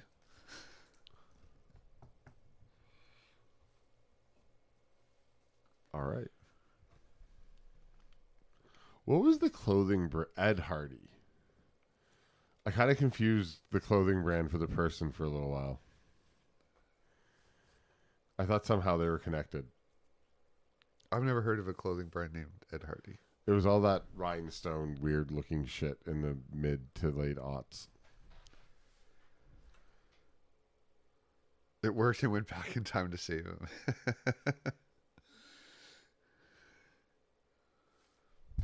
Tom Hardy is brilliant. I really like Tom Hardy in a comical role he did. I like him in almost everything he does. Him and Chris Pine and... Bane is like the silliest thing I've seen him do, though. I didn't like the voice. Legally Blonde. He's in that? No, what's that chick's name? Alicia Silverstone? No. Oh,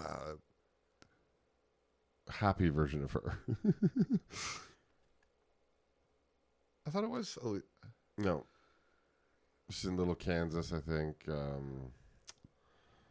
She's in Legally Blonde, too. She's in Clueless. Alicia Silverstone. No, Alicia Silverstone. Reese Witherspoon. Thank you. Yeah, Reese Witherspoon, Chris Pine, and Tom Hardy is in a great comedy. It's not War of the Roses. That's an old movie. It's War of something. But they're 2 CIA agents that are or spies that are best friends and somehow don't realize they're dating the same woman. Okay. And then they start... Why is she dating them both? Well, they don't have a lot of time, and she's just getting to know them both. Oh, it's casual dating. Yeah, but they both want to move. It's just... War of the Roses is a great movie. Yeah, I really liked it, too. It's been a long time since I've seen it. A back-to-back great double feature for that is War of the Roses and Money Pit. They died together at the end, don't they? In War of the Roses? Yes. Yeah, after fighting and...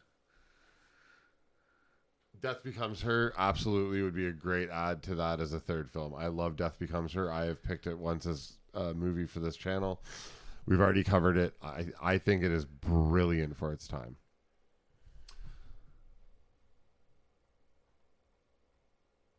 I forget what we were talking about right before that. Oh, right. I don't know why I even brought that movie up. Oh, because we're talking about Tom Hardy, and every time I talk about him, I think about that or Bane. Because it's such opposing things. Like, the fact that he's Bane freaks... Like, it's weird. Not really. We just kind of stream. There were plans for stuff, but... It's easier to just get high and not do anything. And, you know... Stream Deck button and all. We got to fix that first.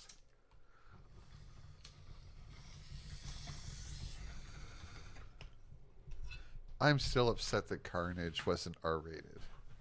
Speaking of Venom. Okay, so... Or Venom himself. I introduced my parents to Venom and then Carnage. And to be honest, watching it with them and through their eyes a little,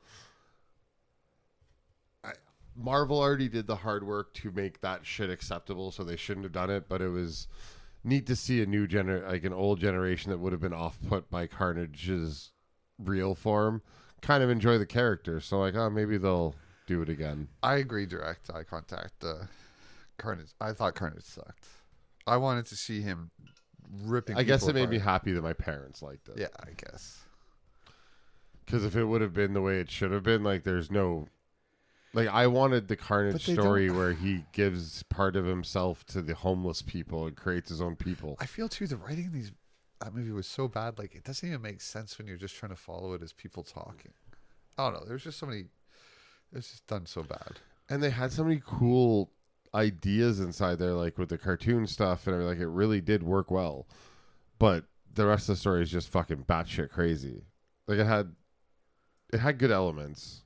And then I was upset with Venom because it wasn't how I heard how he was created from Spider-Man's symbiote and like possessing Spider-Man, then coming out. There are multiple versions of how Venom starts out, and there's big periods of time. There's different periods of time until when he meets Spider-Man for the first time. But his suit doesn't normally look like that until he meets Spider-Man. That's what I kind of meant. That kind of that's the exactly part that bugged me. So like, I knew it was off. There's many storylines where he's on Brock for a while before he ever meets, like, interacts with Spider-Man. And why would you get Topher Grace to be a bodybuilder? Like, come on. Anyway.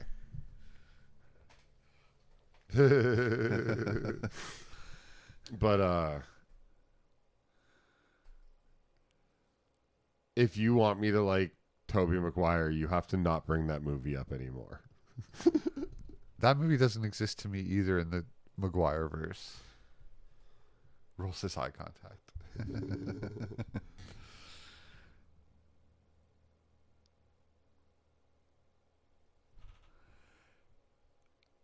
So that still doesn't tell me a lot about what Taboo's about.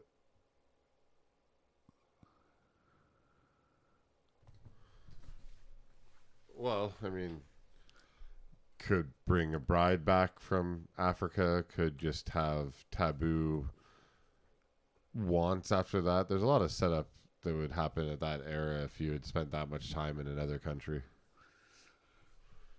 Yeah, but what more is England there? was also pretty prudish back then. Like, I don't like stories like that so much in terms of like, where's the aliens? Where's the robots? Where's the ghosts? I realize that's silly and childish too, but when it's just like people and they're like, oh, here's my story, I'm like, ah. Yeah, we get it. You hate all people. The stream deck button is a nuke. It's the basilisk, isn't it? Oh, I forgot that people were still guessing it. What it does? It was the basilisk. I'm answering. I think it's the basilisk. I mean, no one's guessed it yet, but it's because you can't really guess it because it's not predictable. I know what it is, but it's like no one could guess. I haven't given any clues what it does, and it's none of those things you listed. Is it a probability drive? Because that's the only thing that would make sense based on that description. Well, no, I'm not trying to make it in the make it sound like it's going to do something unpredictable. All right, I currently regret picking this to be our third movie to discuss, not to watch, because I truly enjoyed watching it. But after me personally saying the first two films were film or cinema, in comparison, this one doesn't have that same edge. But the digital effects that are there seem to be there for fun and scare, and I enjoyed it a lot. So our final film we're talking about tonight is Brothers Grimm. Oh, okay. So the mysticism, guys, that's the hook that could get me into that, and that you both mentioned it separately. Right. Or maybe you were replying to Bacon, but yeah. Anyway, sorry. Oh no, we can go. I'm. Yeah, Brothers Grimm. I wasn't into this. I mean, the good things, the sets, costumes, and effects were amazing. Holy crap! And the action, kind of too. I like almost all of Heath Ledger's character and acting in this movie. He was kind of a lecher, yeah. And I like the brothers' arcs because I like every time Matt Damon's an asshole and gets put down. So like I like when the asshole gets put down and the brother that has been doubted, like been beat on his whole life, turns out to be the right one. Like brains over brawn won over time. Do you know what I mean? Direct eye contact too, yeah. And it just felt like such a Hollywood schlock thing, with every single man's a bumbling idiot that can't succeed, and the woman saves the day every time. And you know, like there's a little bit less of that than modern day, but it's like, But it was still kind of fun if you just turn your brain off and want to have a thrill ride, like through an amusement Sibling complex. I don't have any siblings. Like I have two brothers, but I didn't know them until I was in my 30s. I'm an only child for the most part. But I have a brother, I hate his guts. I more sidekick thing, right? Like, it's not a sibling complex. It's more that I just like. Well, I mean it's a common trope. Is it just siblings that use it? No, it's sidekick and leader. Like there's always that they use that combination a lot. It was Matt Damon and Heath Ledger. Keith Ledger. No, Keith Ledger's the one that didn't go to the Olsen twins' house. Can't believe Keith Richards and I really Heath Ledger. I really enjoyed the lead female character in this. I didn't find anything about her role off-putting. I found her abilities to seem to match up with the fact that her dad was a huntsman and would have taught that to her. She was a great Buffy. Yeah. Like it, but other people can be Buffy after Buffy. She did it 10 years after Buffy, but Buffy's the greatest of all time. Well, actually, Buffy is my favorite female hero ever. I'll say that. I'll stake my flag there. What a controversial statement.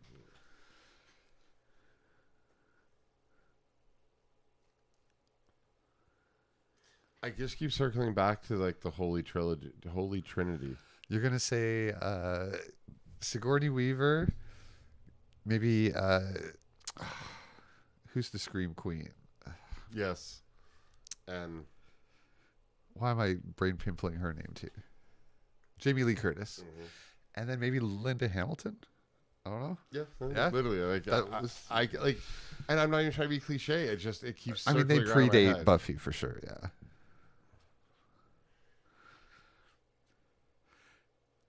I guess just favorite female action hero. Is that I guess the category? Direct eye contact. Come sit on my couch.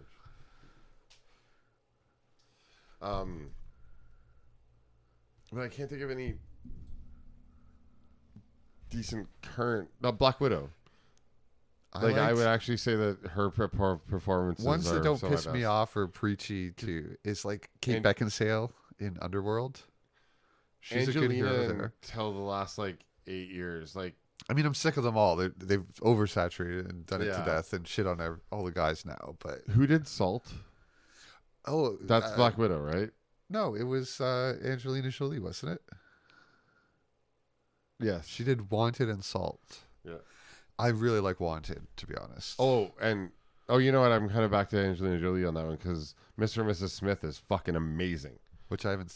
Oh, we did it once. It is. I think it's one of the best action movie, one of the best adaptations of an action movie in a long time. I don't know. I really enjoyed it. Oh, I like Rosamund Pike a lot. Man, when Doom came out with The Rock, she was in it. Thought she was the best looking girl in Hollywood. Rodriguez. Who? Michelle Rodriguez. Oh yeah, she was badass in a lot of things. And it never feels wrong. She's built for that role. Yeah. She has badass in her. Whereas when you look at fucking, she's believable in that role. I don't believe Captain Marvel. Of course, we noticed the Wheel of Time suggestion. Oh, you're always pitching Anna Torv that emotionless popsicle, even though she's good looking. Huh? You know Anna Torv. Oh, she's Agent Dunham in Fringe. The girl, the blonde. She's so rights, hot by every recipe, but she's just... It's like she fits in the symmetry test, but doesn't. It's like she came off a Barbie assembly line or something. And I don't mean that in a disparaging way of Barbie of any sort. Like on Friday, a hot blonde on Friday at has 4. all the right curves. But on Friday at 4. Friday at 4. Someone missed something. You're about to go home. It's the end of the week. Yeah. I'm saying they just missed part of. Bacon! I just love teasing you about her. And it could just because I only know her from that role, and in that role, she's just emotionless until like the last. I've seen her in other movies. She's still kind of like that. But then the last season, they do a couple of arcs where she's like a badass from the future or another dimension, and she's sexual and stuff. Like, all right, I get it. But there. Scully has it. Like Scully doesn't even have to try. It's just she oozes that. Je ne sais quoi. Okay, honestly though, and I know you'll get mad at me here, but I'm gonna. Thank you, direct eye contact. I'm gonna say I get the same vibe. Captain Plank ass. I get the same vibe from Scully up and up until like season. Well, give me a second. Sorry. It's like season 3 where you see her with like just a camisole for the first time, and no, in like one of the first episodes or two, she has to take off her shirt and just wears a bra while Mulder checks her for like worms under the skin or something. And in an interview, she says, "I really hated that early on," and I said, "No, I want Scully to be more serious." And then they listened to her because it was a hit. She's a star. Yeah, and like it was shocking when Scully finally did like a leather. That was entirely But in X-Files, I found her to be very much how we're describing Anna Torv. Yeah, I didn't find it wasn't like in like it was season refined. 3 she flirts and stuff. Like she starts to get a personality. In the beginning, she just kind of feels stiff. Great show, right? Direct eye contact. Yeah. Remember, I love both of these shows. These are two of my favorite. Like, if you asked me my favorite sci-fi show earlier when you guys were talking about it, I'm like, what Star Wars shows? Like, I'm trying to figure out. But no, Fringe or X-Files would be my favorite sci-fi shows. I mean, X-Files was a huge part of my I life. can't think of another Next Generation. For you, yes, not me. But I would say I would two, say Next Generation is my favorite sci-fi show ever. which is also why season 9 hurt me so much.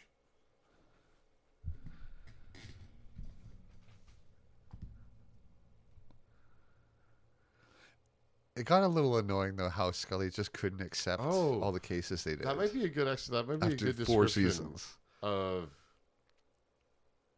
Damn it! Now I can't remember the girl's name or the character's name right now. You just said it, Anatolov or no? Anna Torv, Agent Dunham. Agent Dunham, right? What's her first name? Agent.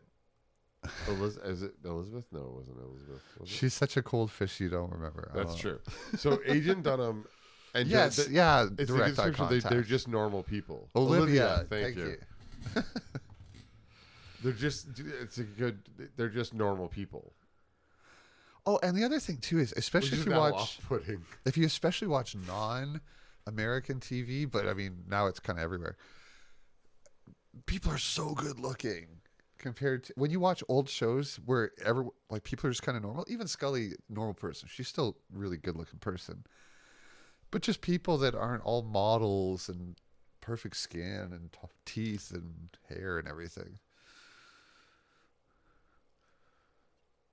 Everyone's now like the person at the bar everyone would be hitting on. Almost all the women on Brooklyn Nine-Nine are hot. Yep.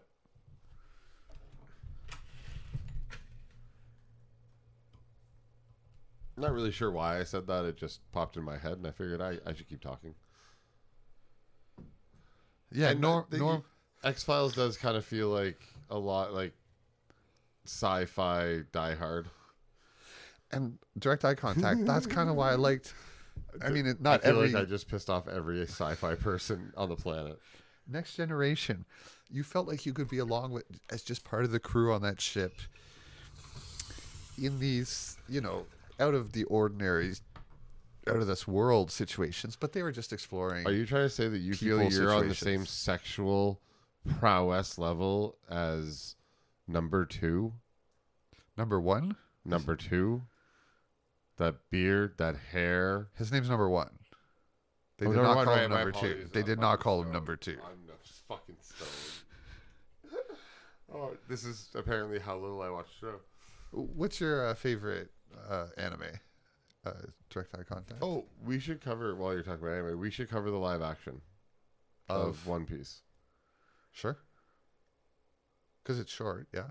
But apparently it covers like all of season 1 and part of season 2. I'm like, oh, I thought it took place in a different era at time, but yeah, I like Death Note, and Steins Gate was kind of good. It was a time travel one where he just keeps trying to fix stuff, but he can never get it right. Zazie doesn't understand those things because he would, in Death Note, he would just freehand write every human's name he could write until his hand died.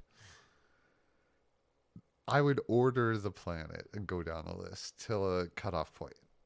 Oh, could you just write everyone but me?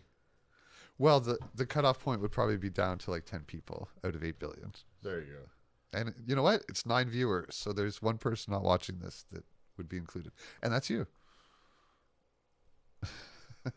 You're not part of the 10? No. I guess after I wrote 8 billion names, I would have to put myself on that.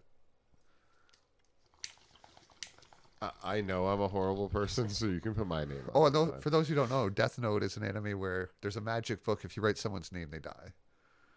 And I thank Simpsons for doing it, so I don't have to watch it. Oh, the anime is great. It's like a whole like detective Is story. Is it an American-made anime, or is it no? dubbed? It's the real thing. It's dubbed. This is where I get lost every time.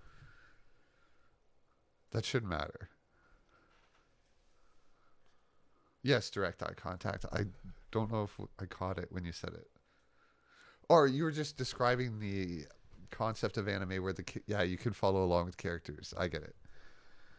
Well, I think that's this is exactly why the X-Files was so popular, because you did feel like they were fairly. Oh, and modern anime is taken over because all the modern crap, no one identifies with it or enjoys it. I mean, or the people that do, it's a small group relatively. And actually, outside of Olivia, everyone in Fringe was not normal. Like, even Peter was a genius. Yes.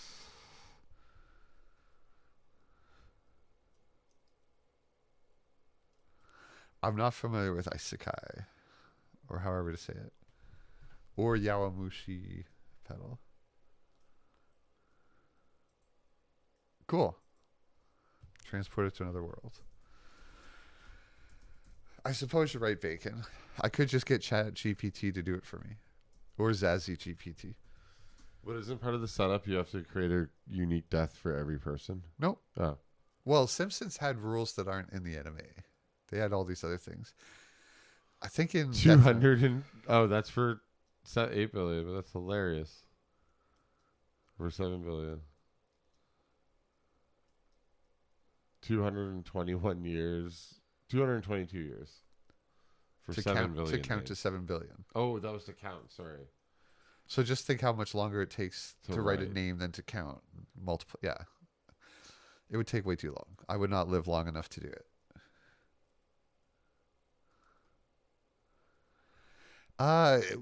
Not all episodes, but a couple, like the simulation one, and what's the other one we watched? Futurama. Oh, Exploded. Yeah, Exploded. I've watched all of it multiple times. Those guys still have it. I really like those episodes a lot. I mean, not all of it's gold, but not every episode of Futurama is gold. That's not the.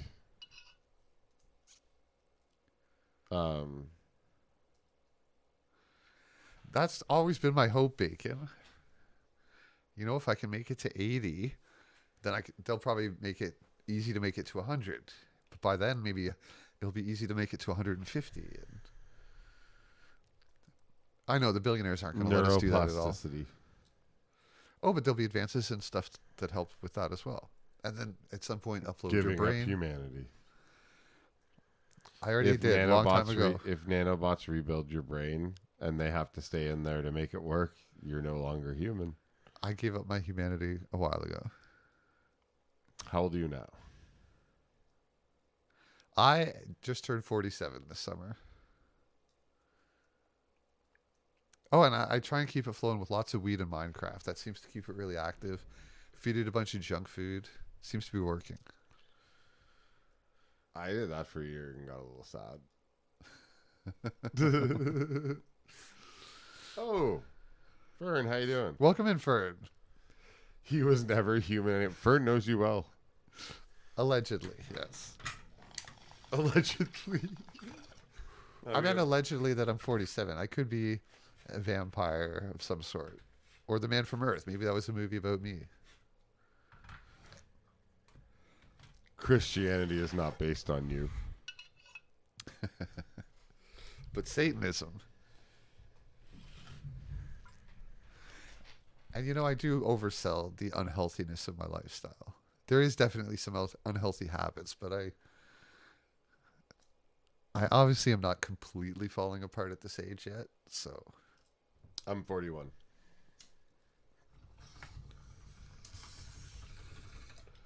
I've been falling apart. I want to smoke your nugs. I've been falling apart since I was 21. It's the first time my knees gave out and I had to have surgery.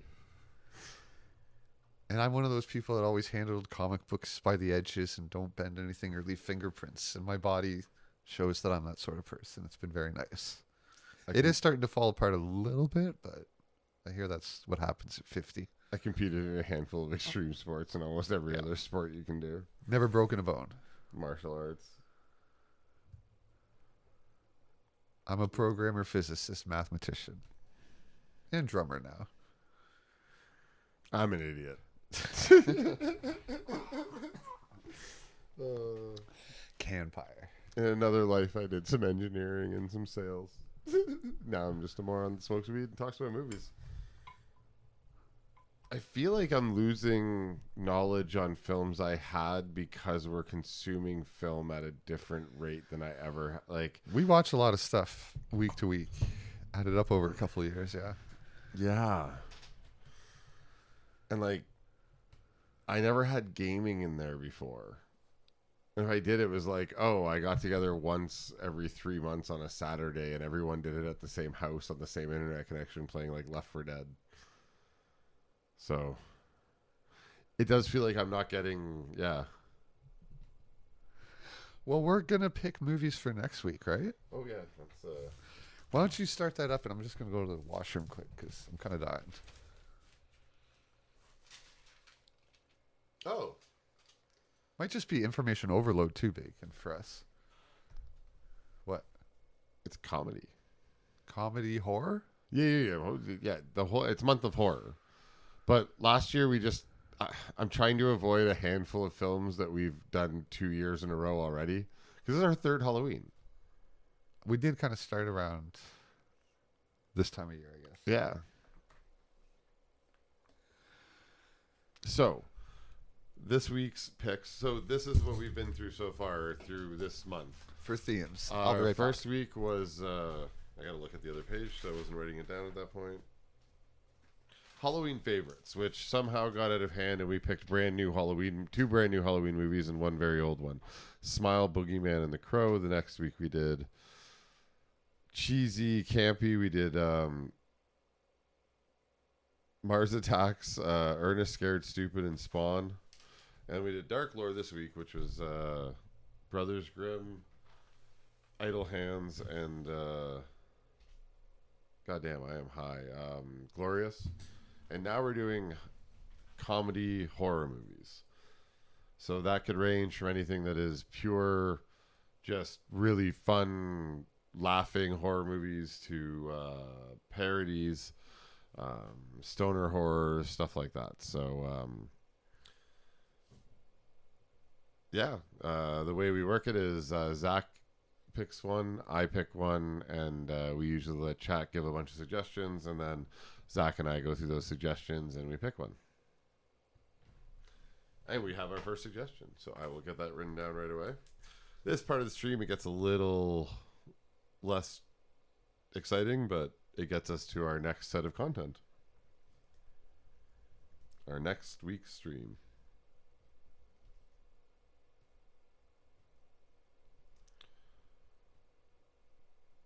All right. Oh my God, I forgot about that. We've covered 2 out of Jim Carrey's first 3 movies. That's a good idea. This pen really sucks. How do I not replace this pen? Because I'm an idiot. I have 100 pens downstairs. This is horrible. Try the lick chai. Oh, chat's got some good comedy suggestions. Yeah, I know. I'm trying to write them down right now. I'm not well prepared with this current writing utensil. Do you see another pen up here? Oh, there's a whole cup of pens. Can I please have the cup of pens? You might be able to find one out of this group of 20. Yeah. Leprechaun? Would Leprechaun count? That's not really comedy. Oh, there's comedy. What about Chucky? That's only become comedy because it's kind of a parody of itself at this point. But the original is scary as fuck. I think some of the remakes would be purposeful comedy. Oh, like Bride of Chucky, yes. Yeah.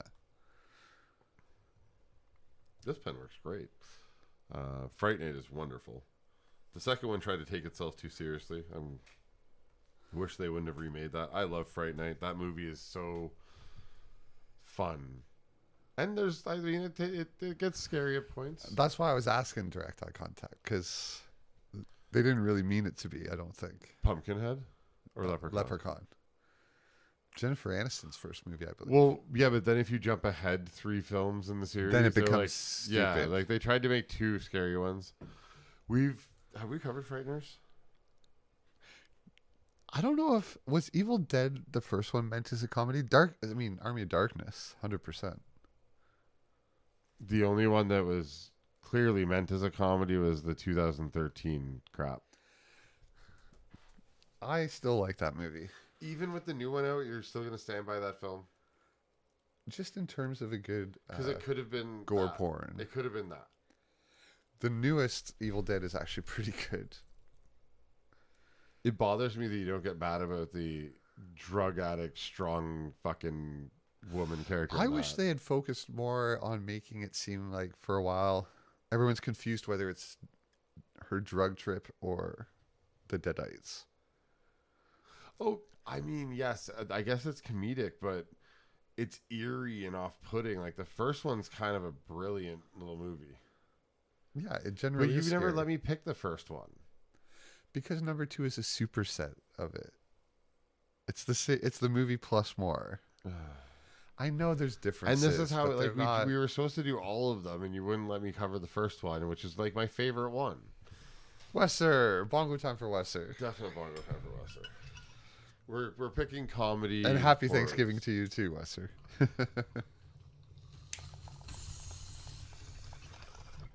Horror comedies for next week, yes. I'm surprised Dee Dee hasn't said like Elvira or something. We watched Elvira in the Discord. Did we? I missed Elvira. You missed it. And like I hadn't really seen it. And there's a scene she was actually Why do really I good work at while it. you're all awake? She had near the end of her movie, she had tassels on her bra or whatever she was wearing. And she was really good at getting them to spin. She did it for a long time at the end of the movie. And she was a professional. She was crazy skinny too. Like slender and thin.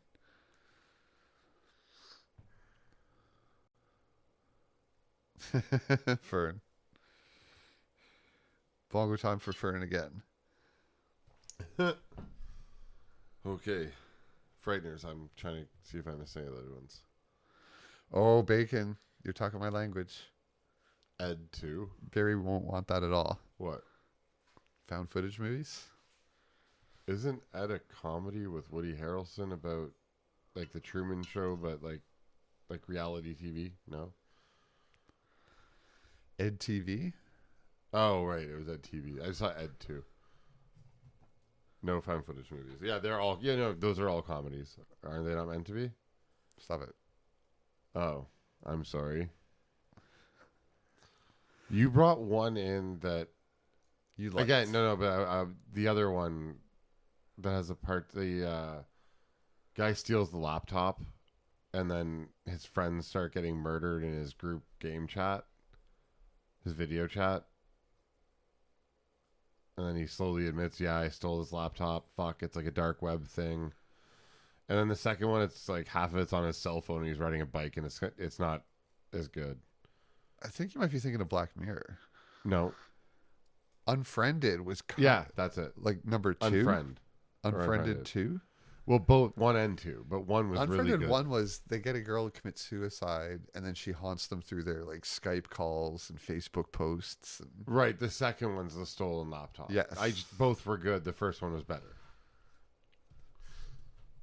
Bacon. Shaun of the Dead, yes. I rewatched the first Unfriended this week. Like, put it on the background. Do you have your pick for comedy? Yeah. Oh, I feel like I did before. I was bringing up Tucker and Dale vs. Evil. Oh, right. You wanted to save that for this week. Possibly. I mean, it's not the best horror comedy I've ever seen, but it's interesting. I'm just battling because I mean, some of these are really good, and at least one of them is a pick I've done before, so I'm happy with them, but I really want to watch one of my comfort comedies, and it's so hard not to pick one of those 5 movies. Are you talking like Haunted Mansion? Haunted House 1 and 2. Haunted Mansion's with Eddie Murphy. Why don't I pick one of the Haunted House then? Well, no. I'm fine with picking. They get picked. You can pick Tucker and Dale, but we haven't covered the first. I guess we did last year. Oh, Direct Eye Contact. Dee Marie just streamed that in our Discord recently, I think. Or maybe I'm thinking of slightly similar movie. Dee Marie streams a lot of the new horror movies in our Discord. Everyone's welcome to join our Discord and hang out. No, I'm just trying to decide. Like, my battle is whether I'm going to pick one of the first couple scary movies or I'm going to pick one of the haunted houses. We can't pick both of those. Oh, and of course our commands aren't working for some reason right now. Everything should work. I'm even paying for it now. Probably something. We're such pros here. We did Haunted House 1 last year, so we'll do Haunted House 2 this year. Okay. The Wayans brother comedy. Yeah. God damn it. No Discord. I'm guessing 2 bacon. And we're such pros we didn't. No.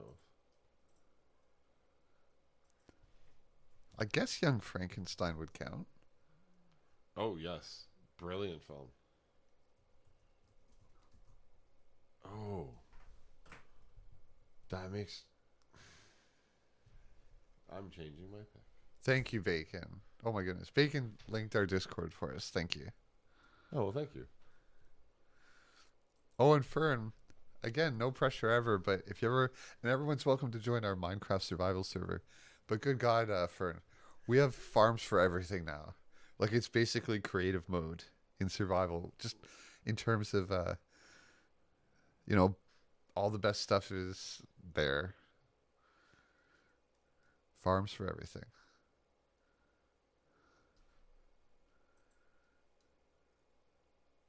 Oh my God. Cloudbot was off. Cloudbot likes to turn itself off. Well, they want you to log in like every 5 or 6 weeks. So, are you ready? I'm picking something really old. What are you picking? Insane. What are you picking? I have Haunted Mansion 2. Oh, damn it. You just took my pick off. All right. Is that what you were going to pick? No. Okay. I scratched it off. I would have left it there and just changed my name. Anyways. Paper problem. Abbott and Costello Meet the Werewolf. Meet the Werewolf? Well, is it the... I got to remember the name. I don't know if those... I'm curious how much those would hold up. Well, they can't be that bad. I did hear about a Beetlejuice too. Bacon, you're right. Like, we don't have everything, but in our Minecraft world, but we kind of got most of the main stuff. Anything you would want. Oh, right. There's all in there, but I think it's Frankenstein is the one I want. Abbott and Costello Meet Frankenstein? Yeah. Man, and I was complaining about how you pick stuff that's 40 years old. Well, we did Transylvania 65000 last year as well, didn't we? We did what? Transylvania 5000. No, from here. I was editing video on it when we were over here. I remember that movie. Yeah. Sorry, I'm trying to catch back up with what they suggested.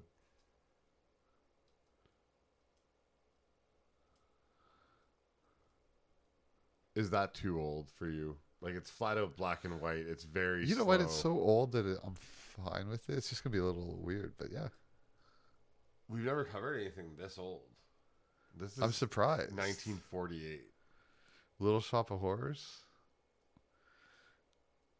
What movie did you say that made me think of that? No, we're not allowed to watch Rocky Horror, Wesser. If you picked something like found footage, I was, which you technically did. Fuck, because it parodies found footage movies. Yeah, but I was gonna pick Buffy. The Buffy movie? Oh, that's sacrilege. It's a comedy. I do love those Paranormal Activity movies. He hates them. Number 2 is my favorite. So Zach's doing Haunted House 2. And I realize they're just a collection of security footage, camera jump scares, and boring, tense-building moments, but I love them. All right, Chad will save us this week if Abbott and Costello didn't age well, but I think it's going to be brilliant. Hey, Abbott. Abbott. Oh, I used to rent these as a kid. These were my choices. That's all you had at the time. No. Relatively speaking.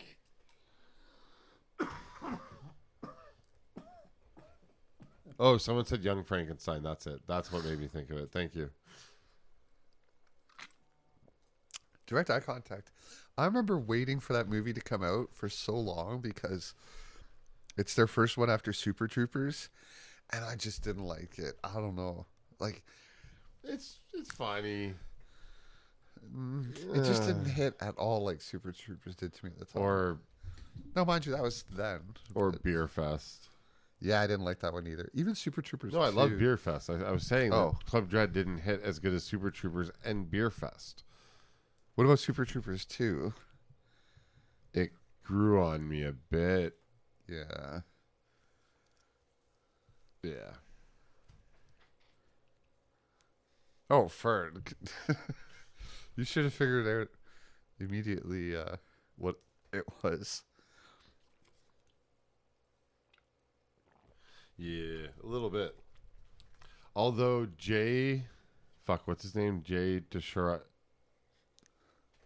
Oh, Chandrasekhar? Yeah, his arc on Brooklyn Nine-Nine is fucking hilarious. What was his arc on it? Remind me. He's stuck in like Scientology's thing, and he's trying to get the guys to help him get out. I guess I don't remember him showing up like a recurring character. He's on. It's either 3 or 4 episodes in a row, or he just shows up a couple times, and then they do a whole episode with him. I should rewatch Brooklyn Nine-Nine. One of my favorite modern comedies. All right, so Shop of Horrors.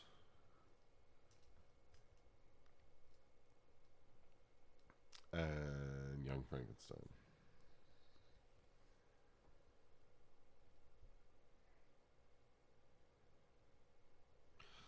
All right, so your pick is Haunted House 2. My pick is Abbott and Costello meet Frankenstein. 1948. We're going to watch a movie made 75 years ago. Holy shit, it's its 75th anniversary, isn't it? That sounds about right. I did some maths. I already have my pick for next week. And Red Door, yeah, it's the... Yeah, okay, all right, never mind.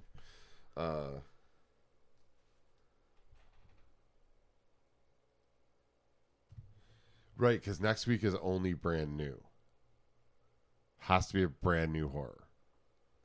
Okay, cool. And I picked Red Door because it's the conclusion. What qualifies as brand new? Like 2022 or later? Last Halloween to this Halloween, I think, is what we said.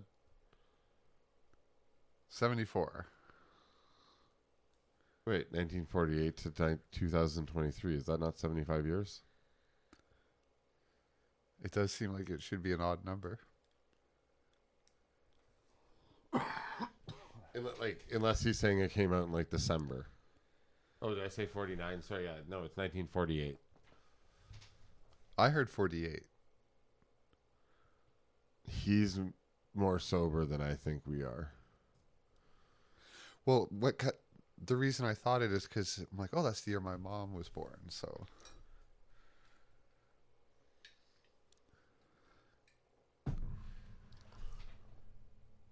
I heard 420. Bongo time. Yeah, not much comedy horror. Although they were doing a ton. Frankenstein. I mean, Abbott and Costello meet. They have Frankenstein, Bongo time for sure. The Invisible Man, the Werewolf. Like they did 3 of these over the course of a couple of years. Well, their statement of there not being much though is correct. Oh yeah, sorry. I guess I was reaching for much. Oh, but Young Frankenstein's. That's in the 70s. I think so. Is that the origin of the walk this way joke? Oh. It's the first time I ever remember seeing it. Well, that must be the first time in recorded human history, yeah. Or maybe it's Abbott and Costello. I don't know.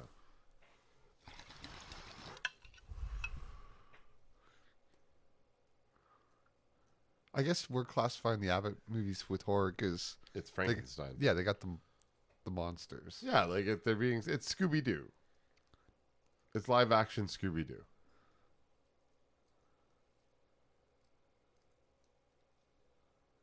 What was 1974?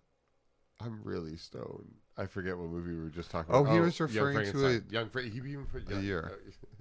Oh, Abbott. Who? Second base. Tomorrow. I do love that bit. That bit still holds up if you watch it on YouTube. All right, so. Oops. As usual, we have to pick. So you have 3 picks. I have 3 picks. We hope at least one of those lands on each other. If not, we do this again. It's a horrible system, but you let me do things, and it happens. It never works out well, but we do it. It works every time. Literally, like we just pick quickly because it always ends up being only one we both want to see. So, something seems off with that. Dracula, Dead and Loving It. That math seems slightly off. Love at First Bite, which is Jim Carrey's first movie. Okay. Dracula, Dead and Loving It. Was that Leslie Nielsen? I think that's the right one. That'll be one of my choices because I love Leslie Nielsen. Okay. Fright Night. What is that about? It's about a kid. It's kind of like Rear Window. He thinks he thinks his neighbor's a vampire, and he ends up. You always say Rear Window when you mean Secret Window. Secret Window. No, I mean Rear Window. He thinks he sees things next door that his neighbor explains away, which is the Alfred Hitchcock story where the guy's in the wheelchair looking at the neighbor. And we go through this exact same conversation where you say no and then explain it and then go at the all end. Right, I'll stop. It is Secret Window. I'll stop. I was even going to say that part of it. I have no memory of this. I seriously don't. This is like the 10th time. That's horrible. I apologize. I'm just a piece of shit. No. It's funny because there's certain patterns of a mistake you'll make the same way over, like with these misunderstandings of mixing 2 things up, and they kind of only happen on air when we smoke this much weed. So so Fright Night is kind of that esque where he explains it away and then he goes and gets the help of the local late night, kind of like it's an old guy, but like the Elvira show where she like talked between movies. Yep. It was like a Dracula type character, old man that did it on TV, and he goes and gets him for help because he's like, "Hey, you know how to defeat things." Like, anyway, I don't know the movie, so I won't pick that one. It's a good movie, but it is very dated. We've actually covered it, I'm pretty sure. Too many vampires. All right. Frighteners. Is that a Stephen King story? Actually, I think you're correct, and it's Michael J. Fox. It's on shaky foundation, but it really comes around in the end. I'm familiar with Bubba Hotep, but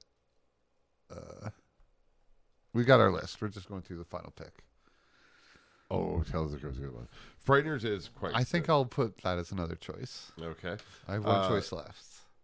Shaun of the Dead. I like it, but no, keep going. Shop of Horrors. Nah. Young Frankenstein.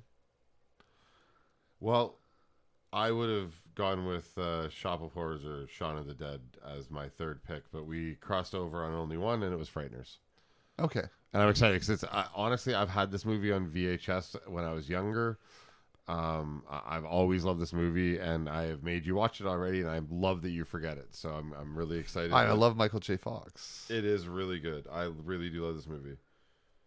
I don't want to. I don't even want to show you the. Hey, Greenbeard, bongo time. We got a plate of weed here with 3 kinds mixed up, I think. Yeah. Pink Rockstar, Bruce Banner, and Strawberry Punch. Strawberry Punch. Ridiculous names. They mean nothing, I think. Maybe a little bit. Bongo time for you, Greenbeard. We never even talked about Brothers Grimm. All I really want to say about the overall film before I take down the picture is Matt Damon. That, and I actually like it as the origin of their stories, that they were actually just screwing people over, and the little brother was going along with it and writing it down because he loved the story.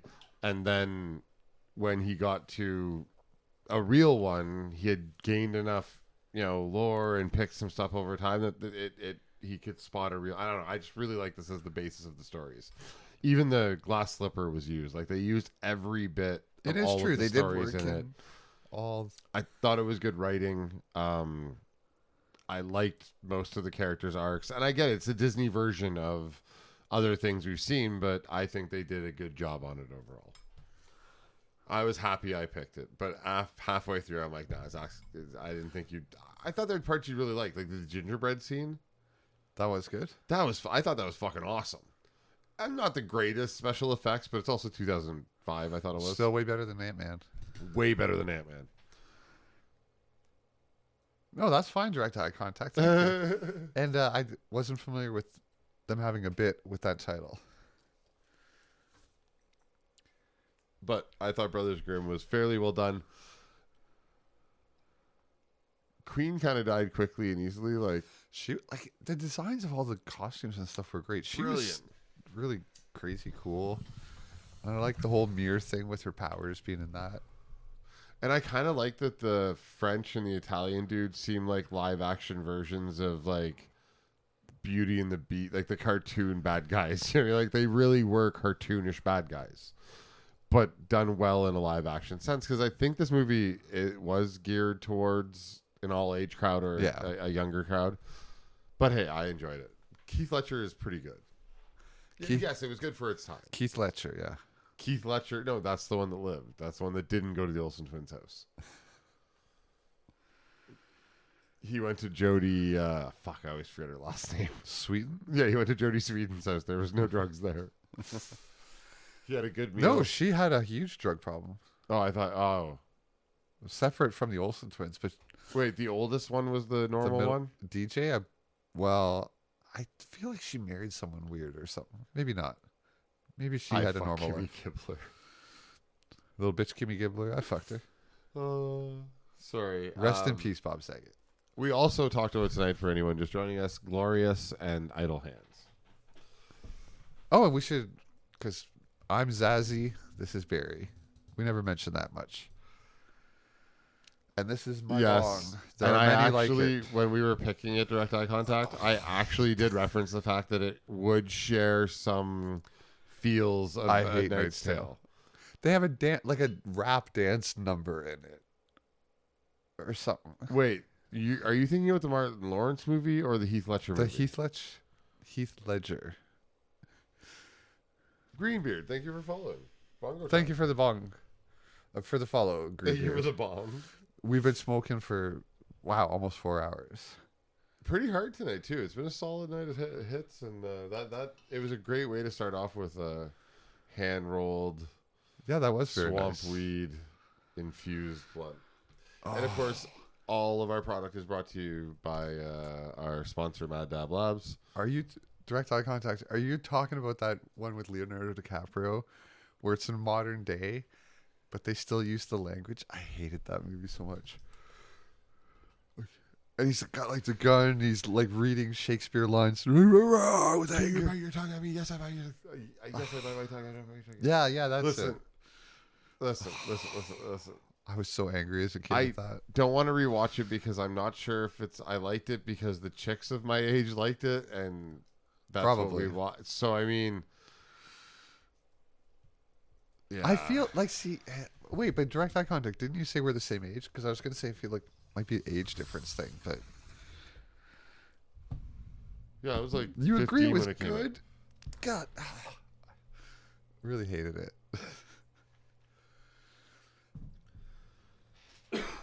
No, he's saying A Knight's Tale was at least better than Romeo and Juliet. They agree that A Knight's Tale is better than that. You can at least agree with that. Oh, yes. I have a gun to your head. I'm like, you have Yes. to watch one movie or I'm going to murder you. Knight's Tale. A Knight's Tale or... But I still hated Knight's Tale. I'm not saying you gotta like it, but it's better than Romeo and Juliet. Did that even have, I can agree with that. Did it have Shaggy in it?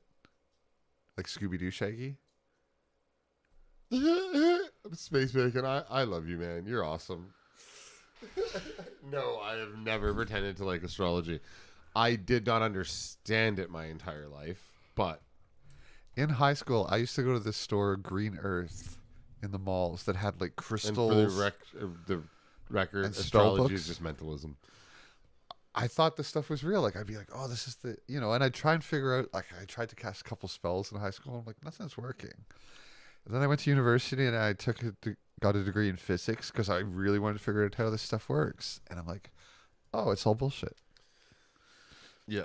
And my first astronomy class, the head of the department gave the lecture.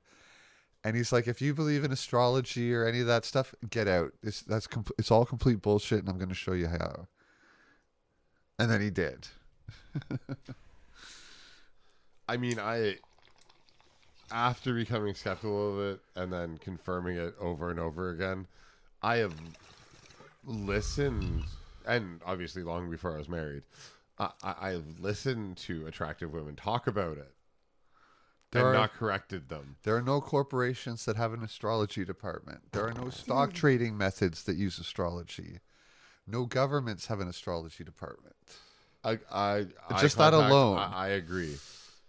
And whatever that useful thing is that makes you happy, please go do it. It doesn't have to be necessarily productive for the rest of mankind. Be productive for yourself. But for the love of God, do not believe that balls of hydrogen, and I steal this from him, balls of hydrogen millions of light years away had anything to do with your personality. Just my theory on all of that, including a good portion of religion, is mankind will perpetually do anything they can to not blame themselves for their actions. God and the devil, oh, something good happens, thank God. Something bad happens, blame the devil's influence. Astrology, I can't be a bad person. Mercury was in retrograde. Like, the rug really pulled the room together, man. Why do you compare that in there? Because Greenbeard mentioned it. Oh, okay, well, yeah, sorry. I was like, why would you compare one of my favorite movies with astrology? Well, the dude would have believed in astrology, to be honest. The dude would have let you believe in it and just been, I don't care, man. I like to bowl and smoke weed. Yeah, that's right. That's exactly how the dude wouldn't have believed in it. And that's the point of the dude, is that the dude just lets all things happen, and the dude wants to be the dude. Let the dude be the dude, and the dude lets you do you. Yeah, I can't claim... Yeah, he's kind of like Buddha, I think, maybe. Maybe if I watched it with that in mind. I don't even know who Edward Whitten is, unfortunately. Maybe I should.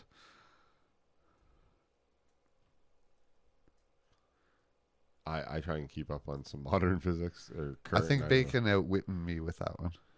Oh. Damn. That was like dad joke physics level.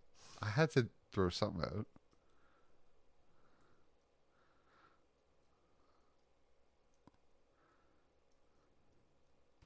See, I don't disagree. That's very true. I do not know what happens afterwards. I do. I just need your credit card number. However, I believe in being a good. I have a very specific belief. I consider myself a cosmic nihilist, and what I believe that is, to believe your importance is anything larger than being a speck of dust on a big blue planet being thrown through space by a big ball of gas. It is amazingly, not even, I don't think cocky, but the reality is, to be a good person should have no other reward than making the area in which you affect better. There should be no thought of any other reward than making everything around you better. Because if the reward comes after, it just seems, I don't know, all of that seems different, weird to me. I just want to make everyone around me happier and affect my life positively. And if you're mean to people, they usually are mean to you. So if you're nice to people, they're usually nice to you. It's all selfish. Ross was right. Hashtag. I like what Mr. Garrison has to say. Fuck them all to death. Or it's a simulation and some fucking teenage kid is playing me right now, which he just told me to take a bong. Bongo time.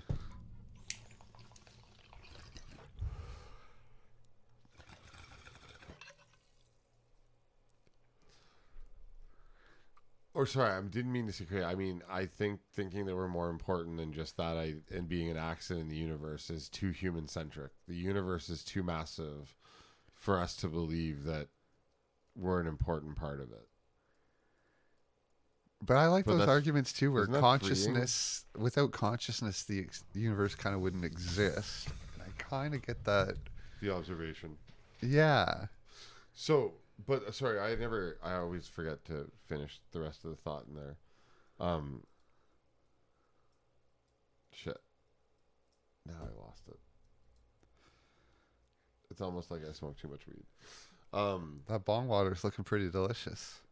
That's a good point.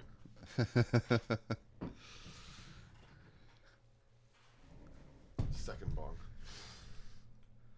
Gotta keep it clean. But the whole idea is that it's freeing because then all of your choices, according to who, Bacon, are all of your choices are just your choices, and there's no other reason than to make your everything around you better.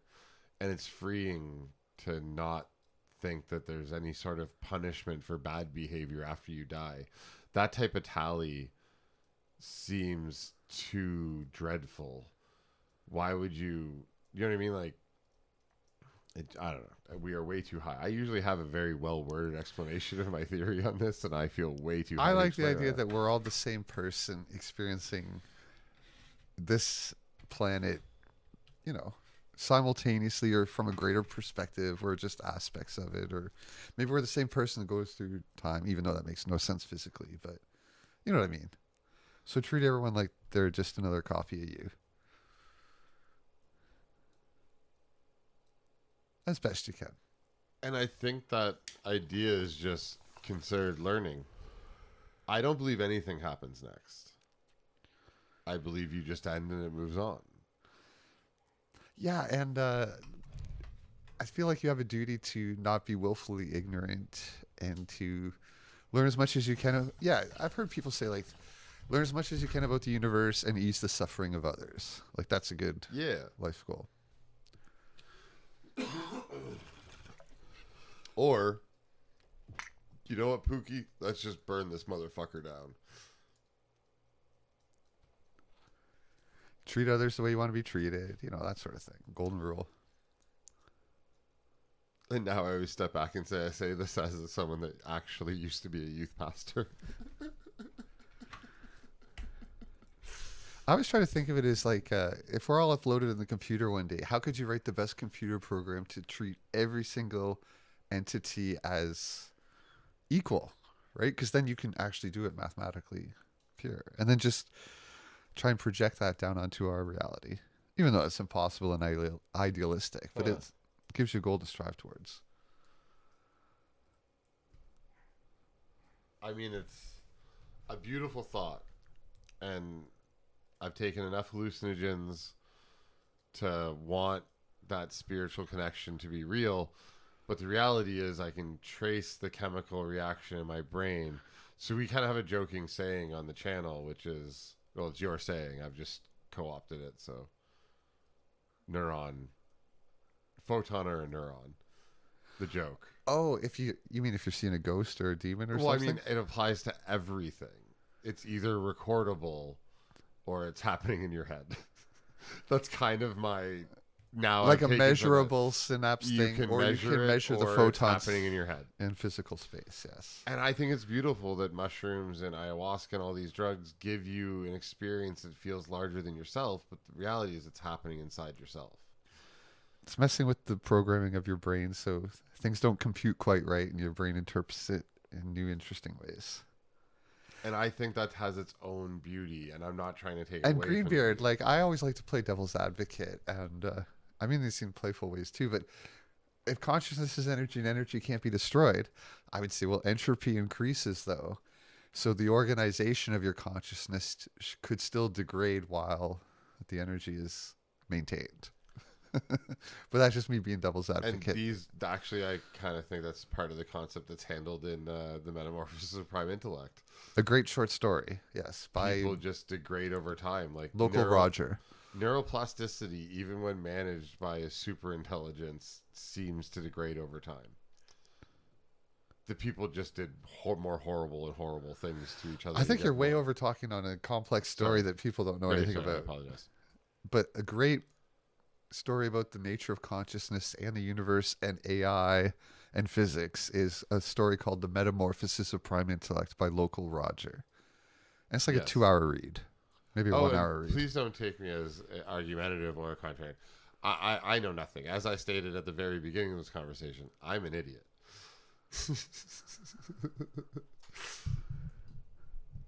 I've experienced things, and this is where I've landed in my beliefs.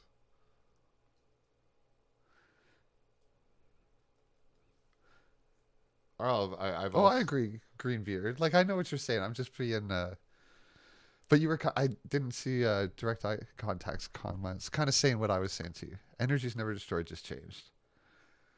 Oh, and since we have some newer viewers and stuff too, our history is too, like, I worked at IBM on programming C and C++ compilers and AI after that for like 16 years. And I have a degree in physics and did lots of crazy math stuff. So I try to bring some of that to our discussions. But I am wrong about a lot of things too all the time, like we all are. I got to build and design some technology and do some other fun stuff. Oh, and then we're both musicians too. Yeah. I left corporate America a soulless shell. And I quit 6.5 years ago to smoke weed and play Minecraft and do music. I left my corporate America job on February 15th, 2020 to start my own business that involved the music industry locally and other live entertainment stuff as a print shop and a studio. On February 15th, I opened 2020. On March 15th, 2020, I closed. And direct eye contact, I agree. And it's almost like they're playing games of SimCity or Civilization or stuff like that, where they just think, they're like, hey, this is how I think I should play this game, and screw everyone who my decisions are affecting. I've been thinking about this too. Like, America's grown so big. It's so crazy. The Supreme Court is 9 people to decide the law for like 400 million people. You would never design a system like that from the start. Like, yeah, here's 30 million people that each person of you is going to decide on. Like, fallible human beings like all of us.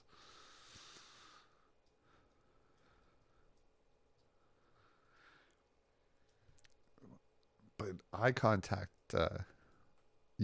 everyone's just a projection. I'm the only main character. I hope that's not true. Me too. I'd rather find out I'm a projection. It sounds far too lonely. Or it's just weird too that the way time works, your memory, like, you can't tell the difference between if you just sprung into being with your memories or if those things actually happened. I mean, most likely we're in a simulation, so who gives a shit? I'm kidding. I don't know. I was actually just thinking, like, how is that not the other thing that's come up? Yeah, direct eye contact. And then how much of that is social media and each of us getting our own little personalized feeds of everything that tell us we're all special? A form of simulation. Yeah. Augmented reality. Did you watch the 40-minute augmented reality game that we both love? I guess it's not a full ARG, but I'm not sure what you're talking about. Backrooms. Did you watch the full 40-minute video? Kane Pixel's newest video on YouTube about the backrooms? Yes. The world's longest view, part 3. So, do you think he can't use, because it seems like he's getting out of the yellow a lot, and it feels like the story has been left behind. For those not following along, we're talking about the backrooms now, I guess. Greenbeard, see, I kind of want to wait till my body's old and decrepit and then go full VR. Or, I mean, I don't trust anyone with the brain chips, especially not Neuralink or anything else right now, but that's the dream, right? I don't know. You just kind of really sit don't there know. calm and you think you're fully experiencing, you know, the movie Die Hard or something. I don't know. Bruce Willis probably thinks he's experiencing it right now.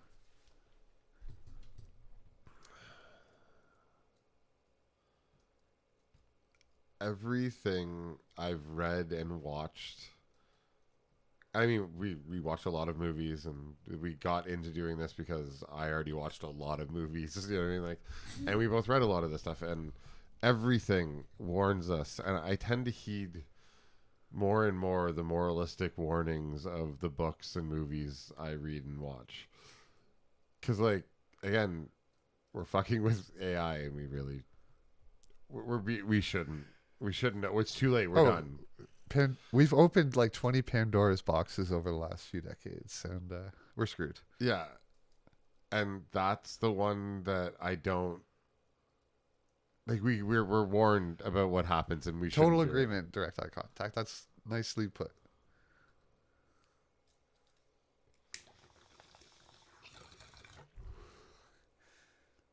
But man, once I get old and decrepit, I'm putting on the VR and going into my Minecraft world.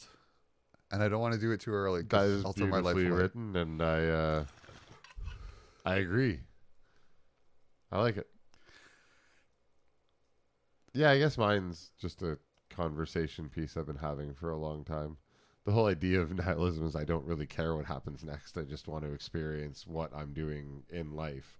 The point of that conversation is supposed to be that experience what you're doing now, not argue with people about what happens next. So thank you. I kind of lost the point of my whole conversation originally. I want to live forever and take over every atom and quark in the universe. And then expand infinitely beyond as much as I can. It sounds maniacal when you say it that way, but I think like you just mean you want to understand all of them, have experienced all of them and how they are so that you can truly define That's them. kind of what the end goal would be, to run a simulation, every infinite simulation permutation you can in experiencing every catalog life. all of it. Yeah. Yes. You say it like you're going to get laser beams and kill things. The end result of it all, though, the end result of it, though, is of an infinite progression like that is I would be the only consciousness. Oh, I don't know. Yeah, you sound like a DC villain when you talk sometimes.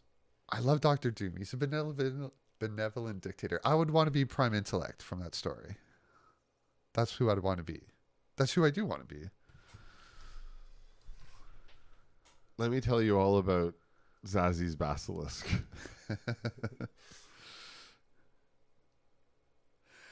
Out of reading everything, Albert Camus' absurdism is the thing I found that best describes what I think I actually am. But I really would like to take over every quark in the universe.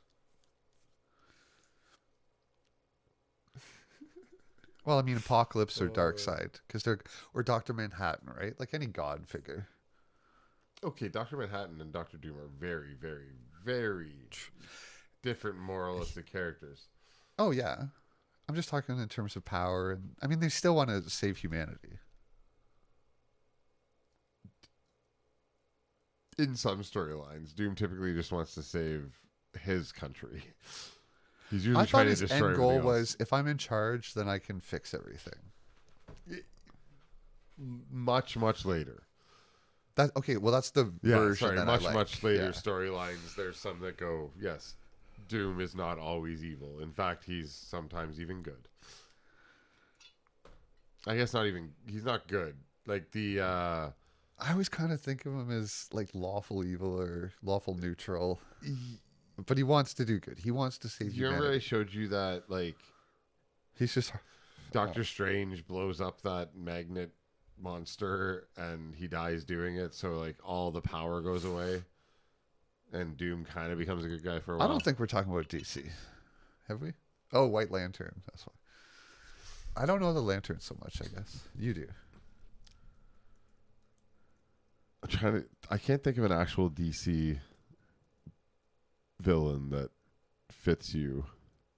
Like I said, you were no. I've described him as if you would have had any experimental accident in college, you would have become a DC villain.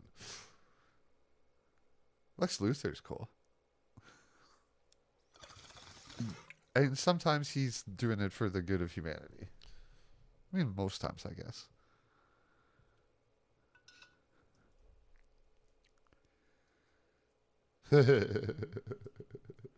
Now that James Gunn's there, I'm at least going to give him, like, 2 or 3 movies chance.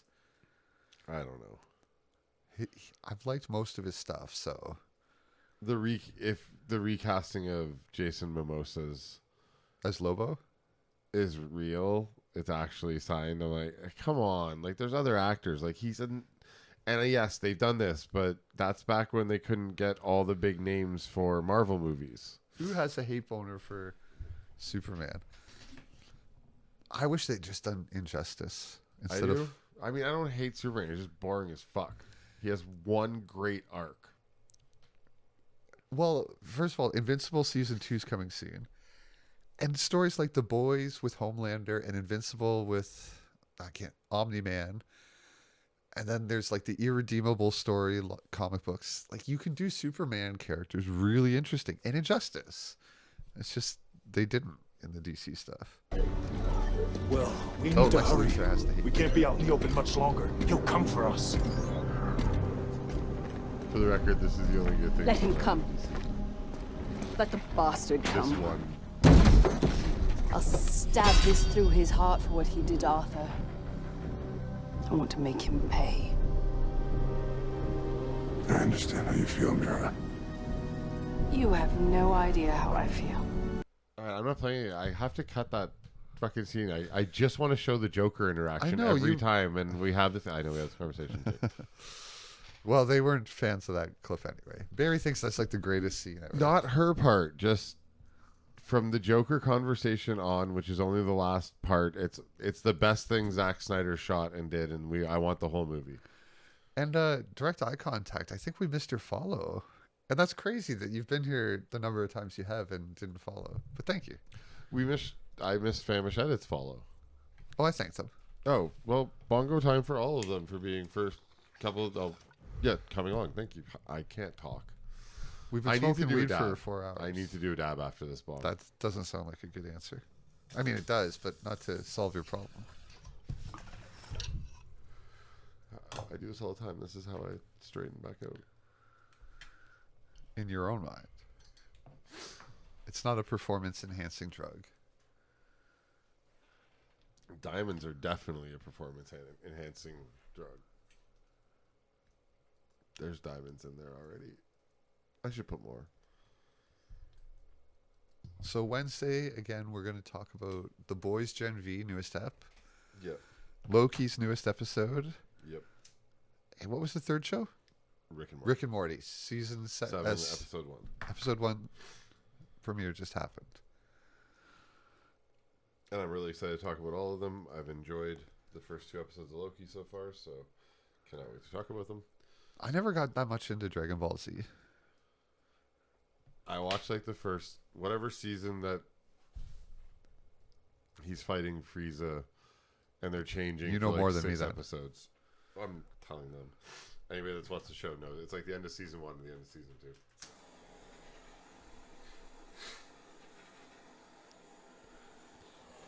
I know, Dab Bacon. time for all our new followers and new chatters. Again, most of the time, we're just talking about movies and trying not to be too dark. No, I like to talk about the end of the world and collapse of society as much as possible. I want to review movies.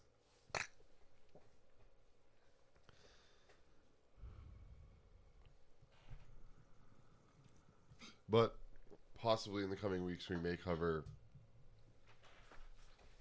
the new live action. We did not watch One Wheel Piece. of Time. It has been brought up a couple times. One Piece? Wheel of Time. Tonight, especially, yeah. I don't even know what Wheel of Time is. I'm guessing an anime. I've described it a few times here. It's a medieval times fantasy law. Like they put it in earlier. 14 books, 14,000 words. Oh, right. Sorry. Yeah, And I believe time travel or very long periods of time, it's told maybe out of order or something. I'm not quite familiar, but people love it. And we talked about this 2 hours ago, too. Sorry, Well, I have no excuse, do I? That is not the way to pitch it to me at all. He hasn't even watched Game of Thrones. And I believe, Wheel of Time is much older, I think. I really don't know when George R. Martin started It is quite at all. literally the only show that I'm like, no, it's too popular right away. It's just it went downhill after season 6, so don't even bother. I had no way to watch it for like the first 2 or 3 seasons, and it was just too talked about. I'm like, all right, I'm out. And I never watched it. That's what happened, and then I just became part of the people that didn't watch it. Thank you, Bacon. That was the specific kind of answer I was looking for. I didn't think Robert Jordan finished it. Yeah, Greenbeard. Oh, like the Winter King was such a build-up, and then it was just dispatched in like 5 minutes. And then like Cersei dies to falling boulders, and same as Jaime. Like just such cop-outs. And Bran has the best story? No, he doesn't. Why do you hate on Bran? Because he's a cripple. Oh yeah, we all know how much you know. Let's not go back down that road. And then George R. Martin, to this day, is still saying he's going to finish the books. It's like, dude, you're what, around 70 and you're a billionaire now? Did someone You ain't post on finishing Discord like he recently like sued somebody for? Oh, he sued an AI company for finishing the books. Oh, I don't know about that. He'll literally do anything but finish the fucking books. Yeah.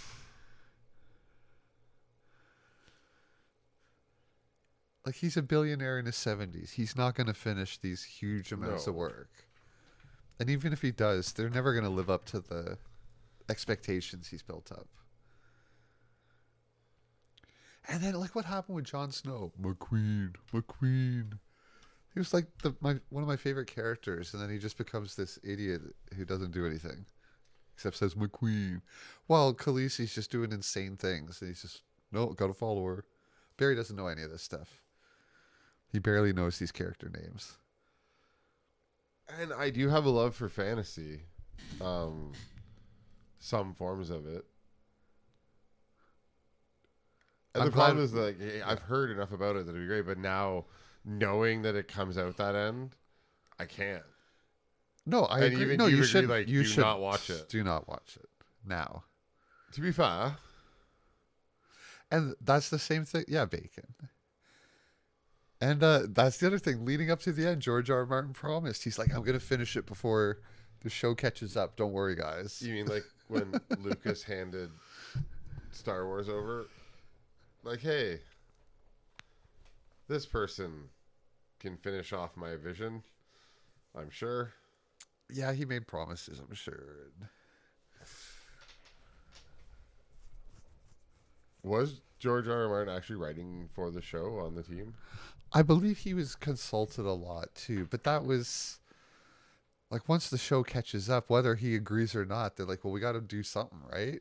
Like you can imagine behind the scenes, he might, even if he held out, they're like, well, we go to air in X amount of time. Too bad. We got to do something. And Bongo time for Boba Booey. Ooh, Boba Booey. And Boba Booey, I mentioned earlier too. I was thinking of you. There's a new show called John Carpenter's Suburban Screams out. 6 episodes all at once. Anthology horror. And I just wanted to mention it to our viewers that I know are horror fans. Do we want to do like one episode of Creep Show also? Yeah. Okay. New Creep Show's out too, season 4.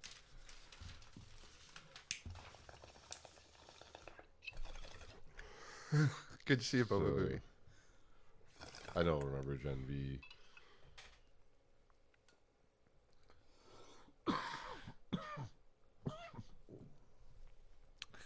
And Greenbeard and Direct Eye Contact. I'm sure you've both heard the idea of Darth Jar Jar. And even the fact that George Lucas kind of hints like it could have been the case where he was the Sith Lord manipulating things behind the scenes. He's a bitch. I'm angry at him. If they had done that, that could have saved the prequels. My God. I hate that Fillion is going to put all this time in and possibly make the sequels matter. By writing things so that... Yeah, like all this brilliant stuff he brought from the cartoons and into Ahsoka that he's now going to have like the vision going forward in a lot of the Star Wars Why stuff. did Anakin have to build C-3PO? That makes no sense. I know. Why does Natalie Portman's shirt rip right at the belly while she's in the Coliseum arena fighting? So it's like a sexy scene. Come on. I mean, I know there was the golden bikini, but Jabba wanted that. Yeah, like if one of the perverts would have ripped her shirt off at that area, all right, but they leave nothing up. Yeah, Direct Eye Contact. Like, yeah, this is... We wrote ourselves into a hole. Let's just write a line or two to explain it away. It was the dawn of the internet having opinion on movies. Or noticing all the continuity errors. And well, no, the canon. whole Darth Jar Jar thing is that the internet was in its infancy and they fucking erupted and said, what the hell is wrong with you? Why would you make this horrible character? And he got scared and he didn't follow through. What he didn't realize is that he had built fans with all this anger that would have turned to love in a moment. Yeah. Darth Jar Jar would have fixed it to me. Like, and I feel like it's undisputed. Like, okay, maybe I'm looking for it now, but when you watch all of the stuff strung together, I've rewatched the movie, so it's not him editing it or anything. And I'm like, yeah, it kind of looks like fucking Darth Jar Jar. They're sitting making Anakin talk. Like, there seems like there's scenes where he's influencing the Senate votes, and he's there with Natalie Portman, and there's illogical things. They've compared his clumsiness to like drunken fighting. Yeah, with monkey style. Yeah, that kind of stuff. Even I've seen side by side videos, and it's like, yeah, that does look like he's looking like an idiot, but he's still making things happen because he's the evil genius. And then he does like a perfect triple backflip into a perfect dive when he gets to the lake. Yeah, that scene too.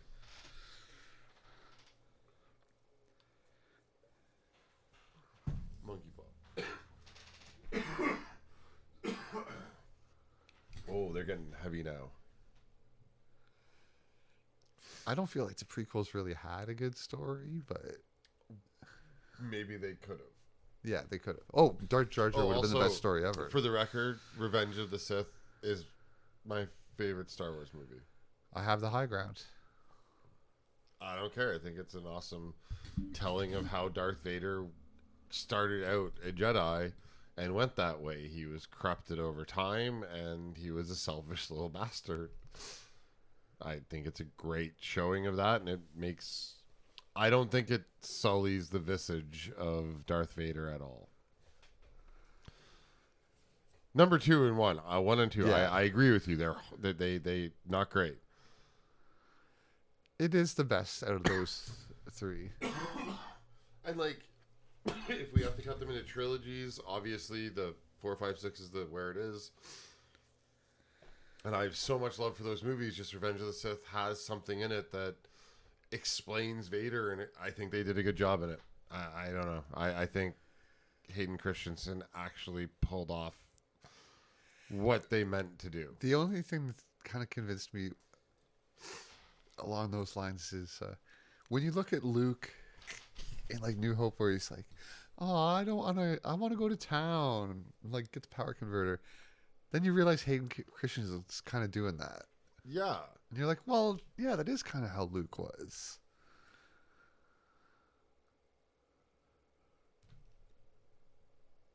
Yeah. Oh, Empire Strikes Back. Nobody.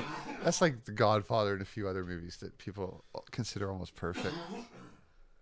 And I mean, and that's the problem with saying that it's personally my favorite, is that everybody. I mean, there's no defending either way. Like, it's a preference. I think you either love Yoda bouncing around like a ping pong ball, or you hate it, and I kind of like it. Watch Clone Wars. I love it. Why does he do a lot of that? Oh my God, Yoda fights a lot.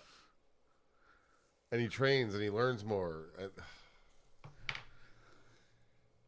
It was pretty cool to see him bounce around like a ping pong ball. Exactly. So again, I feel like it tells a great story, and special effects had advanced a little bit. I think it looks. I really do like Revenge of the Sith. I think it is probably my favorite.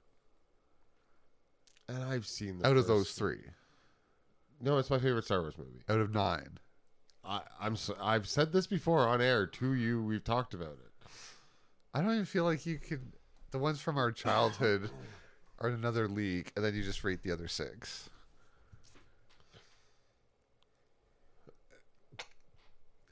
It's Oh, Greenbeard, I would say that's a fair opinion. I don't think you're alone in that. There's no controversy in that opinion. It is widely regarded as one of the few examples of a sequel being that much better, but then the argument against it, like stated in Scream 2, is that it's actually a trilogy, although most people would like to forget the third. So Scream 7's coming. Yeah. With Neve Campbell on the IMDb page. Yeah. But she started on the 6th page as well, and then was removed.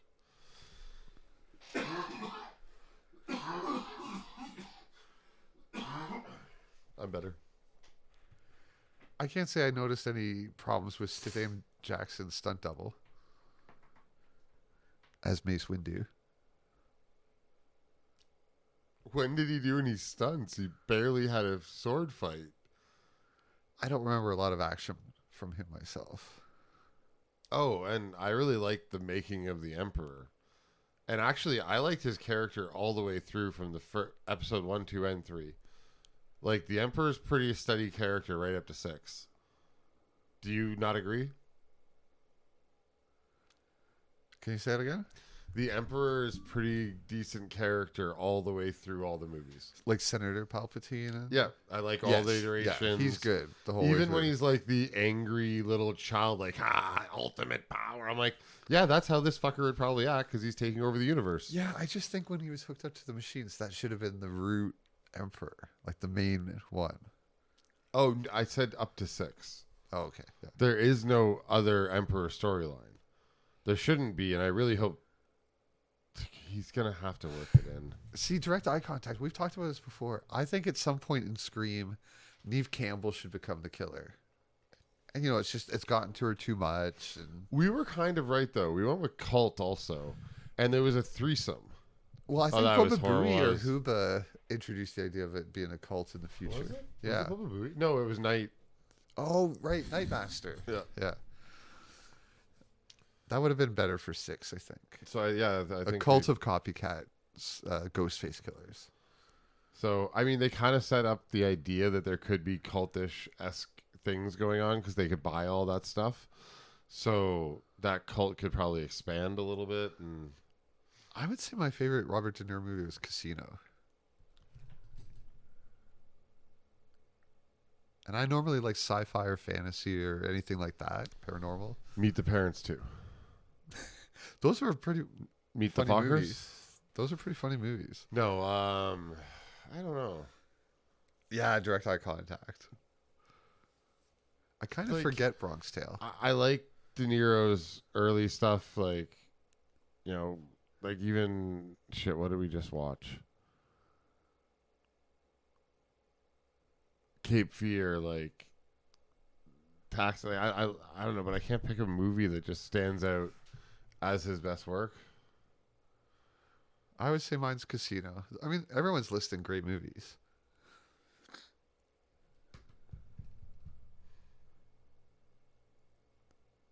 Yeah. Yeah.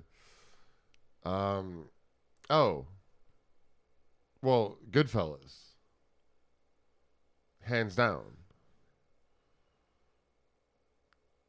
I'd still stick with Casino, Yeah, but yeah. no, just for me. Yeah. Oh yeah.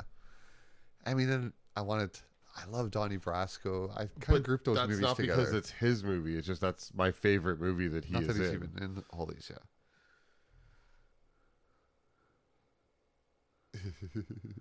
Man, he's getting up there, though. We're going to be reading another Suzanne Summers type article about him one day. Sky's the limit.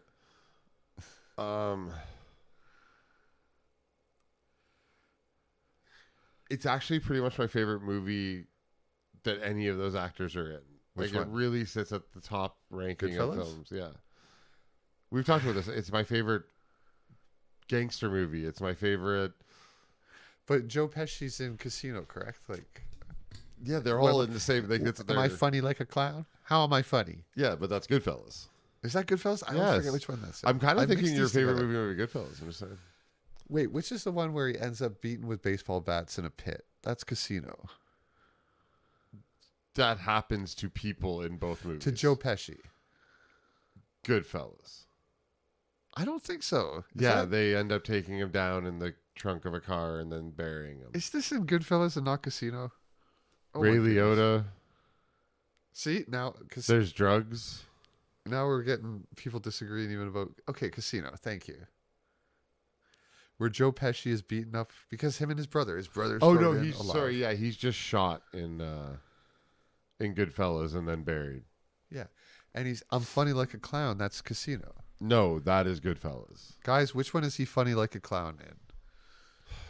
I know I'm right about Because that's the character that gets beat up with the baseball bats. But you're missing the fact that that's just that he's playing the same character in both movies. Yeah, I guess. Yeah, Goodfellas is... So is that where he's funny like a clown? Goodfellas? Okay, Yeah. then I'm wrong. But he gets beat with a baseball bat to death In Casino. He gets shot in Goodfellas. Well, the thing is, these are all great movies, and they're messed together in my head. It's a bad pick for a Robert De Niro movie because he is great in it. It's just he's not as big a part as like Ray Liotta or Joe Pesci. He's not as memorable as a role. But I just really love that film. Oh, 4:20. We've been streaming for 4 hours and 20 minutes. We must. Goodness, that's a long time to talk about nothing. Thanks for hanging out with us, guys. It's been a lot of fun. I love that this all started. Like, we were supposed to be talking about horror stuff, and like we're all the way over in gangster movies. Do you like Godfather? I mean, you can tell it's just a perfectly made movie, but it's almost like listening to a Beethoven song or something. You're like, yeah, I can really appreciate this, but I feel like I've moved on a bit from going back and just enjoying something like that. I probably only have to watch 1 and 2 one more time in my life. Yeah. Yeah. That's how I'm starting to look at films. Like, I've watched a lot of movies over and over and over again. And I'm starting to like put a counter on them because I do like repeating movies as you do. But yeah. More as background, but uh-oh, here we go. What did I do now?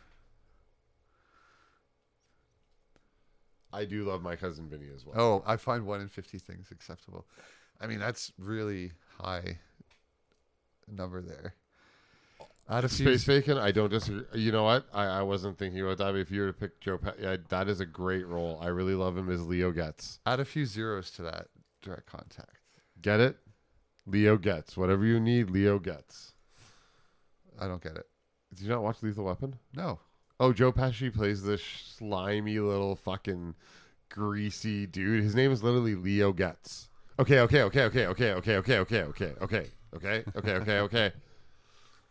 you need? Okay, Leo Getz. Yeah, that's a fucking great role.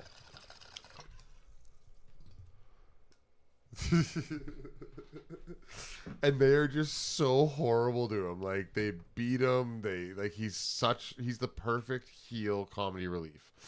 Because he's greasy enough that you're okay that they're mean to him a bit, but they're also, over time, become more and more playful with him, and he becomes part of the family. So, you know, I mean, it's a well-written arc over 4 movies.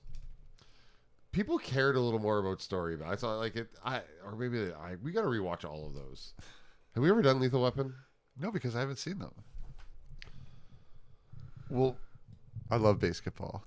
I kind of don't remember it much, but Squeak. That's another one we should redo. Doing the pee-pee dance. I'm doing the pee-pee dance. New South Park, near the end of the month. Mm-hmm. I think it's the 23rd.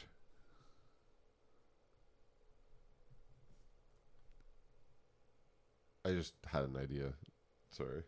Okay. I think it's November 6th would be the Monday. 90s action. I got to write these ideas down while we have them because we're high too much. I never remember them off air. Is Die Hard a Christmas movie? Why every year? Yes, sure. Yeah. I give up. I'm done. If you want it to be, it is, because that is how you feel about it. And if you want, I agree with you. Listen, here's my stance on it. Is E.T. a Halloween movie? I will answer all questions with one stance. If you believe that a movie having a holiday in it makes it part of that holiday, I stand with you. If you think a movie needs to be about that holiday to be for that holiday, I also stand with you. I love you all. Can you put up the Die Hard 6 poster? Oh my God. I don't know if you guys knew Bruce Willis has been in talks to do yet another movie. Despite his condition. He titled it himself. We're going to hell.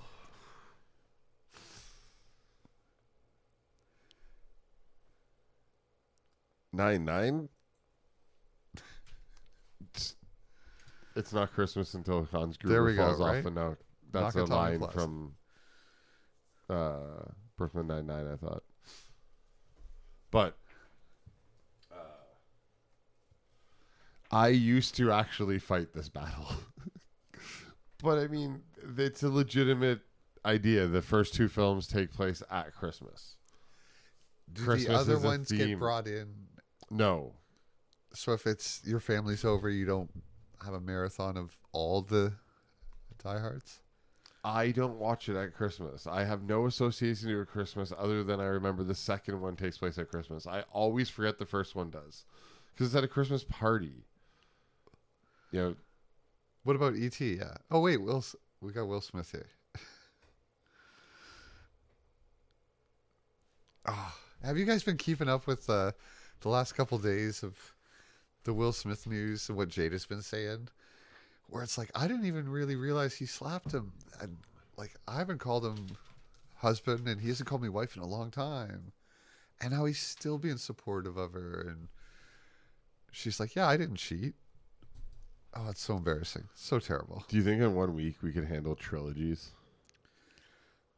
Like 9 movies? Maybe we would cut that. Like 2 trilogies? Why not 1 trilogy?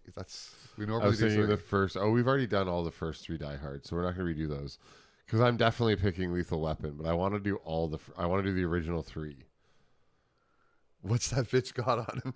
I mean, hey, direct eye contact. That's a very valid hypothesis because it's just so weird how he puts up with it all. I'm proud of myself. I didn't repeat my joke.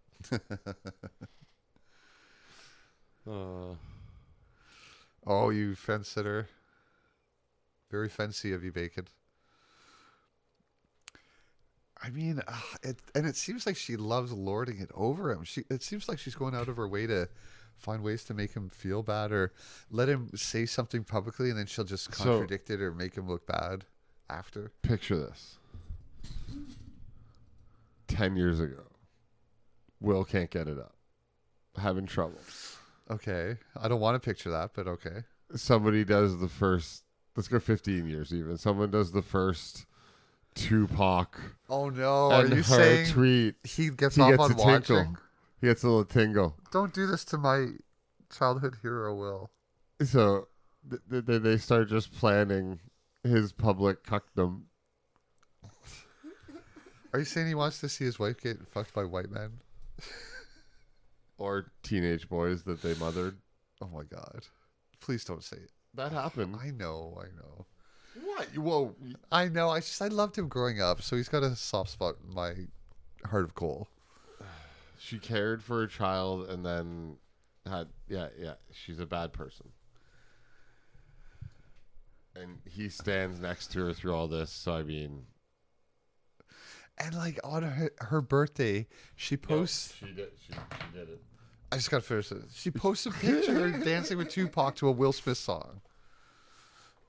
What Coen Brothers film allows a dramatically escalating gang war over liquor distribution?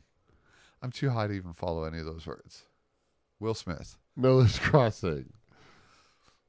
Who rocks the Casbah? Rock the Casbah. I don't know. I know the song. The Clash. Okay. Wow, dude. Didn't really Will Smith rock the Casbah too? Anyways. Who is the precinct captain on Hill Street Blues? I like that line, Bacon. Sorry. I didn't watch Hill Street Blues. Captain Frank Furillo. Who was the first Canadian to win the Indy 500? Jacques Villeneuve or Scott Goodyear? I mean, come on. Goodyear. I don't know. The heavily French name for the Canadian or Goodyear? I just recognized the brand name. All right. And corporations have trained me to repeat it. What was a jelly band? I don't think I got a single question on this. Silicone bracelet, usually neon colored. You lost all of those. I know. That was terrible. So just in case you were wondering what just took place here, I imagine most of you could derive that logically, but when we get a little too off the rails, I mean, I feel like I put this in specifically for Dee Dee and Scotty, but you can use some channel points and we will do a weird 80s. I have this deck of 80s, 90s trivia cards, and usually when I get asked them, I get most of them, so I usually ask Zazie. And it usually, diverts the conversation for a few minutes to something a little happier. However, I don't know, I hate putting percentages, but a good portion of the time it actually backfires and ends with horribly depressing questions. Well, I was just going to ask our chatters, you guys know we live in a simulation, correct? Oh, yeah. I forget we should wait for chat to at least have a chance as well. Is there somebody else we're having a conversation with? Is there a chat? What? I thought we were just having a friendly conversation. All right, we broke Zach tonight, so I guess we should probably raid soon. I was kind of thinking that too, Bacon, but those really I didn't. Those were like trivia about people in areas I know nothing about. Greenbeard.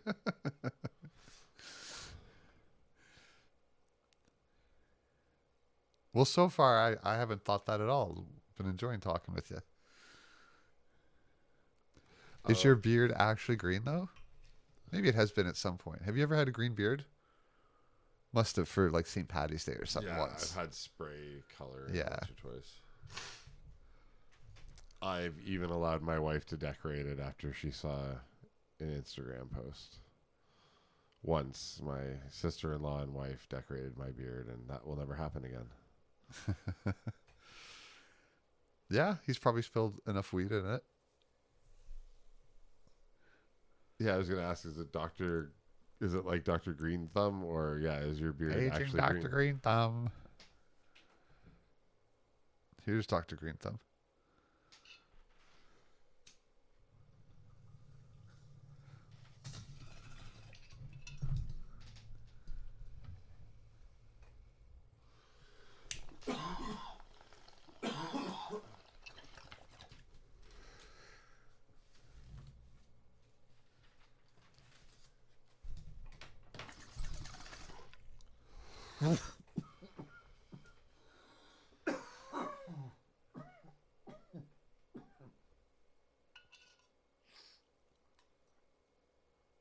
I like the simulation theory. I can't. The problem is at the end of the road of the simulation conversation is it doesn't really matter. It doesn't really matter. So move on. And though I'm okay with ambiguity, but I still hate ambiguity because this is such a scientific thought experiment that we should get to a conclusion. And I know statistically we can get to one, but that's not enough. You know what I mean? Like, that's like saying in infinite time anything is possible.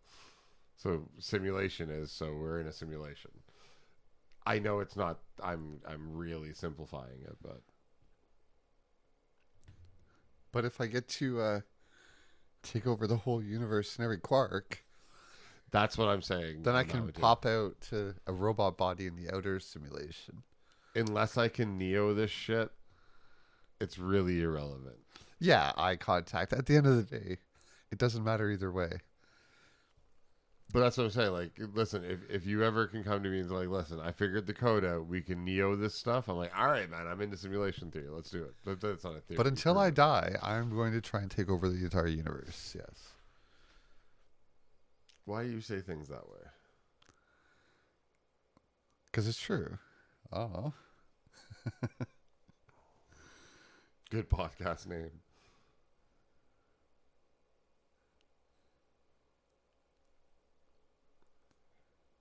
I hope we can shift through time, space. I would like to be there at the end and see it all. Yeah, that's what I want to do. But the reality is you just be looking at empty. We're just going to drift away. Oh, but I mean, part of the puzzle solving is to try and get outside this universe. Or, start it over again. Maybe that's the point of the universe, right? Is to make the big crunch happen so that it can start over again and you can restart physics. Because the heat death seems likely, right? We're just going to drift away. Well, in generations from now, the idea that seeing many stars in the night will seem like a distant fantasy.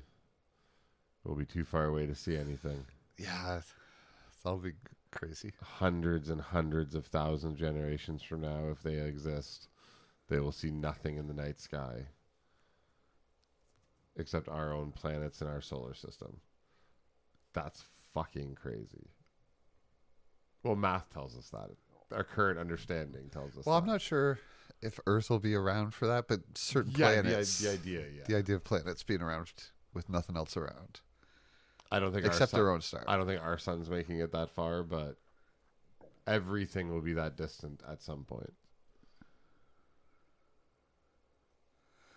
To second gear or reverse? Because that's important. Or a money shift, like 4-to-1. Drop it right out the bottom.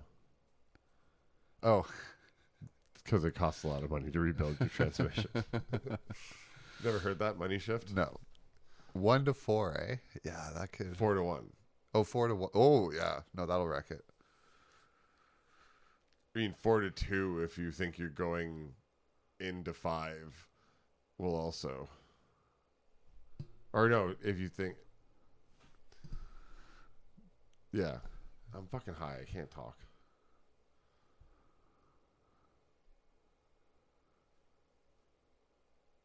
See, the only reason simulation theory would just... My stupid explanation of what, like my theory of what's happening explains Mandela effect. And then all this shifting, anyone feeling a shift or stuff like that would be explained as that as well. And that we are actually part of a security code and a security lock and key system that algorithmically gets to grow on its own and can have minor changes, but it can, when it comes back together, it gets rid of those minors. I still don't quite follow all stupid, this. But it just works in my head. It's dumb. But that explains why we experience things differently, because parts of data gets deleted from each side. I figured that's what you were doing there with the carrot. Space bacon. Or I mean a carrot was meant to be inserted in 10 to the 106. What? With Mandela effect, it almost seems to me like it's just showing a pattern in the way a significant number of people will all misremember something in a certain way. Yes. There's no physical evidence of anything changing. Agreed. Yeah. It's a fun thing, though. I completely agree. However, I also believe in my idea of the Fermi pair. Like, all of these are just fun theories that they're conversation pieces. I have nothing to back any of this up. Yeah, and I just try to look for anything with physical evidence, and so far it's basically our understanding So why of do you physics. believe in simulation theory? Because of the mathematical argument that if we're going to develop a simulation where the creatures inside have sentience and can't tell they're in a simulation, and they're going to create one inside that, and then they're going to create one inside that, and then you lay all those out, we should and throw a dart, what's the odds you're going to hit the real red one? box. We should kind of low. We should as in end every almost episode impossible. with that episode of Futurama. Ensure we can just let the masses know how the theory works. Like, they just tell it. It's like it's. But I did too. I know it's a perfect educational episode. They've weirdly made 2 episodes I can think of that seem to be. I feel like that was purposely for the what I would show my education purpose. kid or something. Yeah. Well, because they do this one about salmon spawning To give in them season 5. existential dread, of course. Do you remember what I'm talking about? They did this weird season where, like, they did this salmon spawning and the walruses, and I'm like, this purposely seems like an educational episode for kids. Although with some weird sexual premises, but every episode has that in it. So, yeah. And the thing, direct eye contact, though, is if we're all little pilots in our meat machines, the only way we can convince each other is through measurable physical things in the real world. And the things you're describing might seem to you, but until you can come up with something, like Newtonian physics or quantum mechanics or relativity to measure these things, then it's the only explanation is we know our biological meat machines are fallible and Greenbeard, to be honest, are just interpreting signals from our senses. I don't know which one is the right one without Googling it at this point. I seriously don't. I'm saying we're pilots in our meat machines. So, it sounds like you're talking about the one with Jet Li. We've talked about it recently, and you're like, oh, we should watch it, like the whole different universe, different people. Sorry. I kind of forget he can shift through worlds. Yeah, there's like different versions. And he goes of and him. kills different versions of himself to become more powerful. It's like Highlander. Kinda. Yeah, you've recently said I should watch it. Like we wanted to pick it for something. Jet Li's the one? Yeah. I'm not even that familiar with it. All right, then it might have been chat. Yeah, it might have been chat. All right, well, I was excited to tell you this, but yeah, American. You know how I love how all these cartoons parody these. American Dad did it. Parodied Jet Li's the one, and it was great. So now I kind of want to watch the one because I know I watched it way back. I just didn't remember it being that great. We love that movie, Direct Eye Contact. Oh yeah, it's one of the better films that have come out in the last 10 years. Definitely.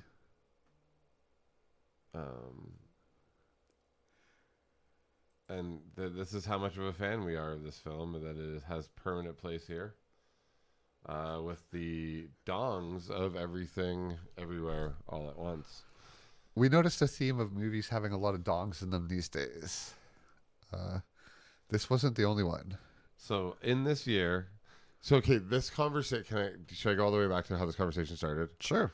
So my wife's always joking that there's always lots of boob and full frontal female nudity. Where's all the dong? Dong rentals. But dong rentals is after this.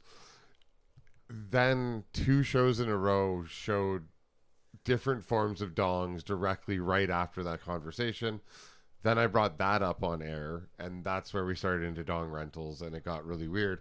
So we actually we collected all the dongs of the year. Or maybe the dongs collected us. The dongs might have collected us.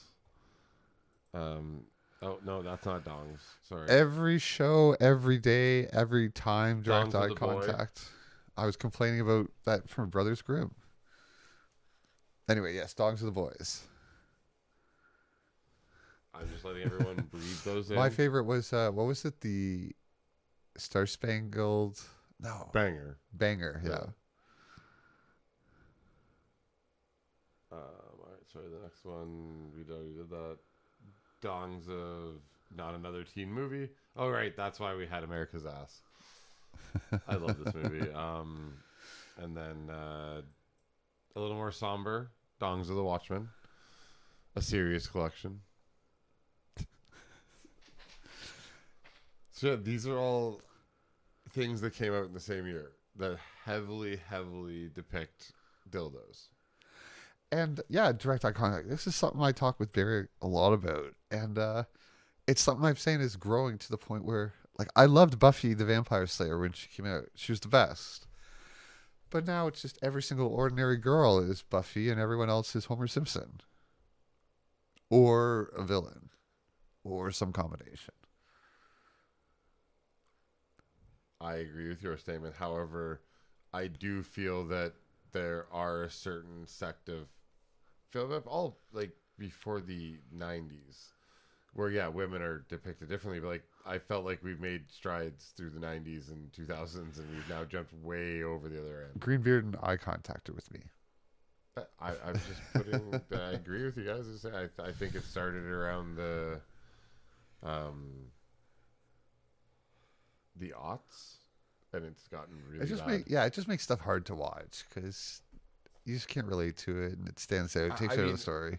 I'm also, and I don't even feel like I don't even want. I'm not even trying to be mean about it because there are shows like Miss Marvel where I'm like, this is a really good show, just it's not written for me. I can't get heavily into it. I don't hate anything about it. It's not for me. I don't understand that experience. So like, it's not like everything is bad, but like, yeah, She-Hulk. It was 8 episodes or 6 episodes of telling me why I'm a bad person because I was male.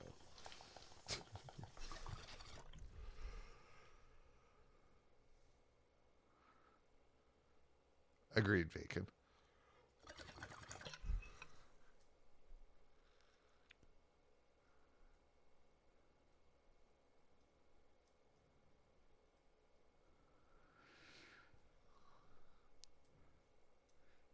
Yes, I was talking to about there's those compilation videos of like the military ads. Russia and China have all the things like you picture from Rambo or Commando or stuff like that. And then it gets to the American ones and it's like these cartoons about diversity and having your voice heard. But now, just very recently, they've gotten aggressive again, which means, they're getting ready to send some poor people's kids to go die for someone else making a lot of money. And their religious beliefs. Well, happy, joy. And I do agree. We seem to. Well, I mean, another conversation we having about the deep voices of girls in their 20s. I gotta shut up. I gotta stop saying things. I really try and get movies. Yes, back to movies. Didi changing the subject. I don't care what gender the lead character is. I just want an arc that makes sense and a good story. Anything else is not. There's a lot of people that would in the mainstream that would be upset. How dare you not care? I don't. Write a good fucking story and make it about the story and not like listen, She-Hulk was destined to be bad. It started off with I don't care about comic book fans and they're dumb. And oh wait, you forgot that comic book fans are who built this multi-billion-dollar empire that you're getting to be part of? Okay, go fuck yourself then. Yeah, all right, maybe I'm a little angry too. I just try and keep it in check and not just be totally angry all the time, but being flat out told that I'm just bad all the time is horrible. It's gotten pretty old. But again, in Grimm, I didn't feel that. I felt like there was arcs for everybody. I felt like they told a story. I felt like there was something else going on. Not just, like, no one was bad because they were anything. You know what I mean? Like, I didn't feel that in that movie. I just felt it was a good movie. Like, there was story in it. I could be wrong. Taking away some childhood innocence, maybe. I just thought it was a fun movie.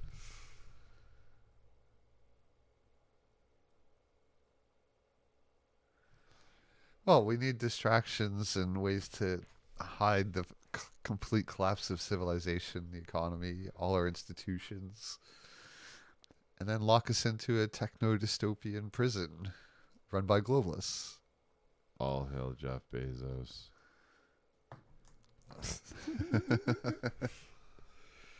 That's the happy version of what's going to happen. Oh, it's on the way. An intern's going to trip and blow a switch, and everyone's going to think bombs are coming and we're all going to die. This is how flimsy the world is set up on infrastructure at the moment, I'm pretty sure. I think it was Oppenheimer that said there's, the urn of, like, unrevocable disaster. She's like, we keep putting our hand in and pulling out a ball, and eventually it's going to be something we can't contain it. We got all the AI stuff and drones and...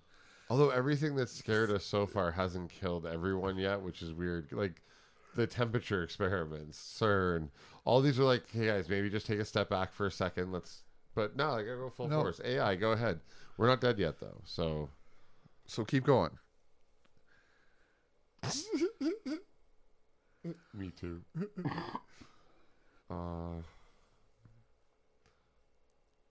It's not all bad. It's just like 99% bad. Maybe one day we'll get to Star Trek and it will just be the descendants of the Bezoses and Zuckerbergs and Musks. And they'll all be horribly inbred. Oh, wait. Gen V makes me happy. Greenbeard, my point is AI is just going to kill us all as part of its evolution. It'll just look at us like monkeys and look at how we treat them.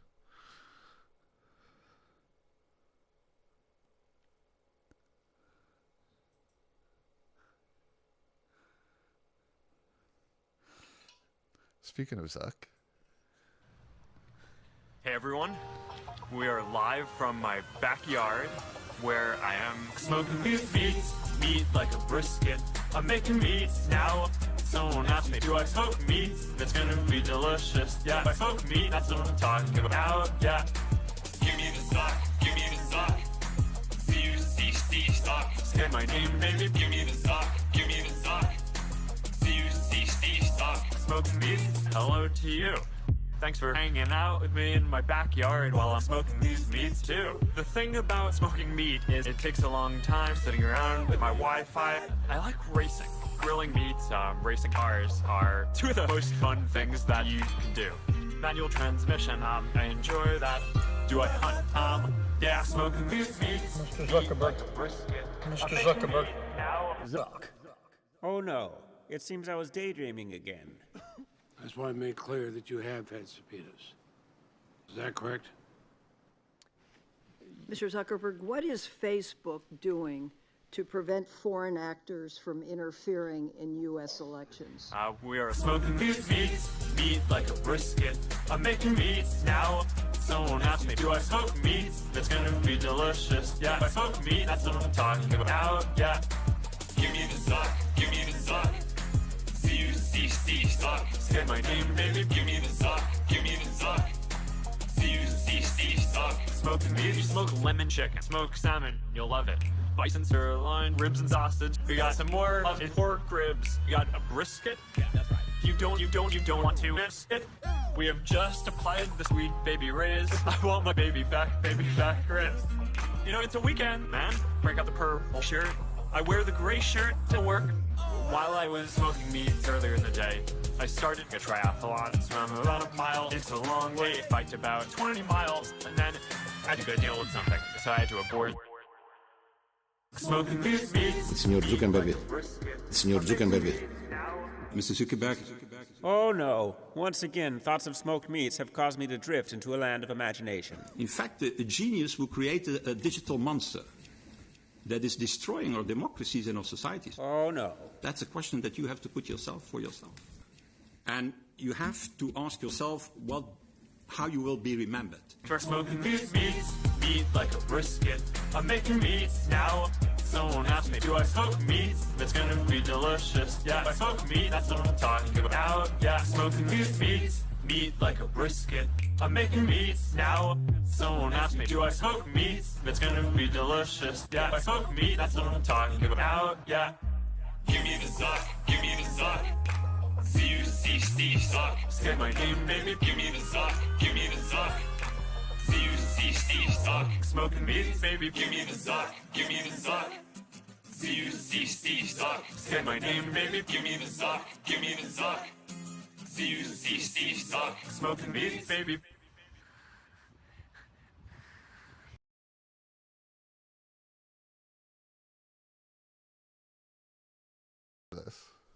Jeebus. My apologies.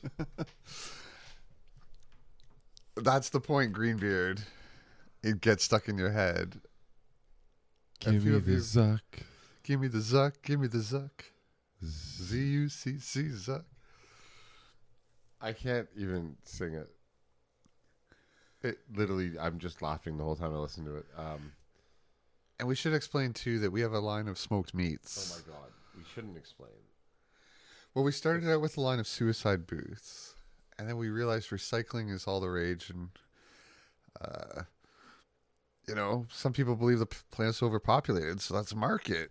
And there's multiple sources of meat these days for our stay lifted smoked meats. For all the demographics we want to sell to. And, of course, we have new higher quality meats. Our Huba steaks. Yes, when some of our viewers disappear for long periods of time, sometimes meats based on their brand starts to appear.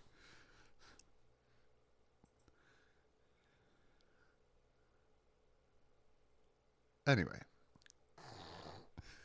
Oh, where did you post it? In our Discord? It was the 7x 23 equals 38 or something. They posted a bit earlier with that title. Oh.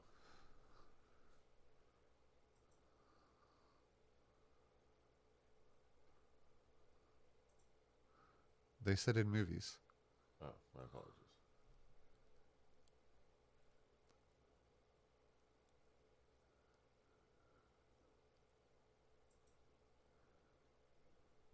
I can only count to 4. I can only count to 4. I can only count to 4. I can only count to 4. Psycho Stick is my favorite band.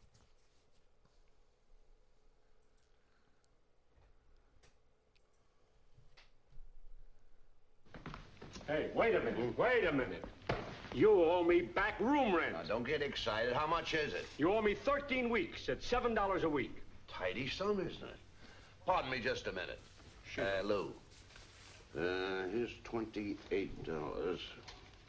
$28? Give him that old routine of ours, 7 into 28, 13 times. Oh, hey, give me the Crayola. Oh, yeah. Here. Now, and do it right this time. Hope it works. Make it snappy. Okay. Mr. Landlord. Yeah? What are you smoking, an army blanket? Never mind about that. You owe me room rent. All right, here's $28. $28, fine.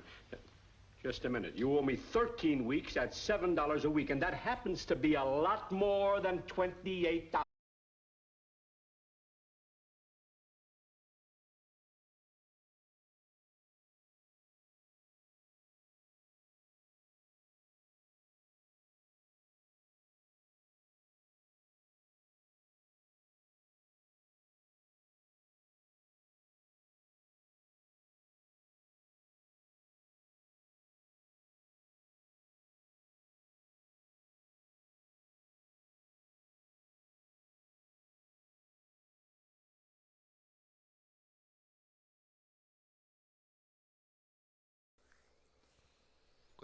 I'm sorry, man. A lot happened in those few minutes. I apologize.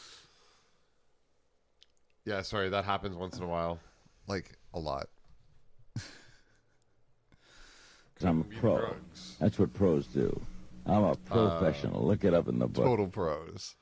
I would like to thank you all for joining us tonight. I think we are coming to an end at 5 hours.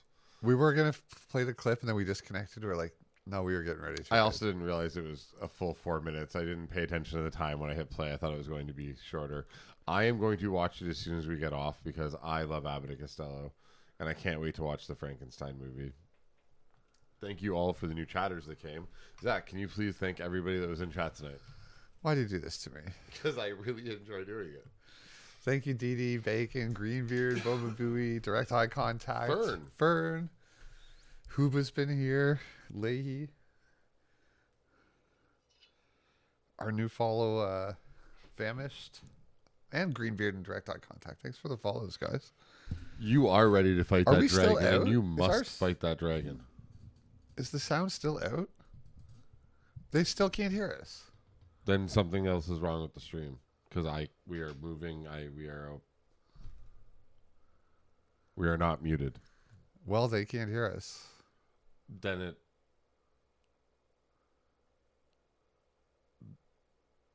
it's the stream on the other end. Like we're not muted at the moment. What about on that machine? There's like a pop-up. Yeah, no, that's not doing anything. I'm still getting signal on all of it. I know, and it's still showing up on our end.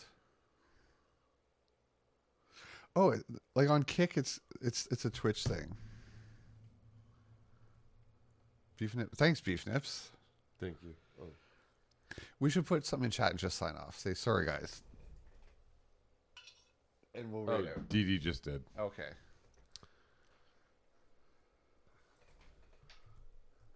Sorry, guys.